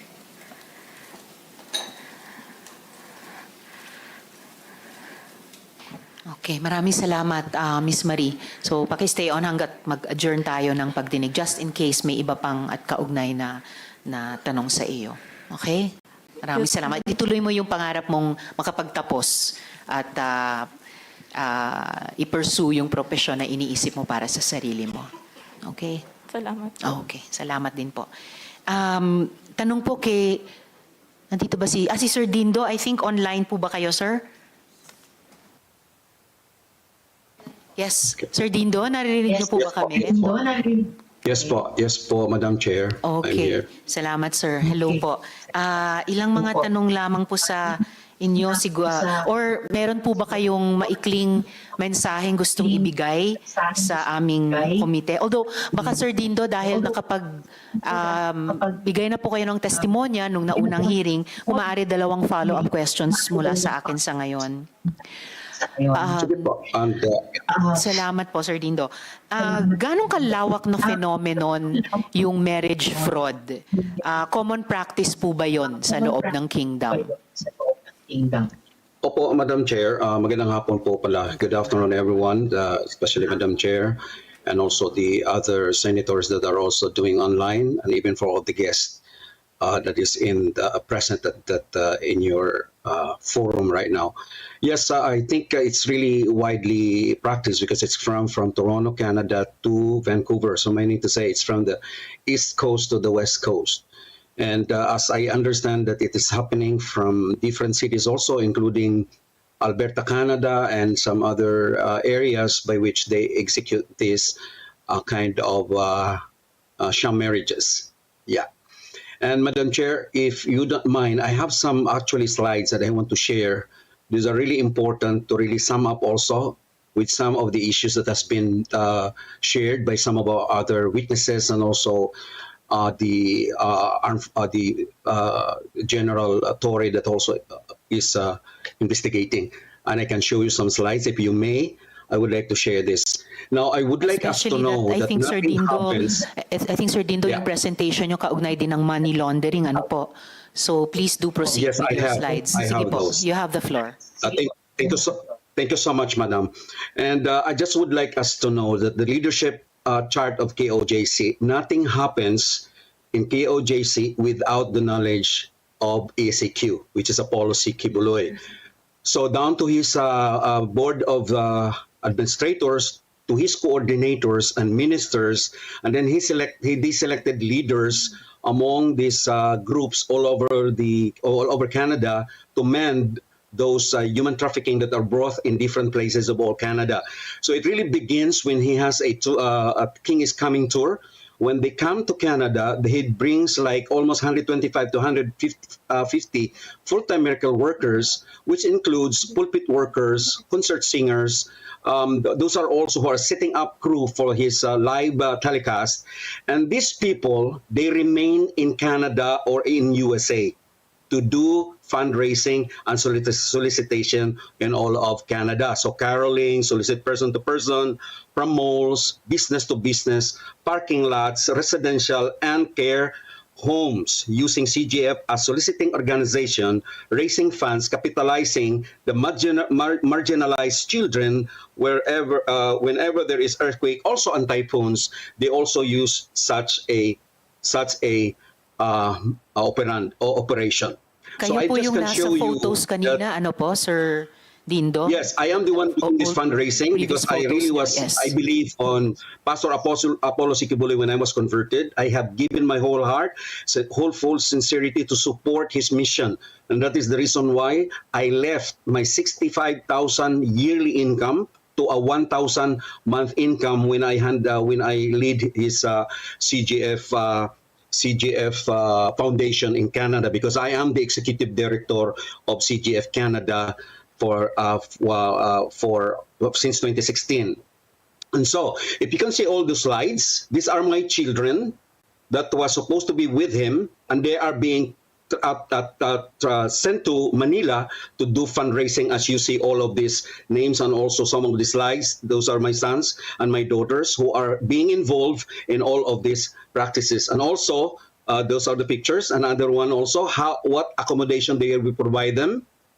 Can you show the, these are the provisions of the sleeping places where the kids are really, I do not know if that is life that were there you are seeing there. And then the next slides. And also here, my son, who is also a minor, is also used by SMNI to do all of this, what is this kind of job in the filming industry. Now, I would like us to also know that the moment that they collected money, the following day, when they collect money, I am one of the persons that they will ask to send money. And if you can see in the screen, I sent money to Teresita Dandan. This is 209,500. Sir Dindo, yung pangalang yun, yes. There was also sa testimony kanina ni Ate Gingging, ni Miss Teresita, meron ding siyang binanggit na Tessie Dandan. So maybe this is the same person. Yes, Madam Chair, she is the same person. She is one of the board of administrator assigned in the USA. Okay, and please then the proceed, next, Sir Dindo. Yeah, and then the next here is we have Dana Margina. There is also another person named Ingrid Canada, which is, I believe, she is in the forum right now. Ingrid Canada, Bringas Mabel, and also there's another one. Pomikpik is the name, Marlene Pomikpik. I also send all this money. What happened is when the money is collected for the whole night, which full-time workers in the streets, they come home almost early morning just to meet their quota, And then when they arrive, they will be counting the money, and then the people in the Treasury Department, they're going to ask someone from the members or full-time workers to send it to the Philippines right away without documentation from the CRA, which is Canada Revenue Canada, without any record that is kept here, so that it will be a tax or whatever things that the government wants to know how the Children's Day Foundation is operating, and also the KOJC is operating. Now, I am one of the victims of his sham marriage. That's the reason why my children were already grown up when I brought them to Canada. But I thank God I rescued them from Davao, and they were released from Davao, and I was able to brought them here in Canada. I was asked to marry Maria Noraline Barrientos because her visa is expiring. And that my children I asked the minister, Dandy Cabahog, to bring my children to Davao, because I thought that they will be properly, and I can see that they have nurtured them, teaching them how to play music and everything, but I was not aware that they were being trafficked, child trafficking to many parts in Manila, and also in many parts of Davao and Mindanao. And so I got married to this person, and then I filed a divorce after those few years. And Sir here Dindo, in Canada, I yung ganitong- mentioned this. Oh, Sir Dindo, yung ganitong klaseng Yes, madam, operations ng marriage fraud, ongoing pa ba sila? I cannot say yes because I have been away from them since 2019. But since, this has been a modus operandi of KOJC, not only in Canada, USA, Brazil, and even in the different parts of the country, of the world, by which they want a worker from Davao to have a permanent status so that their existence there will continue to perpetuate. That's the recent thing.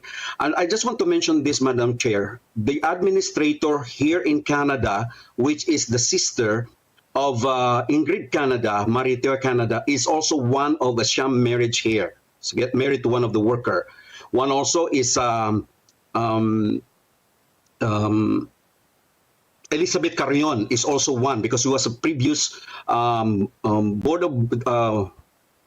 board of administrator here in Canada. And Ferdinand Cabahog, which is Dandy Cabahog in the schematic plan from the police. Jeremiah Carrion, Marvin Reynes, Arlen Rillion, Zar Buenafe, Beric Nana, and many, many more names that I can give to you to prove to the fact that these sham marriages are really happening. And as I told you, I am one of the victim of this scheme. Another thing also that I want to add is that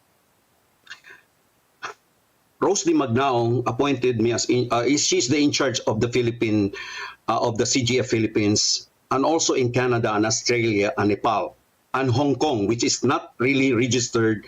CGF is not even registered there.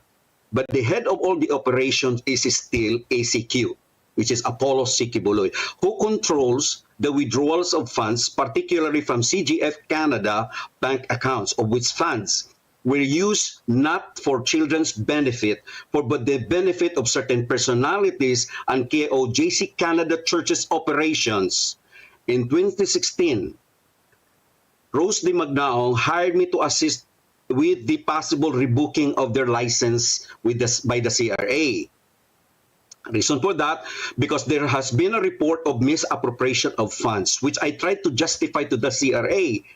But I want us, this forum, to know that in KOJC, telling lies and cover up of KOJC is a normal part of their culture from the very beginning. That is how they groom lies and cover up. Some of these full-time miracle workers who are in the streets for more than 12 to 16 hours soliciting to pay off luxurious cars and mansions, which I'm a witness of the mansions being owned here, instead of feeding hungry, destitute children in the Philippines. Thank you very These much. are the reasons why. Yes, Sir Dindo. Meron pa These po are sa the reasons presentation why- nyo. I will be closing now, Yes, Madam. please But these proceed. are the reasons why the CGF was closed. Can I continue, Madam? Yes, please do. Yeah, okay. Thank you so much, Madam Chair. Failure to devote resources to charitable activities. That's the reason why CGF, that's number one, why they were closed here. Number two, failure to be constituted for exclusively charitable purposes. Number three, failure to issue receipts in accordance with the Act of and its regulations. Because here in Canada, every donations requires a receipt so they can present it to the CRA for tax deductions. Failure to maintain adequate books and records. Because the reason why I left, because I cannot justify all of the expenses, including sending 60,000 just to pay off fuel for a jet. Which I said, this is not for children's purposes, but this is for personal purposes of whoever. For the proof of the file can be found in the internet. Now, I want us to understand that ECQ controls CGF Canada through his administrator, Maritio Canada, who does all the instruction of withdrawals from CGF bank accounts, especially the 60,000 that I already mentioned. Now, this is not only 60,000, Madam Chair. This is millions of dollars being collected from September to February, that is the month of blessing, aside from January to December, which is 365 days of money laundering, collecting the money from the Canadian public instead of giving it to the hungry people in the Philippines. They use it and send it right away to the accounts aforementioned in my presentation. So whenever ECQ full-time workers reported to the police for any abuses such as rudeness, and they have some human rights violation, like one of the full-time worker, tried to entice a mentally challenged boy, and she even went to the bank machine, insert the bank machine of that boy, and then collected money, more than $500 from that boy.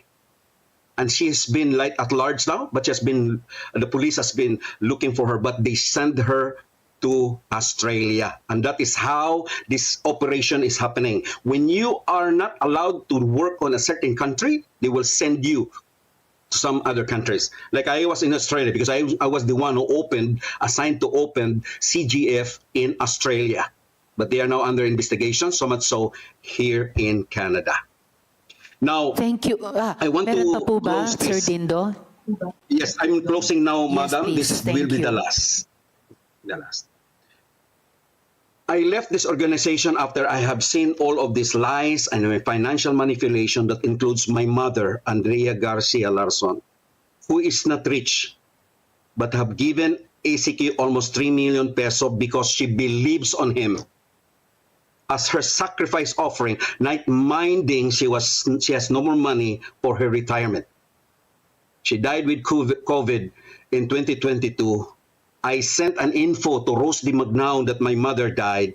I never have received any sympathy from them. And aside from that, the same year, when my mother gave this money to Apollo C. Quiboloy, my children were taken off from the scholarship of his institution, which is Jose Maria College, which I really feel bad as a father who has been working for him and working for his ministry with all my whole heart, because I give my heart to his ministry and I was treated like this. I feel bad that when my mother died, they just ignore. His doctrine are deceitful claims, a blasphemy to the Son of God. But may I speak to Pastor Apollo C. Quiboloy, Madam Chair, if you allow me? Sir Dindo, I would allow that sa parehong paraan kay Miss Yulia kanina through the chair, kaya lang medyo ginigipit na po tayo sa oras. But if you would like to put your message to Quiboloy in writing, pwede po naming itanong sa korte if they will allow it to be sent to him, kung maaari po, Sir Dindo.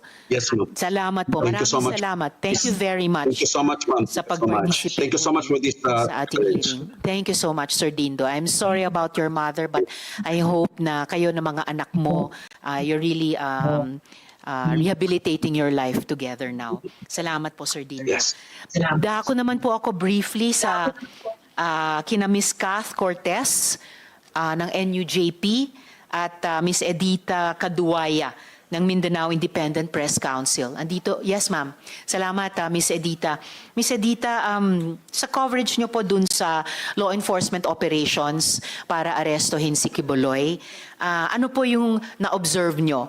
Meron po bang nangyaring police brutality dun sa narrative po na iyon? So far, walang police brutality sa part namin. Kami yung na-brutalized. Oh. Paano po Sorry. nangyari yon? Kasi every media member na pumunta doon, the members of the press, we've been subjected to harassment, intimidation, threat.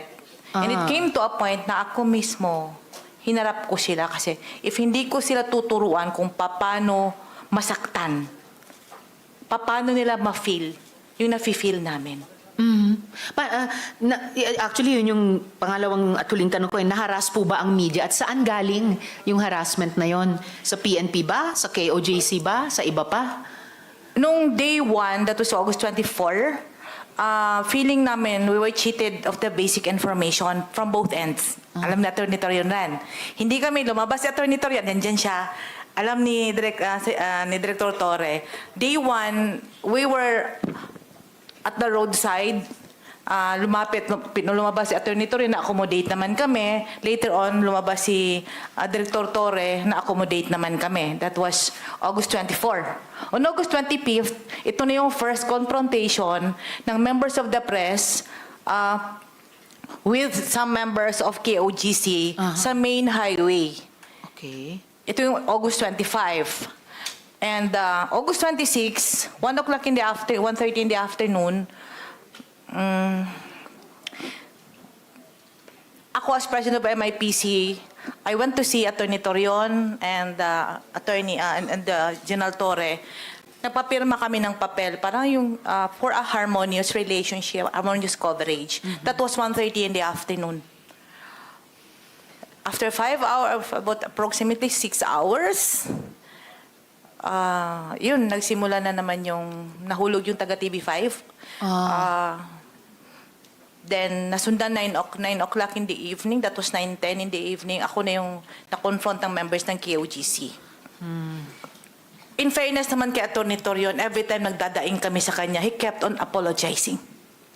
It came to a point na nagtatanong kami with this beauteous, sprawling 30-hectare property, covered with plastic Bermuda. There are plastic people inside.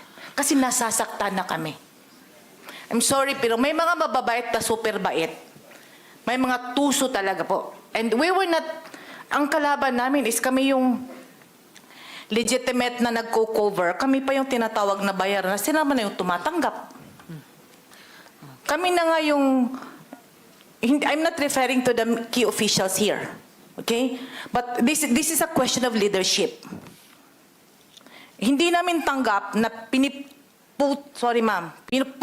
na kami ng mga members ng KOGC habang nandun sila nag-aamin-amin. Parang ano kayo, banal? Kami yung makasalanan? Yun yung naging Pastor, I know, Madam Chair, that yes, the Ms. pastor is Edita, here. please don't address the other resource persons directly. Through the chair na lamang Madam po. Chair, I know that the pastor is here.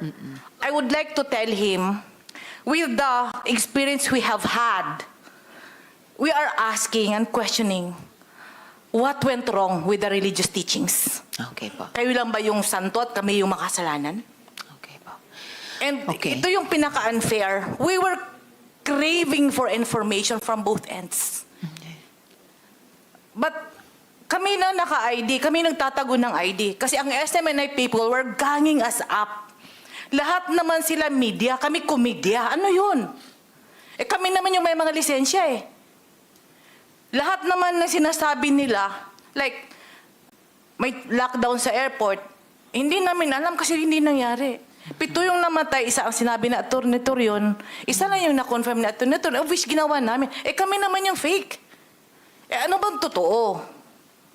Kami na nga yung naghihingi ng pabor, kami pa yung masama. And it came to a point na we were asking the BOA, Atty. Torion, na give us the access na makapasok. Ang sabi niya, he needs to ask the Board of Administrators, of which numbered to 350 people to get their approval, and that would be siguro isang buwan bago mangyari. And that was September 3. Ano at September 2. On September 3, after the press conference, dahil may daring game sila ni General Torre, bigla kaming hinatak sa basement na hindi kami na-brief ano yung mangyayari sa amin doon. Okay. Miss Edita, at any point, nakaranas ba kayo personally ng pananakit mula sa KOJC or SMNI or even PNP? Pananakit na physical kami? O Apo. malapitang enkwentro? Ano ba? Either. May nahulog po na taga TV5. Yung taga TV5, May okay video po. kami. But I'm sorry, it takes 12 minutes. Kasi nandun lahat since day 1 hanggang natapos. Okay. Siguro po dahil nga po sa usapin ng panahon, Ms. Edita, ma-appreciate po ng komite kung isubmit nyo sa amin yung kopya nung 12-minute video para po sa committee report namin, findings and recommendations. Pero palagay ko mahalaga na po na nasabi nyo both sa KOJC at sa PNP leadership yung mga feedback nyo sa naging karanasan nyo sa coverage and yung mga improvements na gusto nyo makita moving forward. So maraming salamat po sa presensya at saka sa inputs nyo Madam dito Chair, sa hearing na can we ito. just- Miss Edita. My group is listening and Yes. watching you right now. Yes. Can we just ask the chairperson of the Committee on Women and Children that the Senate can improve or amend the policy about the coverage involving women and children, Okay. especially in a hostile situation. And I hope that you can talk with the Committee on Information, Public Information, because the midterm election is approaching, and we need at least a cloth of security from the government and the PNP. So we can work well, and that's all, Madam Chair. Thank you. Yes, thank you din, Miss Edita. Lalo na sa pagbibigay nyo sa amin ng isang konkreto pang in aid of legislation. Ano po? Tama naman kayo yung pagpapaganda dun sa batas tungkol sa coverage in yung ganitong mga either tense or even dangerous situations, particular sa kababaihan at kabataan. And well taken po yung pwede kami makipagtrabaho sa Senate Committee on Public Information. Maraming salamat, Ms. Edita. Bago tayo dumako sa mga government agencies and then finally yung ways forward na may inputs mula sa NGOs at saka sa government agencies din natin, bigyan ko ng pagkakataon individually si Mr. Crescente Canada, si Ms. Ingrid Canada, si Ms. Jacqueline Roy, si Ms. Pauline Canada at si Sylvia Semañez. One after the other, kung meron po kayong gustong iresponde sa mga victim survivors na nagsalita. So feel free to express what you want to say to them or about yung mga testimonya nila through the chair. So yeah, kahit tig isang minuto, take at least 1 minute. Mr. Canada muna. Magandang hapon po. Magandang hapon. Iharap niyo po yung mic sa inyo. Magandang hapon po, Madam Chair. Magandang hapon. I invoke my right to remain silent. Tapos, sa korte lang po ako sumasagot sa lahat ng mga akusasyon sa akin po. Salamat po. All right. Salamat din, Mr. Canada. Ms. Ingrid Canada. Good afternoon, Madam Chair. I'm also invoking my rights to remain silent. All right. Salamat, Ms. Canada. Ms. Jacqueline Roy. Thank you for this opportunity, Madam Chair. Still, my answer is the same. I am invoking my right to remain silent and the right against self-incrimination. Thank you. All right. Salamat, Ms. Roy. Ms. Pauline Canada. Good afternoon, Madam Chair. And also, Madam Chair, with all due respect, I'm invoking my rights to remain silent and against self-incrimination. Thank you. All right. Salamat din. And Ms. Semañez. Good afternoon, Madam Chair. Also, I invoke my right to remain silent po. All right. So at least binigyan kayo ng komite ng pagkakataon na magkomento sa alinman sa mga testimonya ng mga victim survivors. So anyway, so maraming salamat sa inyo. So pwede ba tayong dumako ngayon sa mga government agencies natin? Sa DSWD? Nasaan po yung resource person ng DSWD? Si Ms. Charito Estrella. Esteban. Nakapagsumpa kayo kanina, ma'am? Okay, salamat po. So, Ms. Charito, narinig po natin sa ilan sa mga victim survivors natin yung tungkol sa trafficking. Trafficking operations, lalong-lalo na halimbawa para dun sa tinatawag na Month of Blessings, na nagpapatuloy pa rin yun kahit habang dinadaos natin itong investigasyon. May mga efforts po ba ang department para i-address yun? Good afternoon, Madam Chair. With regards to the trafficking and abuse made, conduct a rescue in Region 11, in Davao in particular, it's not happened not particularly in our office, Standards Bureau, but it is in collaboration with our DSWD Field Office 11. We will submit a report regarding this matter with regards to the collaboration made with our field offices po. Thank you, Madam. Okay, salamat po. At baka pwede ring habang nagbabudget hearings ang Senado para kung may anumang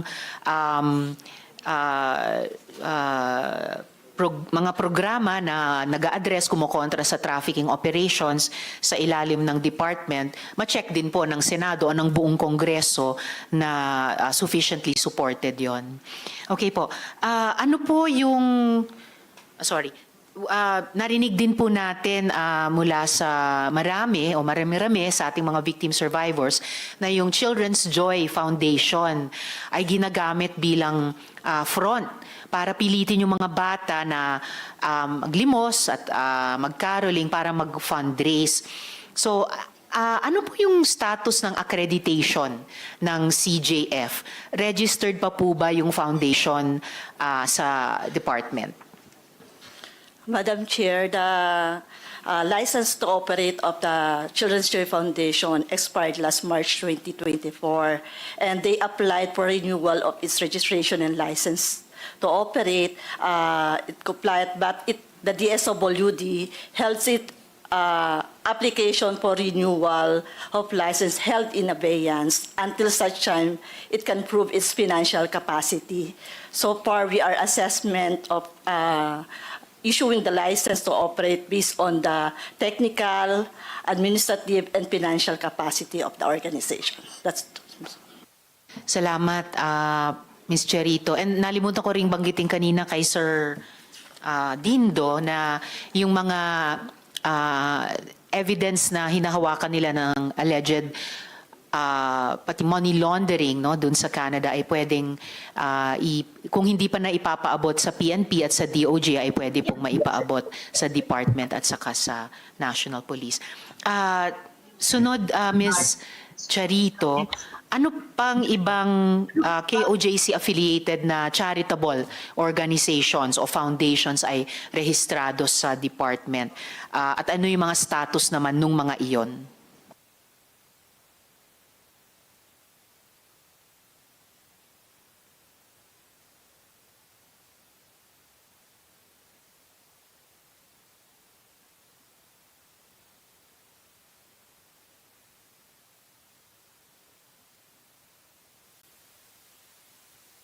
Based on the last hearing po, 3 organizations were mentioned to include Children's Joy Foundation Incorporated, which is now the license to operate already expired, and with regards to their children already transferred to other residential facilities. So currently they are stopped operating now. The 32 children under their supervision is now transferred to other residential facility, registered licensed by the DSWD, or reintegrated to their respective families, as well as to place in the foster care families po.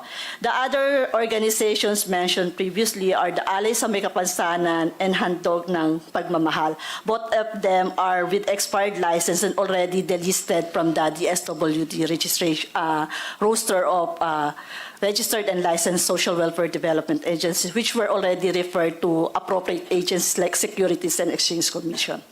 Thank you po. We'll give the jurisdictional personalities po. Thank you. Salamat po, Social Welfare Officer Charito. And kung meron mang sinaserbisyohan talaga dun sa Alay sa May Kapansanan, na i-refer na rin po ba sa ibang mga Persons with Disabilities Foundations na maaring mag-partner din sa kanila? So far, nung nag-validate po, non-existing naman po doon sa location po. Thank you po. Okay, I see. Ano po yung medium at saka long-term plans ng DSWD sa pagtulong sa rehab at saka reintegration ng mga trafficking survivors, lalo na yung mga babae at bata? Or bahagi po ba yon sa report na isasubmit nyo sa komite? Madam Chair, yes po, will be included in that report. Thank you po. Salamat po. And although ito kaugnay din sa DepEd, itatanong ko rin po sa kanila mamaya, dun sa mga batang di nakapag-aral, ano po yung maaaring gawin para i-bridge yung learning gap nila? Yung mga hindi po nakapag-aral, may mga ilang programa po ang DSWD where we assist them for that specific programs. And if there are, will be transferred to our residential facilities. We also provide educational assistance. Thank you po. Salamat po. At huli, ano yung ginagawa ng DSWD para makapagbigay ng reparations at livelihood dun sa mga victim survivors na maaring nangangailangan nito? Maybe we could include that in that report, Madam Chair. Thank you po. Yes, please do. At maraming salamat, Social Welfare Officer Charito. Salamat po. Para po sa DILG, ayan, si Asek. Asek Benitez, yes sir. Good afternoon, Madam Chair. Good afternoon, sir. Asek, may ideya po ba ang DILG kung saan-saan sa Pilipinas nakalocate yung mga miyembro ng KOJC? Well, as far as primary information is concerned, we always leave that to the PNP, Madam Chair. And ano po yung mga plano ng department para tulungan yung mga victim survivors? Well, even during under the watch of Secretary Abalos and now under the new secretary, the newly minted secretary, Secretary John Vic Rimulya, now the department always believes in a whole of government approach, vis-a-vis this problem. And the primary participation of the department will lie on looking into the possibility of involvement of our local government officials, particularly those with whom the department acquires direct authority. Now, in line with the delegated power of general supervision cascaded by the President in favor of the ideal Secretary. So what we're doing here right now is we're trying to identify local government officials in the local level now who had been found remiss in addressing basic deliverables and duties under the law, then probably move forward and proceed with potential case build-up, and then eventually the last stop would be the filing of cases. Now, all of these endeavors are being done in close coordination with the PMP, of course, with the DOJ, now with the other stakeholders in the government. But again, Mr. Chair, with your indulgence, I would like to go back to the initial episodes of this hearing wherein we always emphasize through this representation the inadequacy of the department insofar as disciplining our local government officials are concerned. Now, we are basically bereft of any authority to directly discipline our local government official. So that is a quote-unquote a mischief probably for which we are being faulted, and we have been trying to move our best put forward to call the attention of our legislators in particular to probably introduce amendments to the local government code and somehow put flesh and blood and possibly muscle into the authority of the department to discipline our local government officials, not only in the case of trafficking, mendicancy and abuses being perpetrated on the minor children that we have, but even the many transgressions being perpetrated by local government officials. If you will remember, Madam Chair, under the same committee, the case of Mayor Guo, in particular, if I can mention that instance, now the many travesties being committed by local government officials, of which the only possibility that we can do is proceed with the case build-up and eventually file the case in the proper forum. Probably now the perspective would have been much more better and probably proactive if the department will have a direct involvement in disciplining our local government officials, Madam Chair. Maraming salamat para doon, Asek Benitez, and the committee will really appreciate and i-share po namin sa Senate Committee on Local Governments kung meron pong proposed formulation ang department. Paano nga po mapaganda yung local government code in this aspect. And if I could just follow up one specific point na itanong ko rin kay Colonel Likud kanina, in terms of yung ginagawa ng department looking into the involvement of local government officials, meron po bang investigation ngayon or fact-finding kung yung local government sa Davao City ay nagprotekta sa anumang illegal activities ni Quiboloy or ng KOJC or ng Angels of Death for that matter? Now, yes, Madam Chair, that is already included in our menu, but at this point in time, we have been prioritizing our fact-finding inquiries. Now, considering the lack of manpower that the department has at the moment, but inarguably that is within our table.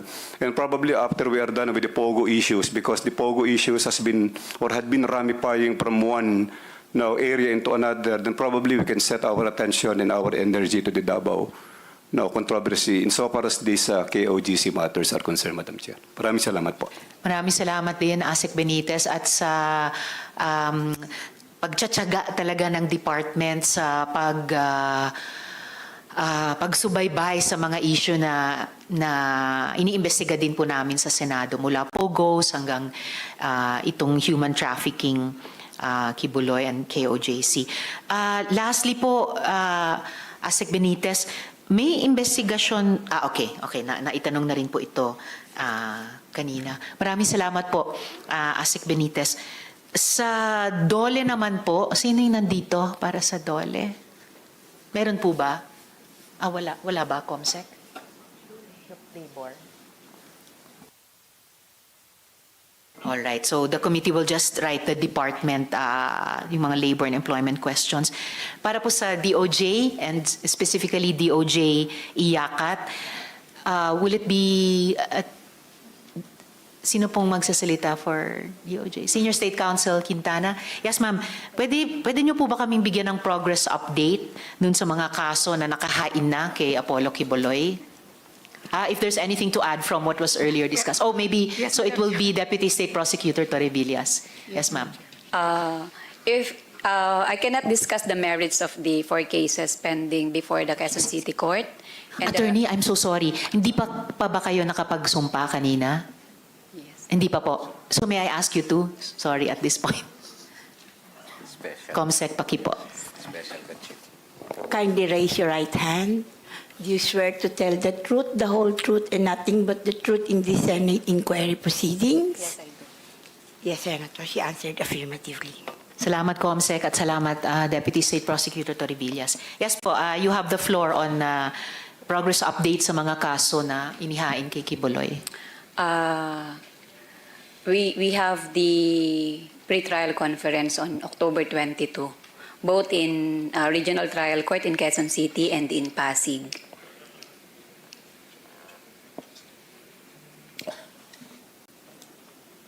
Salamat po, Deputy State Prosecutor. And yung susunod ng tanong kasi ay napag-usapan na rin po ninyo kanina kay Majority Leader Tolentino. So yung update sa extradition request ng US government. So salamat para sa muli sa naunang update dyan. Matanong po si Yusek Tapales ng Council for the Welfare of Children. So ito pa-ways forward na po tayo ano ang ating gagawin? Ano po yung sinasabi ng naging buong episode na ito sa estado ng mga batas natin para sa mga bata? Magandang hapon po sa lahat. Isang makabatang hapon po mula sa Council for the Welfare of Children.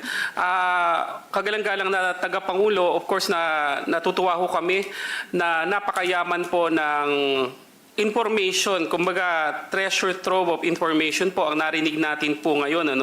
Pero siguro just to set to give some context, our present laws already address most, if not all, of the matters addressed today, particularly as early as 1974, PD 603 in Section 59 already prohibits improperly exploiting children, using them in begging and other acts inimical to their interest and welfare. That's Section 59, Item 7, and Section 59, Item 8. It already it already prohibits the infliction or inflicting cruel and unusual punishment on children and the deliberate subjecting of children to indignities or excessive chastisement. This particular provision was originally confined to parents, itong Section 59 po ng PD 603, but with the enactment of Republic Act 7610 in 1992, in Section 10 of Republic Act 7610, this was made to apply to any person who will commit any of the acts enumerated in Article 59 of PD 603. So pinaparusahan na po ito ng ating batas. At of course, we have 3 trafficking laws already, starting with the 2003 original Trafficking in Persons Act, the 2012 version, and the 2022 amendment. And of course, we leave it to the Philippine National Police and the DOJ on the characterization of the proper offense and of course the prosecution if so warranted, Madam Chair. But as our ways forward, listening to the discussions and the comments of everybody here, perhaps focusing now on the preventive side, because we have been discussing from the reporting, the rescue, from the prosecution, and to the eventual rehabilitation, perhaps for the Council for the Welfare of Children, because we are currently working with LGUs to standardize or to craft a standardized child protection policy, so the children interacting with LGUs will of course be protected at any times and free or safe from harm from the members of the LGUs themselves and even visitors and other guests of the LGUs. Marami pong mga sitwasyon dyan sa simpleng lulunsad po, kunyari, ng mga programa ng mga LGUs natin, may mga kasamang bata, nagtatransport ng bata, natutulog ang bata kasama ng mga adults. Yan po ay ilalatag po ng Council for the Welfare of Children at ipopropose po natin yan sa mga local government units, which of course will be measured during the execution and implementation of that child-friendly local governance audit. Ang wala pa po tayo, Madam Chair, at ito po idadagdag natin, is a standardized child protection policy for the private sector. Of course, we have a child protection policy for the schools. The DepEd released their child protection policy, I think, as early as 2012. I think they're one of the earliest, if not the earliest. But with respect to the private sector, like businesses, enterprises, offices, and even in church and religious settings, I'm not sure, I am not aware of any standardized child protection policy or any law, rule, or regulation requiring them to have such a document to, of course, ensure the protection of children while in their care or while belonging to such religion or denomination, or even protecting them from the members or even guests of these religions or denominations. So perhaps as a subject of future legislation, maybe we can look into a proposed legislation, perhaps recommending the adoption of child protection policies in the private sector, in the schools, in church settings, and even local government units, and of course, perhaps delegating the responsibility of monitoring and evaluating the implementation of child protection policies into a sturdy and strong agency, of course, like the Council for the Welfare of Children, and even perhaps a Philippine Commission on Children moving forward, Madam Chair. Thank you, Madam Chair. Thank you also, Yusek Tapales. So it's beginning to sound like another example tulad nung binanggit din kanina ni, I think it was General Torre, yung whole of nation approach. So nagpa-partner na kayo sa LGUs and then syempre from the get-go with the NGOs, no, civil society, nagpa-partner kayo sa LGUs, nagpo-push kayo ng child protection policy, nagpo-propose ng para sa private sector din, and then iba't ibang institusyon natin from schools, faith communities, at iba pa.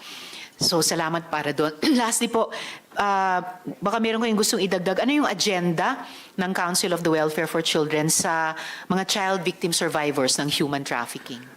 Madam Chair, perhaps the most tangible contribution of the Council for the Welfare of Children insofar as violence against children is concerned, the CWC being a policy-making agency is of course the Makabata Helpline 1383, which is being positioned as the main or focal or apex helpline of our government for all children's concerns, of course, covering violence against children, including sexual abuse, whether offline or online.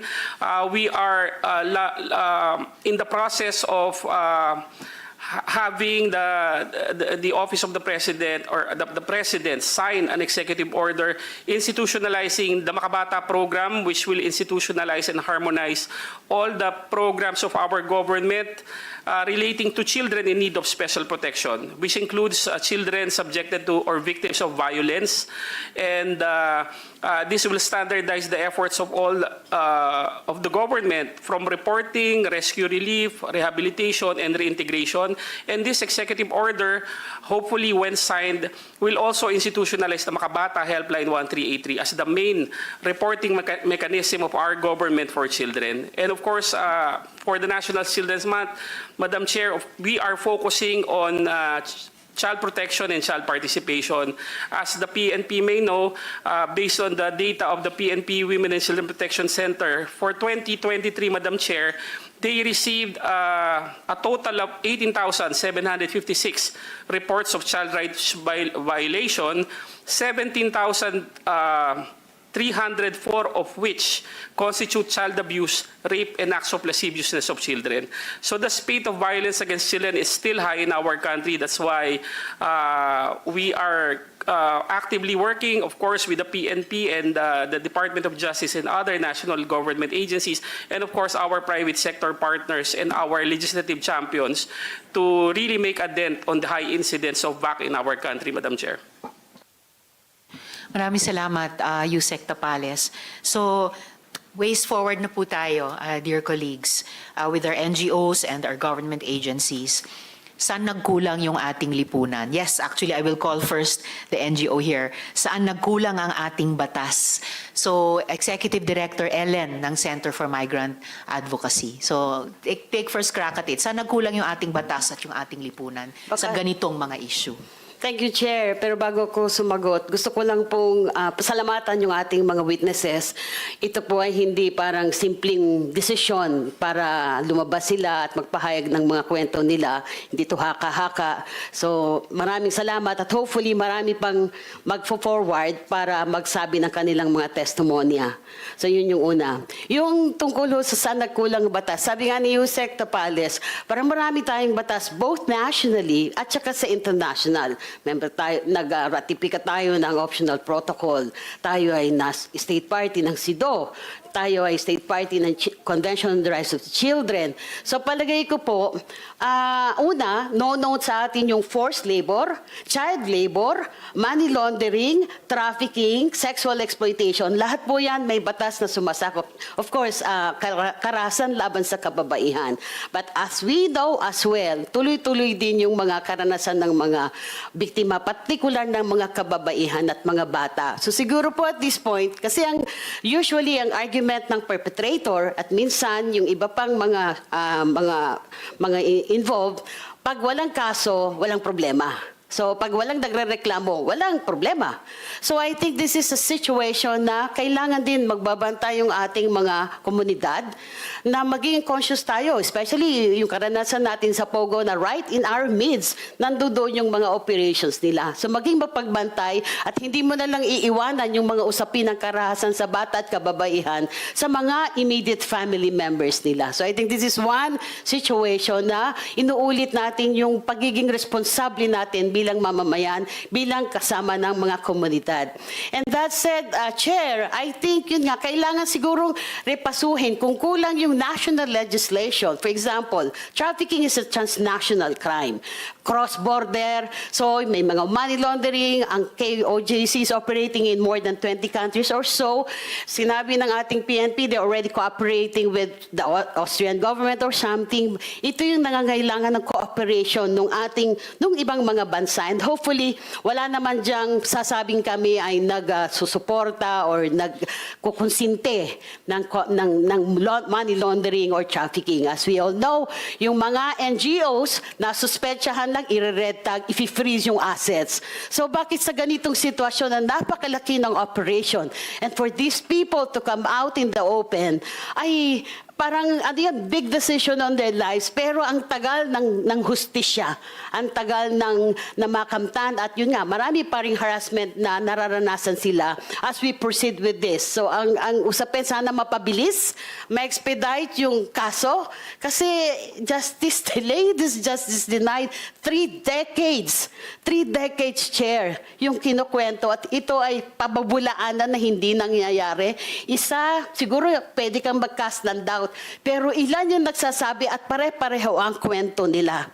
So I think we need to be more responsible and do something about the situation as soon as possible. Thank you, Chair.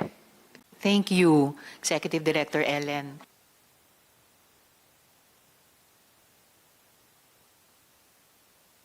So, gusto ko lang tanungin kung may government agency pa tayo dito, like the NBI, the commission, constitutional body like the Commission on Human Rights. Siguro yung dalawang iyon, kung meron po kayong maidadagdag dun sa ating pinaka-importanteng closing questions na saan tayo... Opo. At saka yung, salamat Comsec, yung social security system din. No? Although, kaugnay po sana yun sa mga tanong sa DOLE. But at least sa CHR at sa NBI, kung meron po kayong gustong idagdag na hindi lang saan tayo nagkulang, no? Yung ating lipunan, yung ating mga batas, pero how do we move forward from all this? Yes, Chair Palpalatok. Maraming salamat po, Madam Chair. As we are listening to the testimonies of the resource persons, Your Honor, we took note of several issues that may have interest to the Commission on Human Rights, among which are the sexual abuse, dry fasting, a spiritual discipline, fundraising activities or forced labor, false and or forced marriage, angels of death involved in supposed threats or killings, and the right to education of children.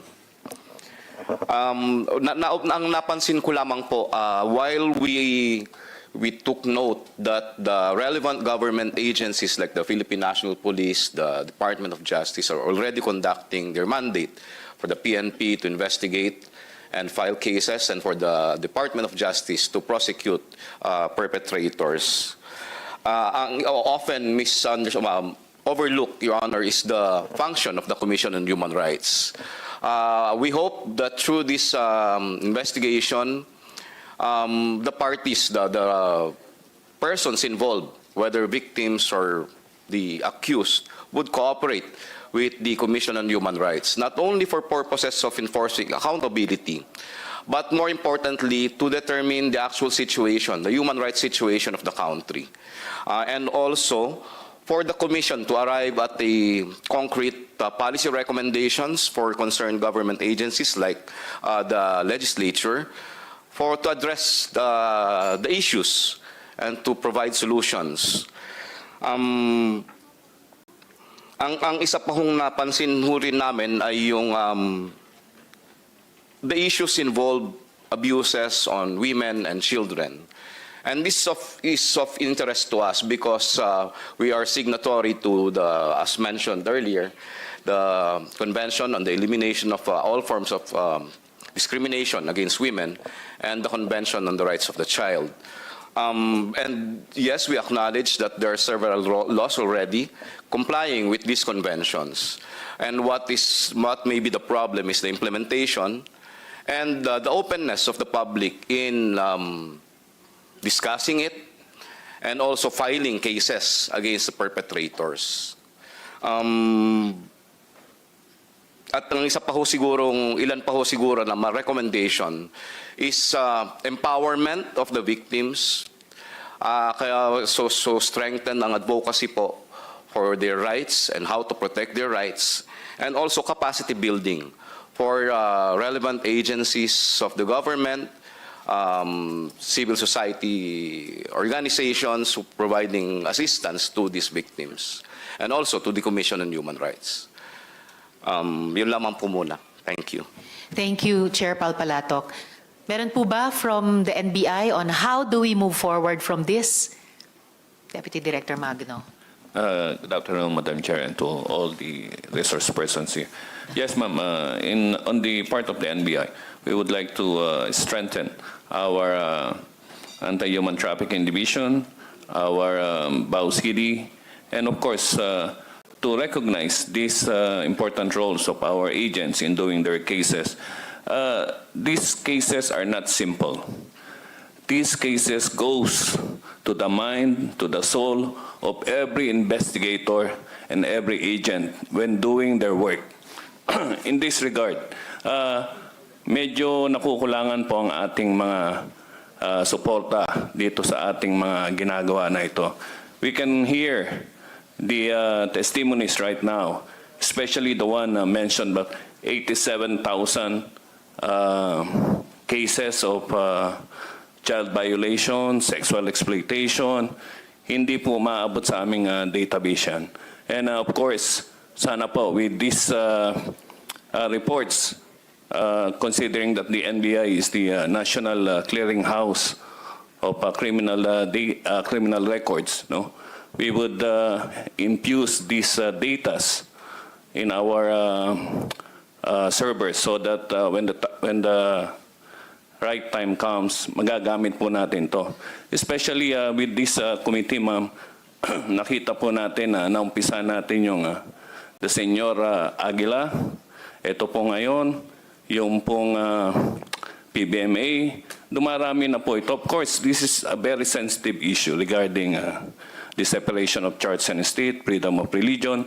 But again, on our efforts with the DOJ, law enforcement, and other agencies, dapat po sigurong mabantayan, mamonitor, para po hindi na umabot sa ganitong kalalim yung magiging sakit na iiwanan ng ganitong mga sitwasyon, Madam Chair. Yan lamang po.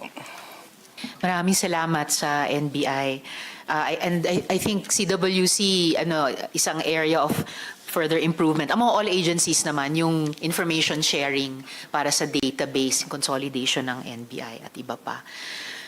So, dear colleagues, sinimulan po natin yung investigasyong ito dahil sa hinaing ng mga biktima survivor na lumapit sa aming opisina.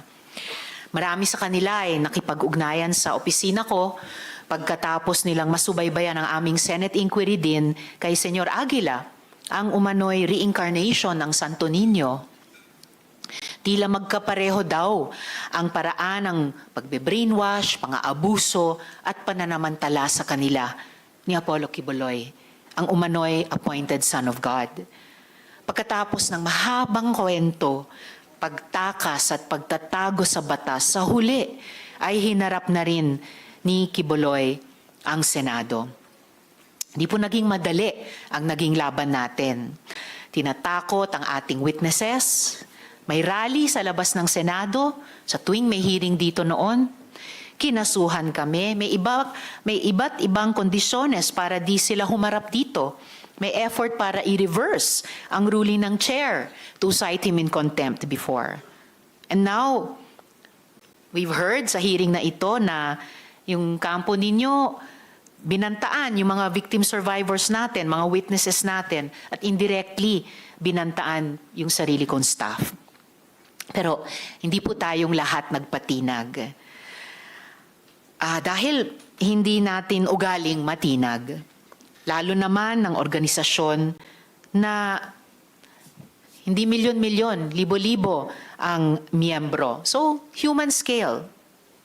Malaki man o maliit, ito ang malinaw. Quiboloy presided over a malicious and systematic subversion of personal will, autonomy, and dignity to make his victims participants in their own abuse, psychological, sexual, physical, and economic. Nagpresenta sila bilang Diyos at unti-unti niyang sinakop ang pag-iisip at katawan ng kanyang mga biktima. Ginamit niya ang kagustuhan nilang maging mabuti para gawan sila ng napakatitinding kasamaan. Sinubukan niyang basagin ang pagkatao nila at paglaruan ang mga piraso, pero hindi siya nagtagumpay. Our brave witnesses, victim survivors, are a testament to that. You may have taken control of their bodies, but the human soul is made of much stronger stuff. The courage of our witnesses, our victim survivors, is stronger than the divinity you claim. Kay Elias Amanda, shout out specially sa'yo. Sana naririnig mo ito. Kay Arlene Stone, na hindi nagpatinag din at hindi napagod. Isa pang shout out sa'yo, 10 sa mga kasama mo sa US at sa Canada. Alam ko, gising pa kayo. Mabuhay po sa inyo. Lahat po tayo ay may karapatan sa relihiyosong paniniwala. Pero kailanman, hindi ito katuwiran sa lantarang pang-abuso sa kapwa, lalo na ng mga kabataan at kababaihan. In the many painful hearings of the Committee on Women, Children, Family Relations, and Gender Equality, we tried to shed light on these base and unique evils. Now, we will try our best to ensure that our country's laws and policies leave no room for Quiboloy's inhumane and ungodly liturgies. It has not been a pleasure chairing these hearings, but it will always be the honor of my team in the office and our Senate committee to provide a platform for victim survivors of human trafficking and to shepherd laws that will protect them even more. Para kay Amanda, kay Arlene, kay Dindo, kay Jocelyn, kay Edward, kay Joar, kay Elias Marie, sa mga dating witnesses natin na sina Elias Rene at Elias David, of course to Yulia and our friends in Ukraine, and syempre kay Ate Gingging, pagpugay at pasasalamat sa inyong lahat. Amplifying your voices and the voices of all victims of human trafficking and violence is our lives' honor.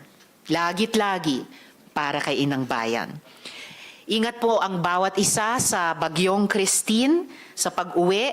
Tulungan po natin ang ating mga kababayan sa Bicol at lahat pang bahagi ng Pilipinas na naapektuhan. Nang may lubos na pasasalamat sa lahat, this hearing is adjourned.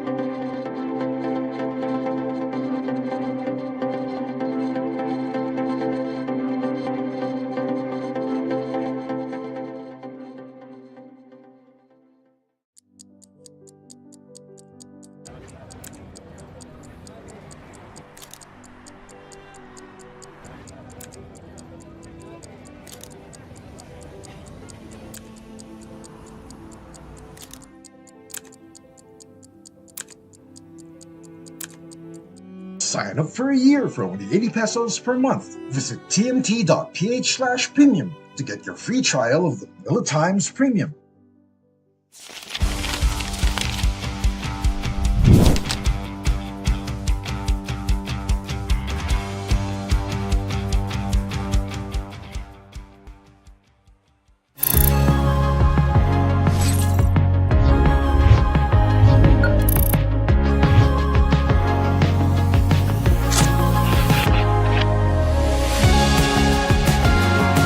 Our third speaker is a member of the House of Representatives who champions Philippine creative industries.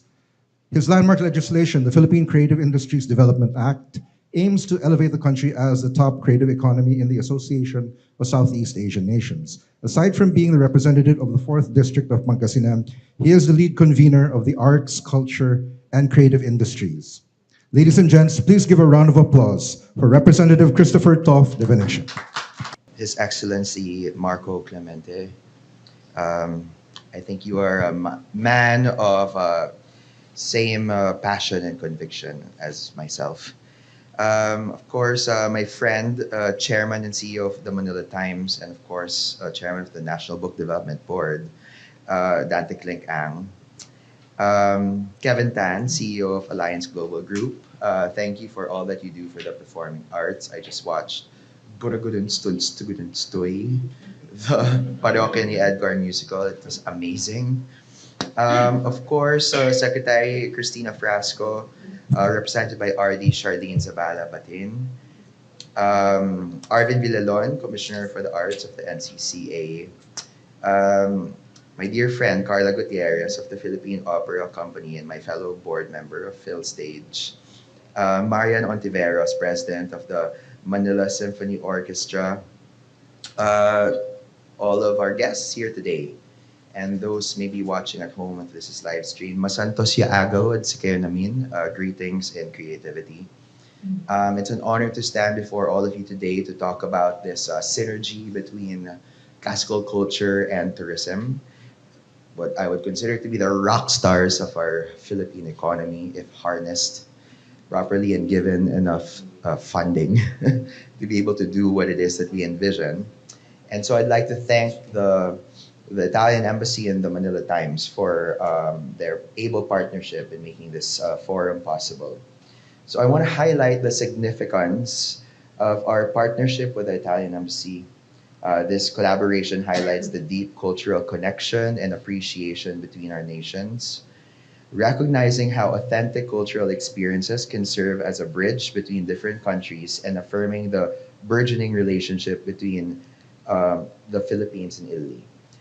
My father was Speaker of the House for about 13 years. He served Speaker for 5 terms under President FVR and GMA. And he was sort of like a global Filipino in a sense that he really espoused interfaith dialogue. That was his advocacy.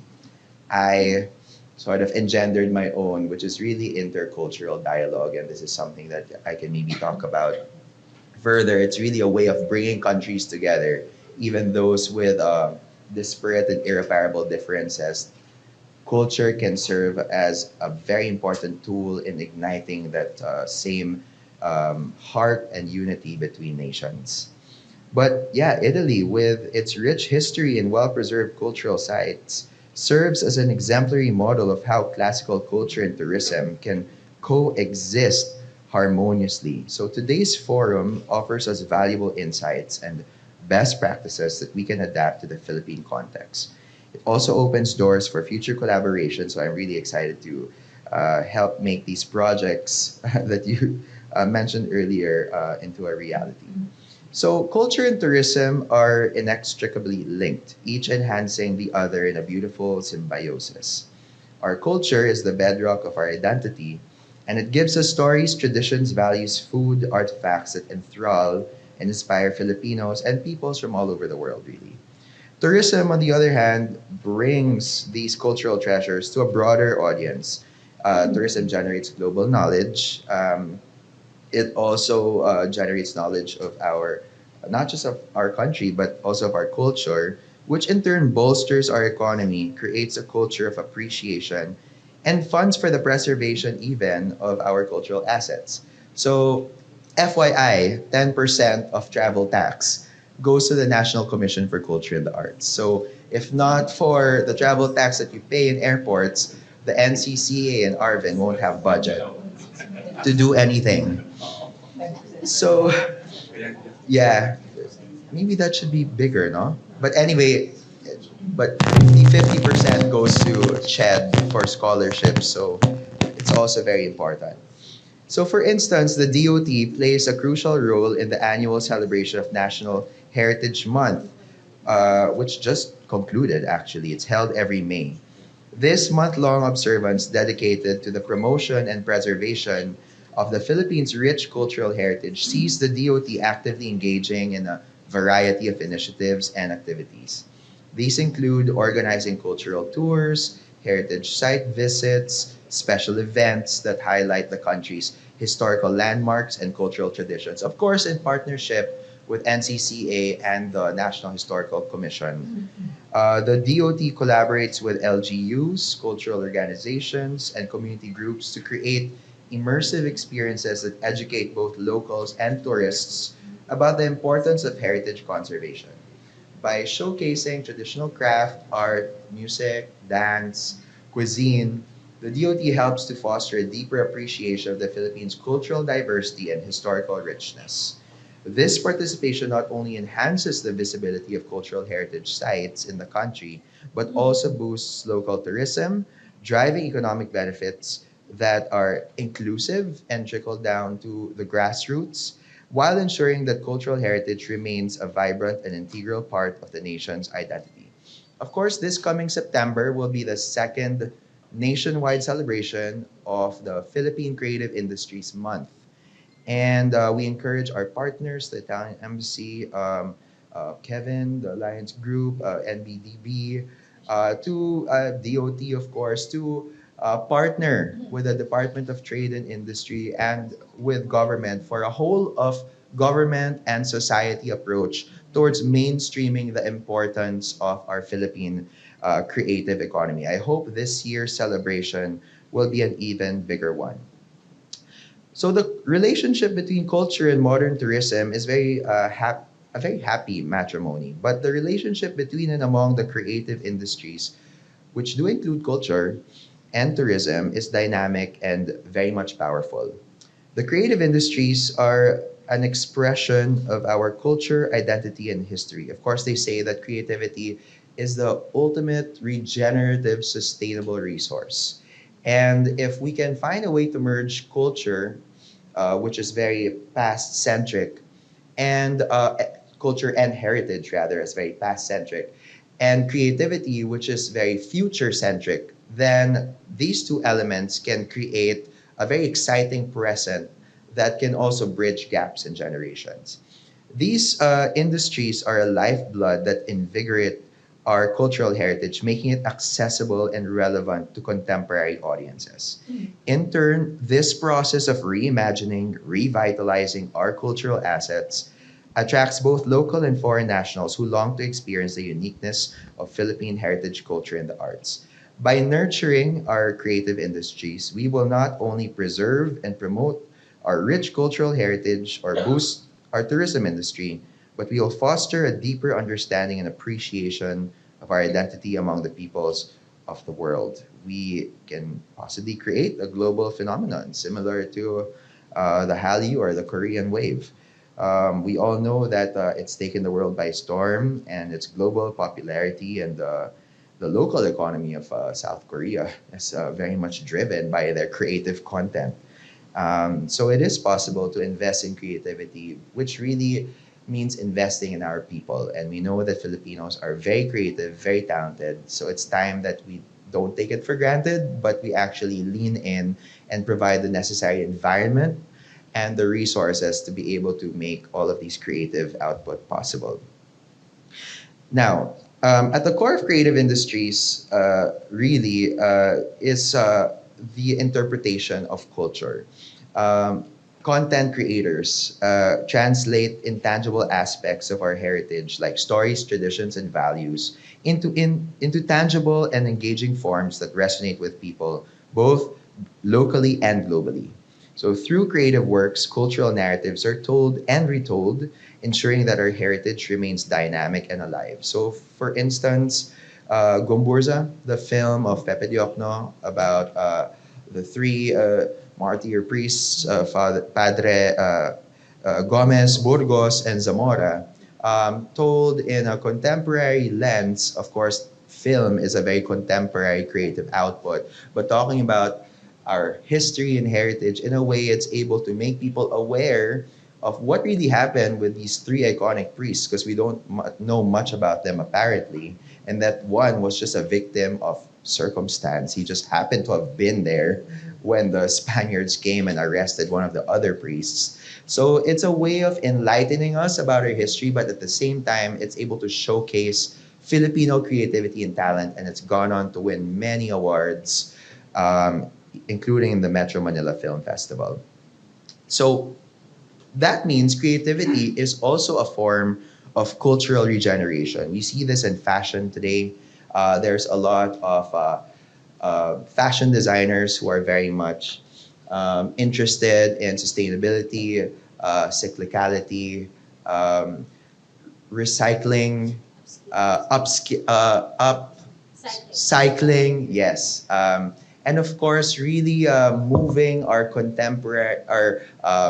heritage weaves into more contemporary forms. But of course, not all heritage content can be transposed into something creative, because there are some heritage content that should be preserved and should not be subjected to economical transactions. But it's not just in fashion that we're seeing, or film, that we're seeing the past being brought into the future. Even with opera, for example, and we're joined here by Carla Gutierrez, like one of her iconic shows is Harana, which is it's not just really a performance, but it's also a promotion of Philippine history, but it's also a preservation of these forms, because you make these classical forms accessible to the Gen Zs.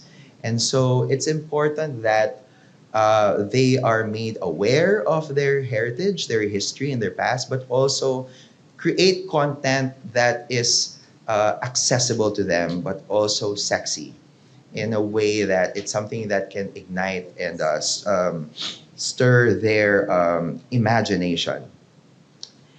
And it's also for this reason why we filed, and it's now a law, it's one of my more recent laws, the Cultural Mapping Law, which is an amendment to RA 10066, or the Cultural Heritage Act. So under this law, all LGUs are now mandated to undertake cultural mapping. They're supposed to take stock of their cultural heritage and their natural heritage of cultural significance. And all this data that's collected by cultural mapping should be fed into what is now known as the Philippine Registry for Heritage. But what I'm working on with NCCA now is on a toolkit to help LGUs leverage on all this cultural data for creative output. Because everyone is doing festivals now, and sadly, all these festivals are starting to look alike. There seems to be a blueprint for what a festival should look like, and the programming is similar. And if it's not culturally rooted and grounded, then you lose out on the comparative advantage. So meaning to say, culture is our comparative advantage. It is what will set our creative output apart from other people's creative output. And so even naming a festival, programming a festival, in terms of what you're going to include in the week-long or month-long festivities, all of that should be guided by the cultural data from the cultural map. In fact, it's not just LGUs that can benefit from the cultural map. It's also cultural education as undertaken by the DepEd. Because I think it's important for our learners to know the history of the community where they come from. And there's a reason why our barangays are called the way they are. There's always a story behind all of that. There's a reason why a culture persists with a certain community. It's because it has been there and it has been perpetrated throughout the generations that followed. And so it's important for our learners to be aware of these things so that they can then be rooted and anchored and grounded in their identity, but also be able to imagine a future in which a future that they can help usher and shepherd. And of course, a cultural map can also assist the MSME sector. Because like, for example, in my district, there are a lot of coffee shops. There are a lot of coffeepreneurs that are creating their own latte blends. They are creating their own recipes, or they're even branding existing recipes and calling them a certain name. Cultural map can inform how local MSMEs are able to ply their trade. I think what's very popular with local MSMEs now is that they're always going to name their business based on combining the names of their parents. That seems to be like the default. But if you are aware of who the local heroes are, what are the local herbs that grow in your community, who are the people in that neighborhood that predated their arrival, then they can be possibly an inspiration for how to name your cafe, how to name your lattes, and even how to guide the branding of your MSMEs, your festivals, and many others. And so I'm excited for this toolkit to be completed by the NCCA so that we can teach all our LGUs on how to leverage on cultural data for creative output so that it is more competitive.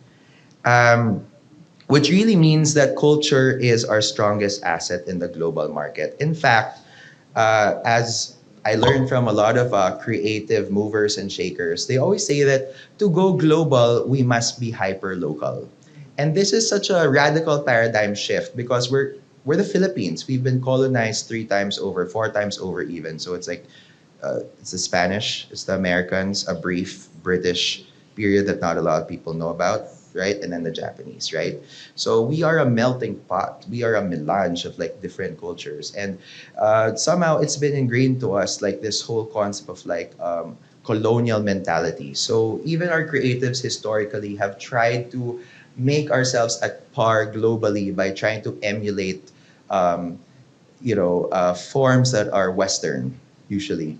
But now with how the world has become globalized, liberalized, even access to creative content has been liberalized. You have Netflix where you have foreign content, and we Filipinos love foreign content. We love the K-drama, and I think a majority of us love watching it in the Korean tongue with subtitles rather than even turning on those like audio translations. So right now,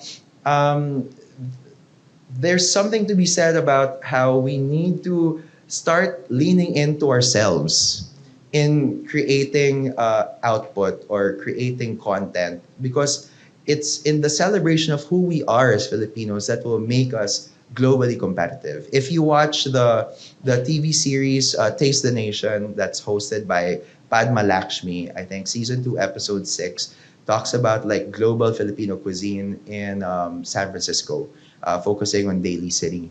And it's a very emotional 30-minute episode where you have these generations talking about like their love and appreciation for Filipino food. The first wave of migrants who moved to the United States, there was a shame that they associated with Filipino food, that it's like oily and brown and it's something that they don't proudly showcase to their friends and their family. However, the new generation is starting to reclaim the pride that they have affixed to their own cuisine. And now you have a Michelin star Filipino restaurant in the form of Kasama. And many other Filipino restaurants that are bringing the old with the new, like finding exciting ways to present sinigang and nilaga and lumpia and all of these like wonderful Filipino food that we've all we've always known to be good. And so I suppose what DTI, NCCA, DOT, what we all need to work on together is how to radically change that paradigm and mindset among Filipino creators and creatives. To instead of trying to be somebody else, we have to lean into ourselves. We have to talk about the stories from our own backyard, which is why I celebrate Carla with her work with Harana and Philippine Opera Company and all of our book developers who are creating content, comic books, graphic novels, like even trade books that talk about like local culture because they do find resonance elsewhere. And I think that's something that the Italians have figured out way, way before us, that they celebrate who they are. And we go to Italy because of that. We go to Italy for the classical culture. We go to Italy for the architecture that in their country it's preserved. Here, like before it hits the 50-year mark of like not being able to demolish it or alter it, like we're always going for modernity. But in Europe, there's always a leaning into their culture and heritage, and that's what brings in the economic value of tourism and even their own creative economy. So there's really so much to be said, and I actually had a few more pages, but I think I've gone over time. So I just look forward to continuing this discussion with all of you in our panel. I just want to end with some key important data in case you're all not aware. The Philippine creative economy, based on the Philippine Statistics Authority that we commissioned as also part of our law and as we funded in Congress, now stands at 7.1% of the country's GDP. The country's creative economy is now valued at 1.7 trillion pesos. It generates jobs for more than 7 million Filipinos. That's more than 12.5% of our total labor force. So this is a rising star of the Philippine economy. This is a driver of our post-pandemic recovery. So we need to lean in by affixing it importance. We need to be able to afford it more resources, which is why I'm so passionate about the inclusion of earmarking for the digital VAT collections for the creative industry programs of government. And then also just providing more opportunities for us to be able to come together and discuss the importance of this sector and getting more partners to come on board, because definitely government can do it all on its own.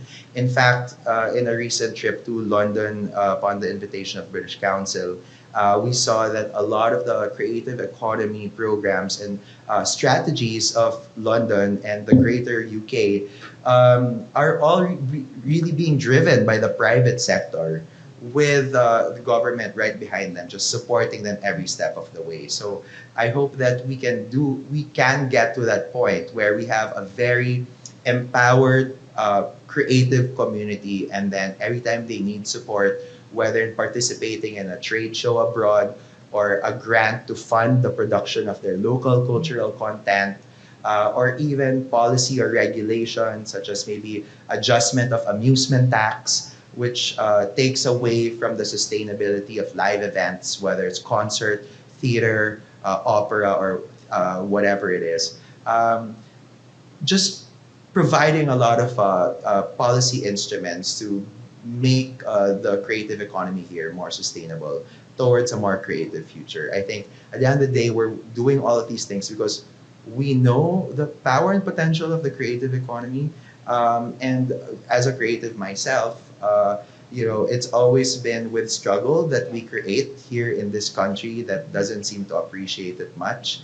However, what we can do is maybe create a better future for the next generation of creatives, so that if a young kid goes up to his parents and say, I want to be an opera singer, I want to be a painter, I want to be a designer, it's something that will be met not with resistance or cynicism from the older generations, but actually with acceptance and support. So thank you, and have a good rest of your month.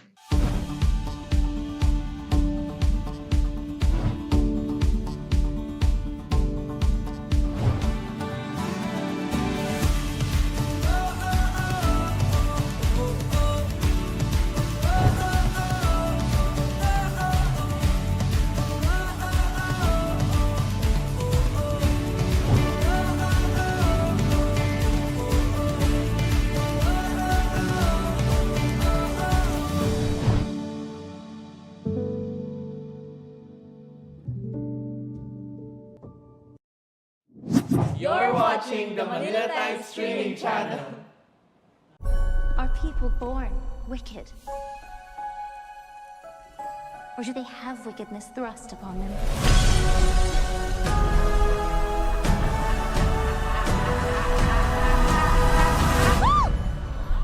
You're green. I am. Welcome, new students, to Shiz University. Miss Elphaba, you can room with Miss Galinda. Oh, popular. I know about popular. Oh, I saved you some space, by the way. Do you really think this is fair? I do not. I was promised a private suite. But thanks for asking.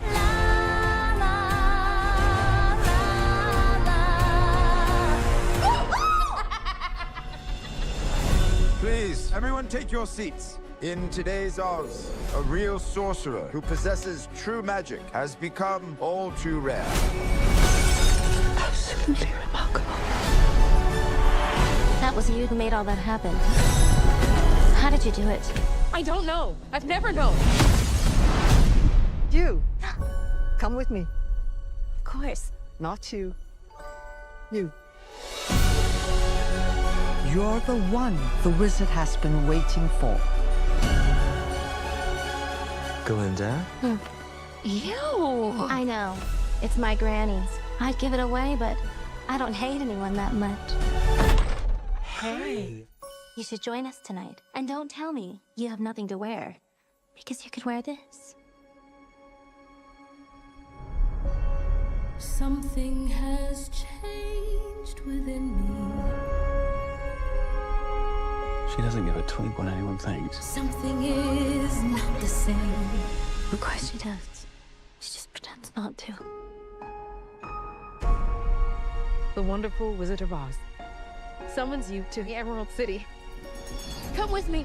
What? To meet the wizard. Why couldn't tell me? This is your moment. I'm coming.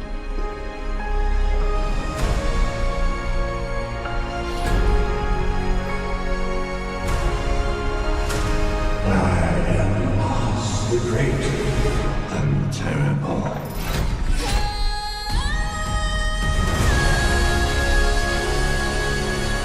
Something bad is happening in Oz. The best way to bring folks together is to give them a real good enemy.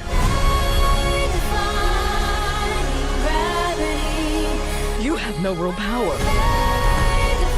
That's why I need you. Don't let her get away! This wicked witch.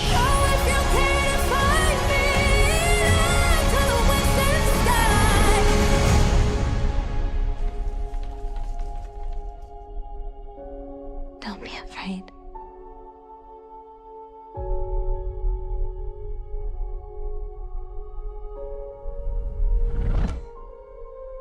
I'm not afraid. It's the wizard who should be afraid of me.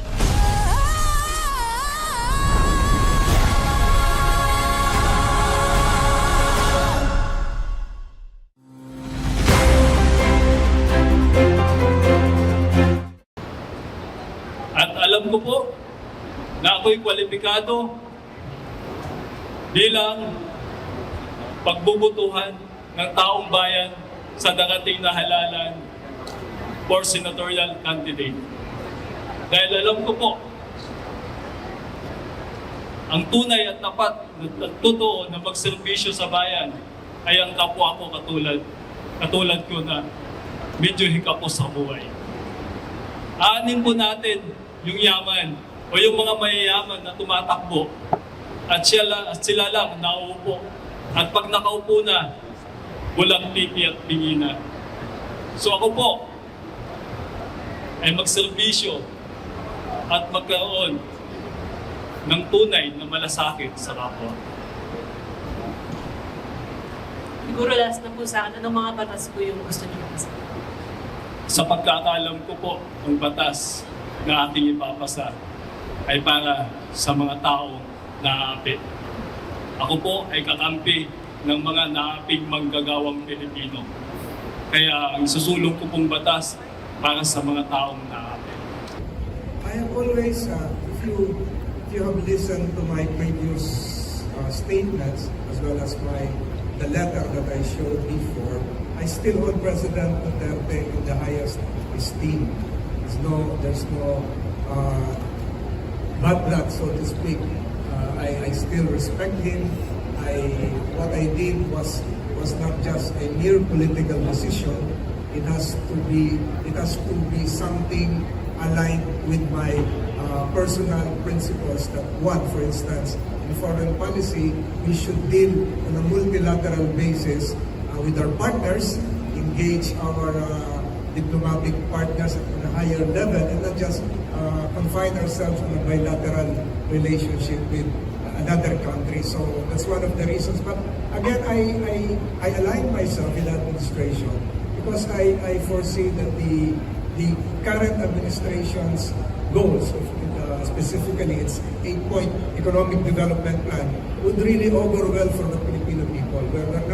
We're now talking of increasing our middle class sector from to match the 36% middle class of Thailand, or even the 40% middle class sector of Malaysia.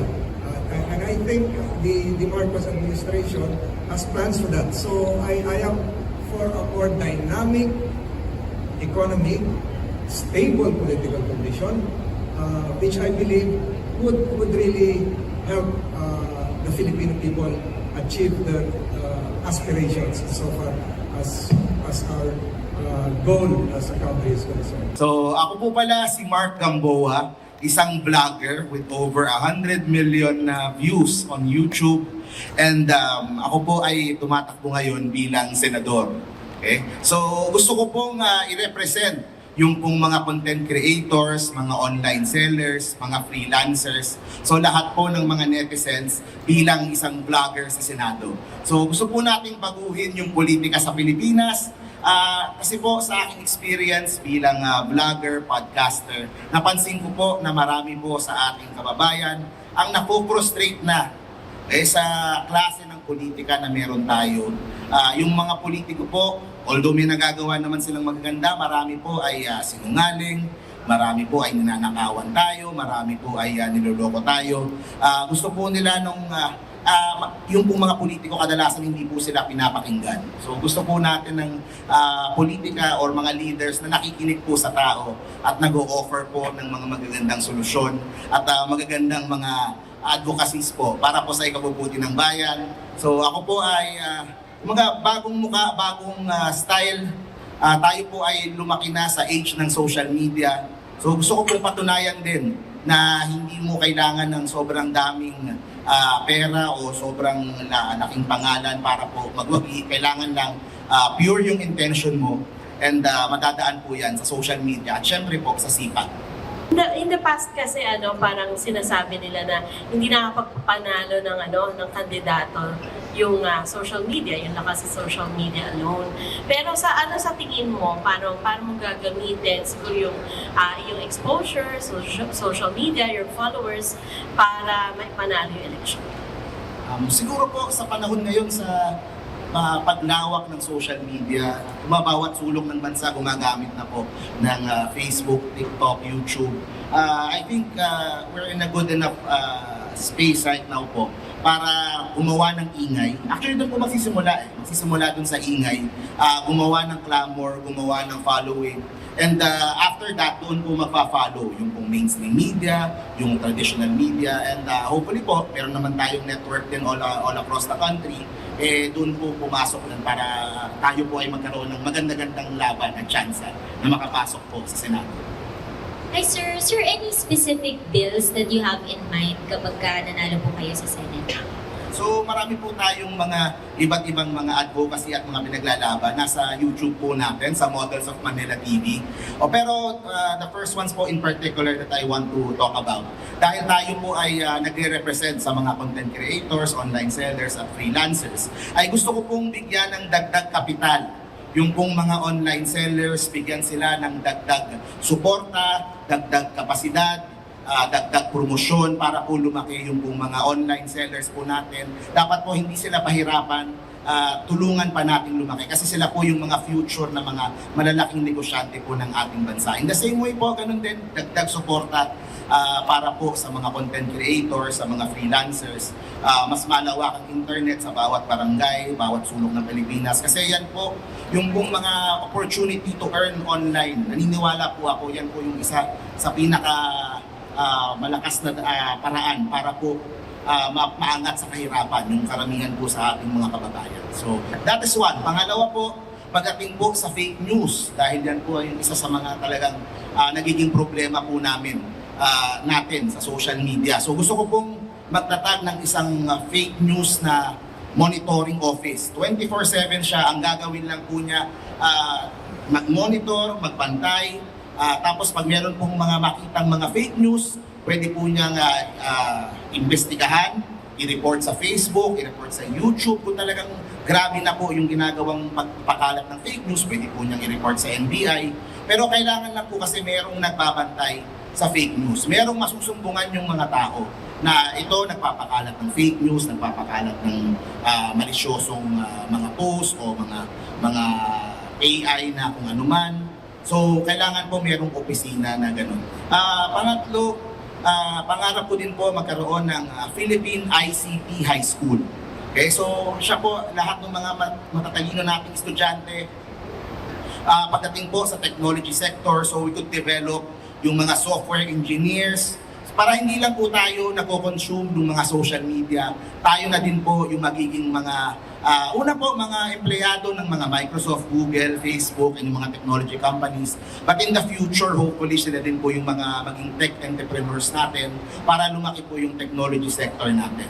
And lastly, gusto ko pong gumawa ng isang national social media plan. Gagamitin po natin yung pong mga social media to promote yung pong ating Philippine tourism, Philippine companies, Philippine brands, so with Philippine artists, we could promote them around the world. Ang naisip ko po, for example, mga artists like Beanie, SB19, pwede natin gamitin yung pong social media. The government could support para po mas makilala yung mga artists po natin sa ibang parte ng mundo. Similar po sa ginawa sa Korea, yung mga K-pop nila and K-drama nila. So naniniwala po ako kung ma-utilize ng maayos, social media could be a great tool to promote everything that's wonderful about the Philippines. And lastly, ma'am, siguro po, gusto ko na lang din sabihin, gusto ko pong magtulay. Okay? Gusto ko pong magtulay sa mga netizens po, iba-ibang mga paksyon, yung pong mga DDS, loyalista, kakampings, kami Iskonyan, kung sino man yung iyong sinusuportahang politika, naniniwala po ako na kahit magkakaiba tayo ng politika, dapat po meron tayong respeto sa isa't isa, meron po tayong pagmamahal sa isa't isa bilang mga Pilipino. So kahit po magkalaban tayo, magkaiba tayo ng paniniwala, dapat po hindi nawawala yung pong respeto at pagmamahal dahil tayo po lahat ay mga Pilipino. So, thank you very much po for that question. Mig Katuran, Katuran. independent. Sir, kayo po ba first time po kayo tumakbo? Hindi, sa mga local, kandidato na ako. Opo, bakit po ninyo pinagdesisyonan na tumakbo po ngayon sa pagkasenador? Una-una, ano muna yung mga tinakbuhan nyo ng local election? Sa mayor, konsihal, governor, tsaka board member, tsaka congressman. Saan po ito, sir? Sa Southern Leyte. Tapos po ngayon, kumbaga sa tumayo na kayo dito sa Maynila para po mag-senador. Bakit po ninyo naisip mas mabigat yung laban sa pagka-senador? Kasi sa national, mapapaalam ko sa lahat ng tao sa Pilipinas yung mga gagawin ko mga solusyon sa problema ng bansa na hindi naman nasusolusyonan ng marami ng administrasyon. Paano po ninyo balak labanan yung ibang mga makakatunggali nyo? Kasi alam nyo naman, marami mga well-funded, marami mga kilalang politiko, mga celebrity, gano'n po. Oo, kilala sila, di ba? Pero yung mga gagawin kong programa na solusyon sa mga problema ng bansa, kaya ba nila? Matagal na sila sa pwesto, pero hindi nila nagawa yan, di ba? Ngayon, yung sinabi kong solusyon ko sa trafficking, sa palagay niyo, tama ba o hindi? Ha?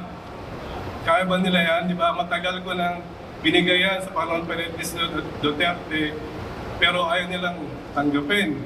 Pero inamin naman ng MDA ngayon na tama yan. Kaya lang ayaw nilang ipatupad. Ewan ko lang kung bakit, no? Basta, isa pa, kung natandaan niyo yung panahon ni Gloria Arroyo, yung sinasabi niyang bangkang papel, yung mga batang payatas nagbigay sa kanya ng programa niya. Ako ang gumawa talaga doon noong 2001. Yung job creation, programa pa yan. Kaya lang, ewan ko lang kung ba't di niya pinakilala ako, pero sabi ko nga, ako ang gumawa niyan.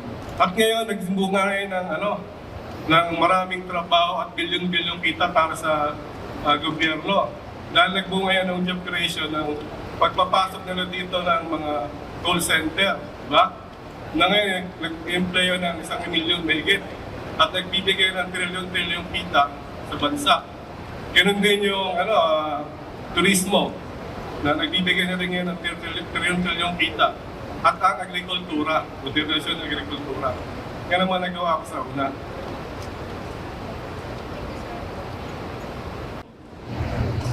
Kumakandidato ako dahil meron ako naisip ng mga paraan para solusyonan ang mga pinakamabigat na problema ng bansa.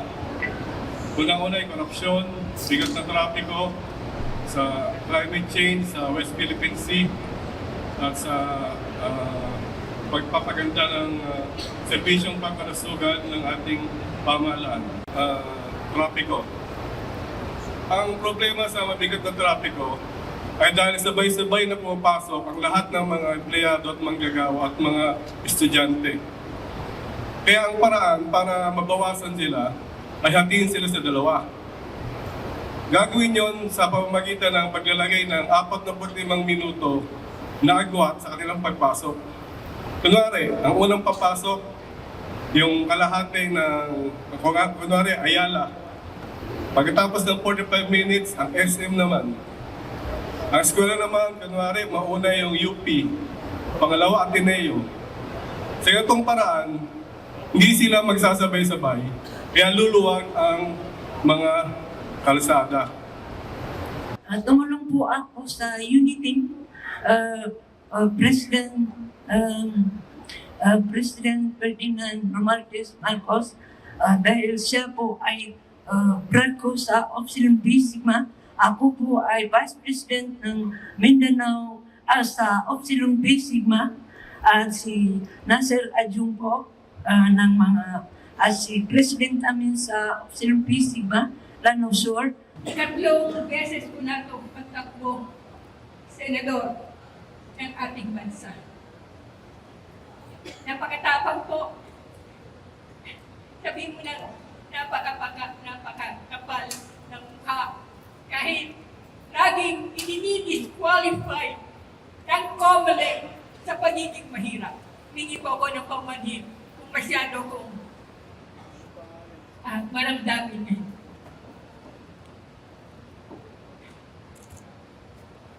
Nakakalungkot.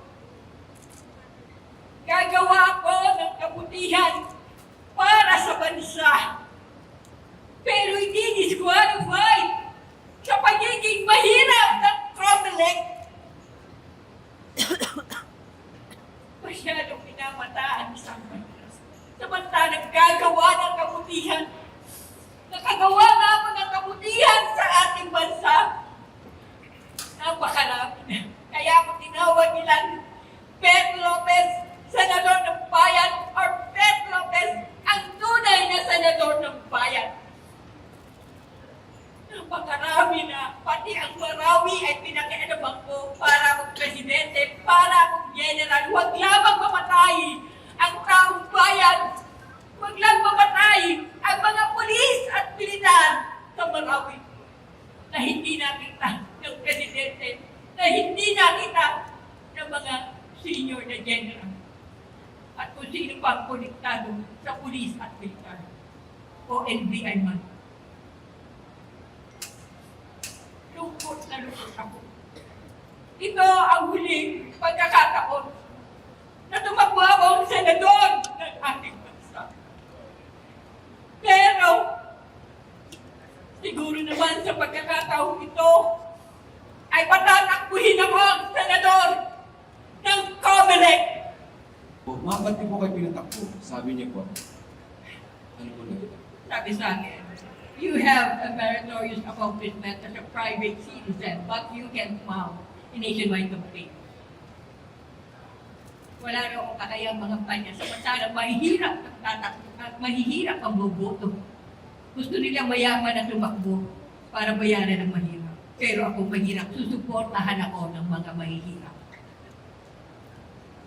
Ma'am, kung sakali pong hindi kayo ulit papayagan, kung sakali lang naman, ano pong susunod po? Very good question, sir. Kapag hindi ako pinatakbong senador ng Comelec, lahat ng mga taong involved na ako ay i-disqualified sa pagiging mahirap, ay isinusumpa ko ang mga taong yun at idideklara ko na pinakamula kayong kwentang ahensya ng gobyerno!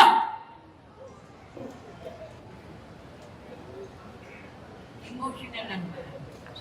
You have to understand the situation dahil hindi ako pinatatakbong senador. Samantalang gagawa ko ng kabutihan sa ating bansa. Actually, sir, ma'am, I hate politics. Now, sino ngayon ang gumawa ng paraan para pumasok ako sa hindi ko gusto? Diyos. Diyos ang gumawa ng paraan para hindi ako tumakbo. Idinideklara ko sa dami ng himala sa buhay ko, I am the chosen one of God. Kapag namatay ako, dinideklara ko na. Babalik ang kaluluwa ko. Marurusahan. Manny Andrada again, because the last time when I filed my candidacy, I was questioned about the of my corner. So then, for preparing it, for several weeks, so I decided to withdraw my candidacy. But right now, I'm already running as independent. But it doesn't mean that I'll be independently running and taking my independence, because I believe that even if I'm running as independent, I also have my obligation to be independent on the prescribed laws and norms of our country. And that is to respect everyone. Well, that is the way. And above all, as you can see, I'm also right now. But in my case, I have to prove that we Filipinos are the chosen ones. Because it's written in the scriptures that Filipinos are really the chosen ones. Why? Because we are called Filipino. Because we are the finest and we are known all over the world as the servants. And it's said in the Bible that when you serve, you are the greatest in heaven. Because the only requirement is to serve others. And we are doing our obligation. So, Risa, kung tanong, nagilid, bakit? Hello?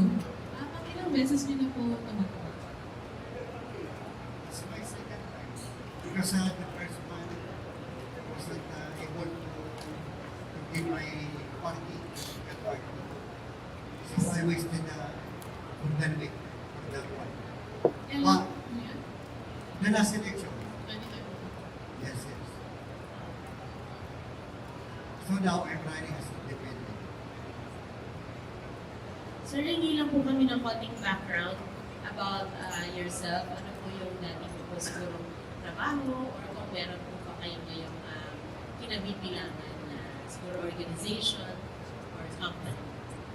That's a good question. Yeah. You see, I'm business administration. Then after that, I also took my real estate exam and I passed it. Then I also took my career service and I also passed that one.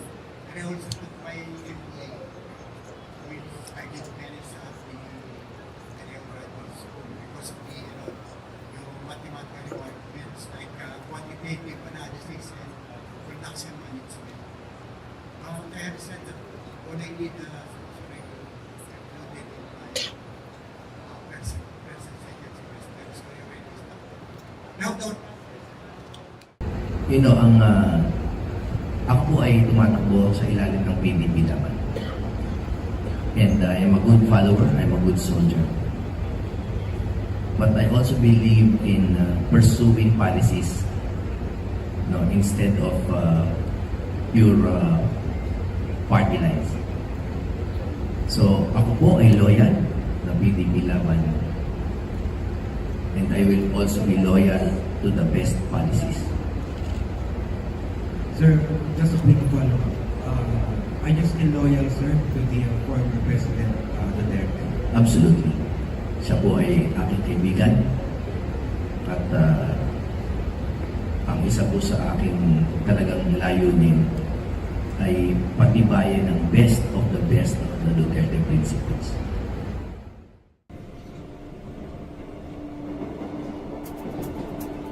Always advancing. Always transforming. The world moves fast. BDO finds ways to move with the changing times. Always thinking ahead, ensuring that your financial needs are met. Whenever, wherever. Always leading the way, investing in tomorrow, and creating a sustainable future. Always the way forward. BDO, we find ways. Wow, immortal? Sa movies lang yan. Kaya dapat handa ka. Protect them with BDO Life Insurance. Convenient. Ang dali lang dahil ikaw ang superhero ng buhay nila. Get a Plan B with BDO Life.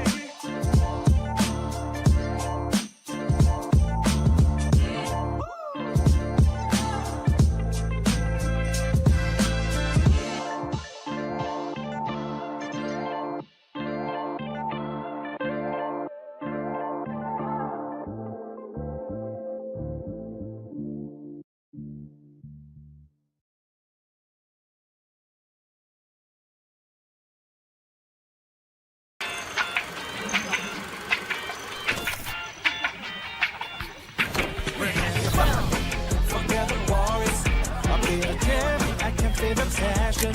So we're dancing to the music, living in a moment, caught the time. Oh, oh. We're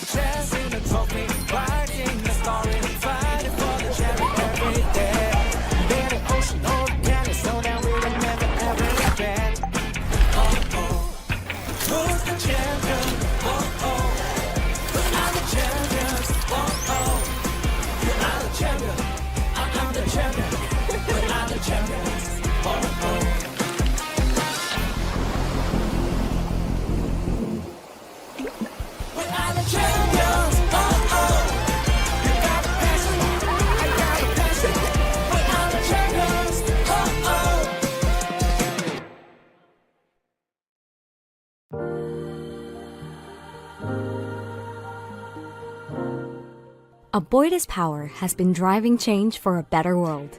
It's been a long and challenging road, but with every step forward, we've made sure the businesses and communities we serve have been able to grow and flourish. We envision a world where vibrant communities have built their homes and businesses in a thriving environment.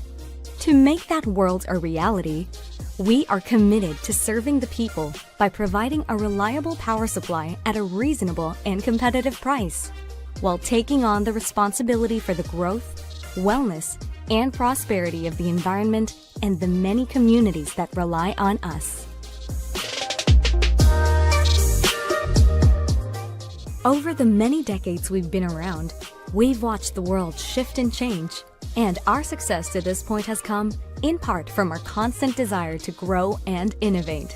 The adoption of newer, more efficient, and more effective technologies in the name of progress is a part of who we are and why we're here to stay. Here at Aboitiz Power, we greatly respect the value and importance of the environment. Cleanergy, our brand for renewable energy sources, has become a significant part of our operations, and we continue to be on the lookout for opportunities in the renewable energy space while seeking ways to preserve and enrich the environment. We've long since recognized the incredible potential for kindness, compassion, and community in the millions of lives we've touched over our centuries-long journey. We take great pride in the care and service we provide to these people. To see their communities thriving is our greatest joy and success. Aboitiz Power, driving change for a better world.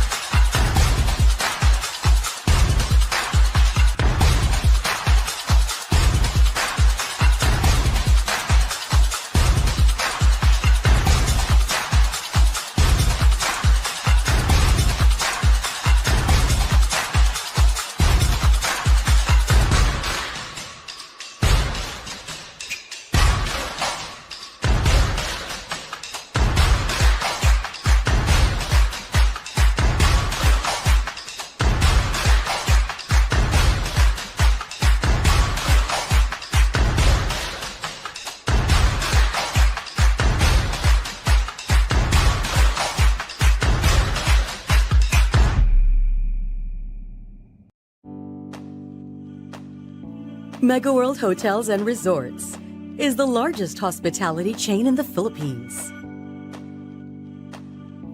Each of its 6 diverse brands offer a distinct personality to cater to the needs of today's savvy traveler, whatever their purpose for travel may be.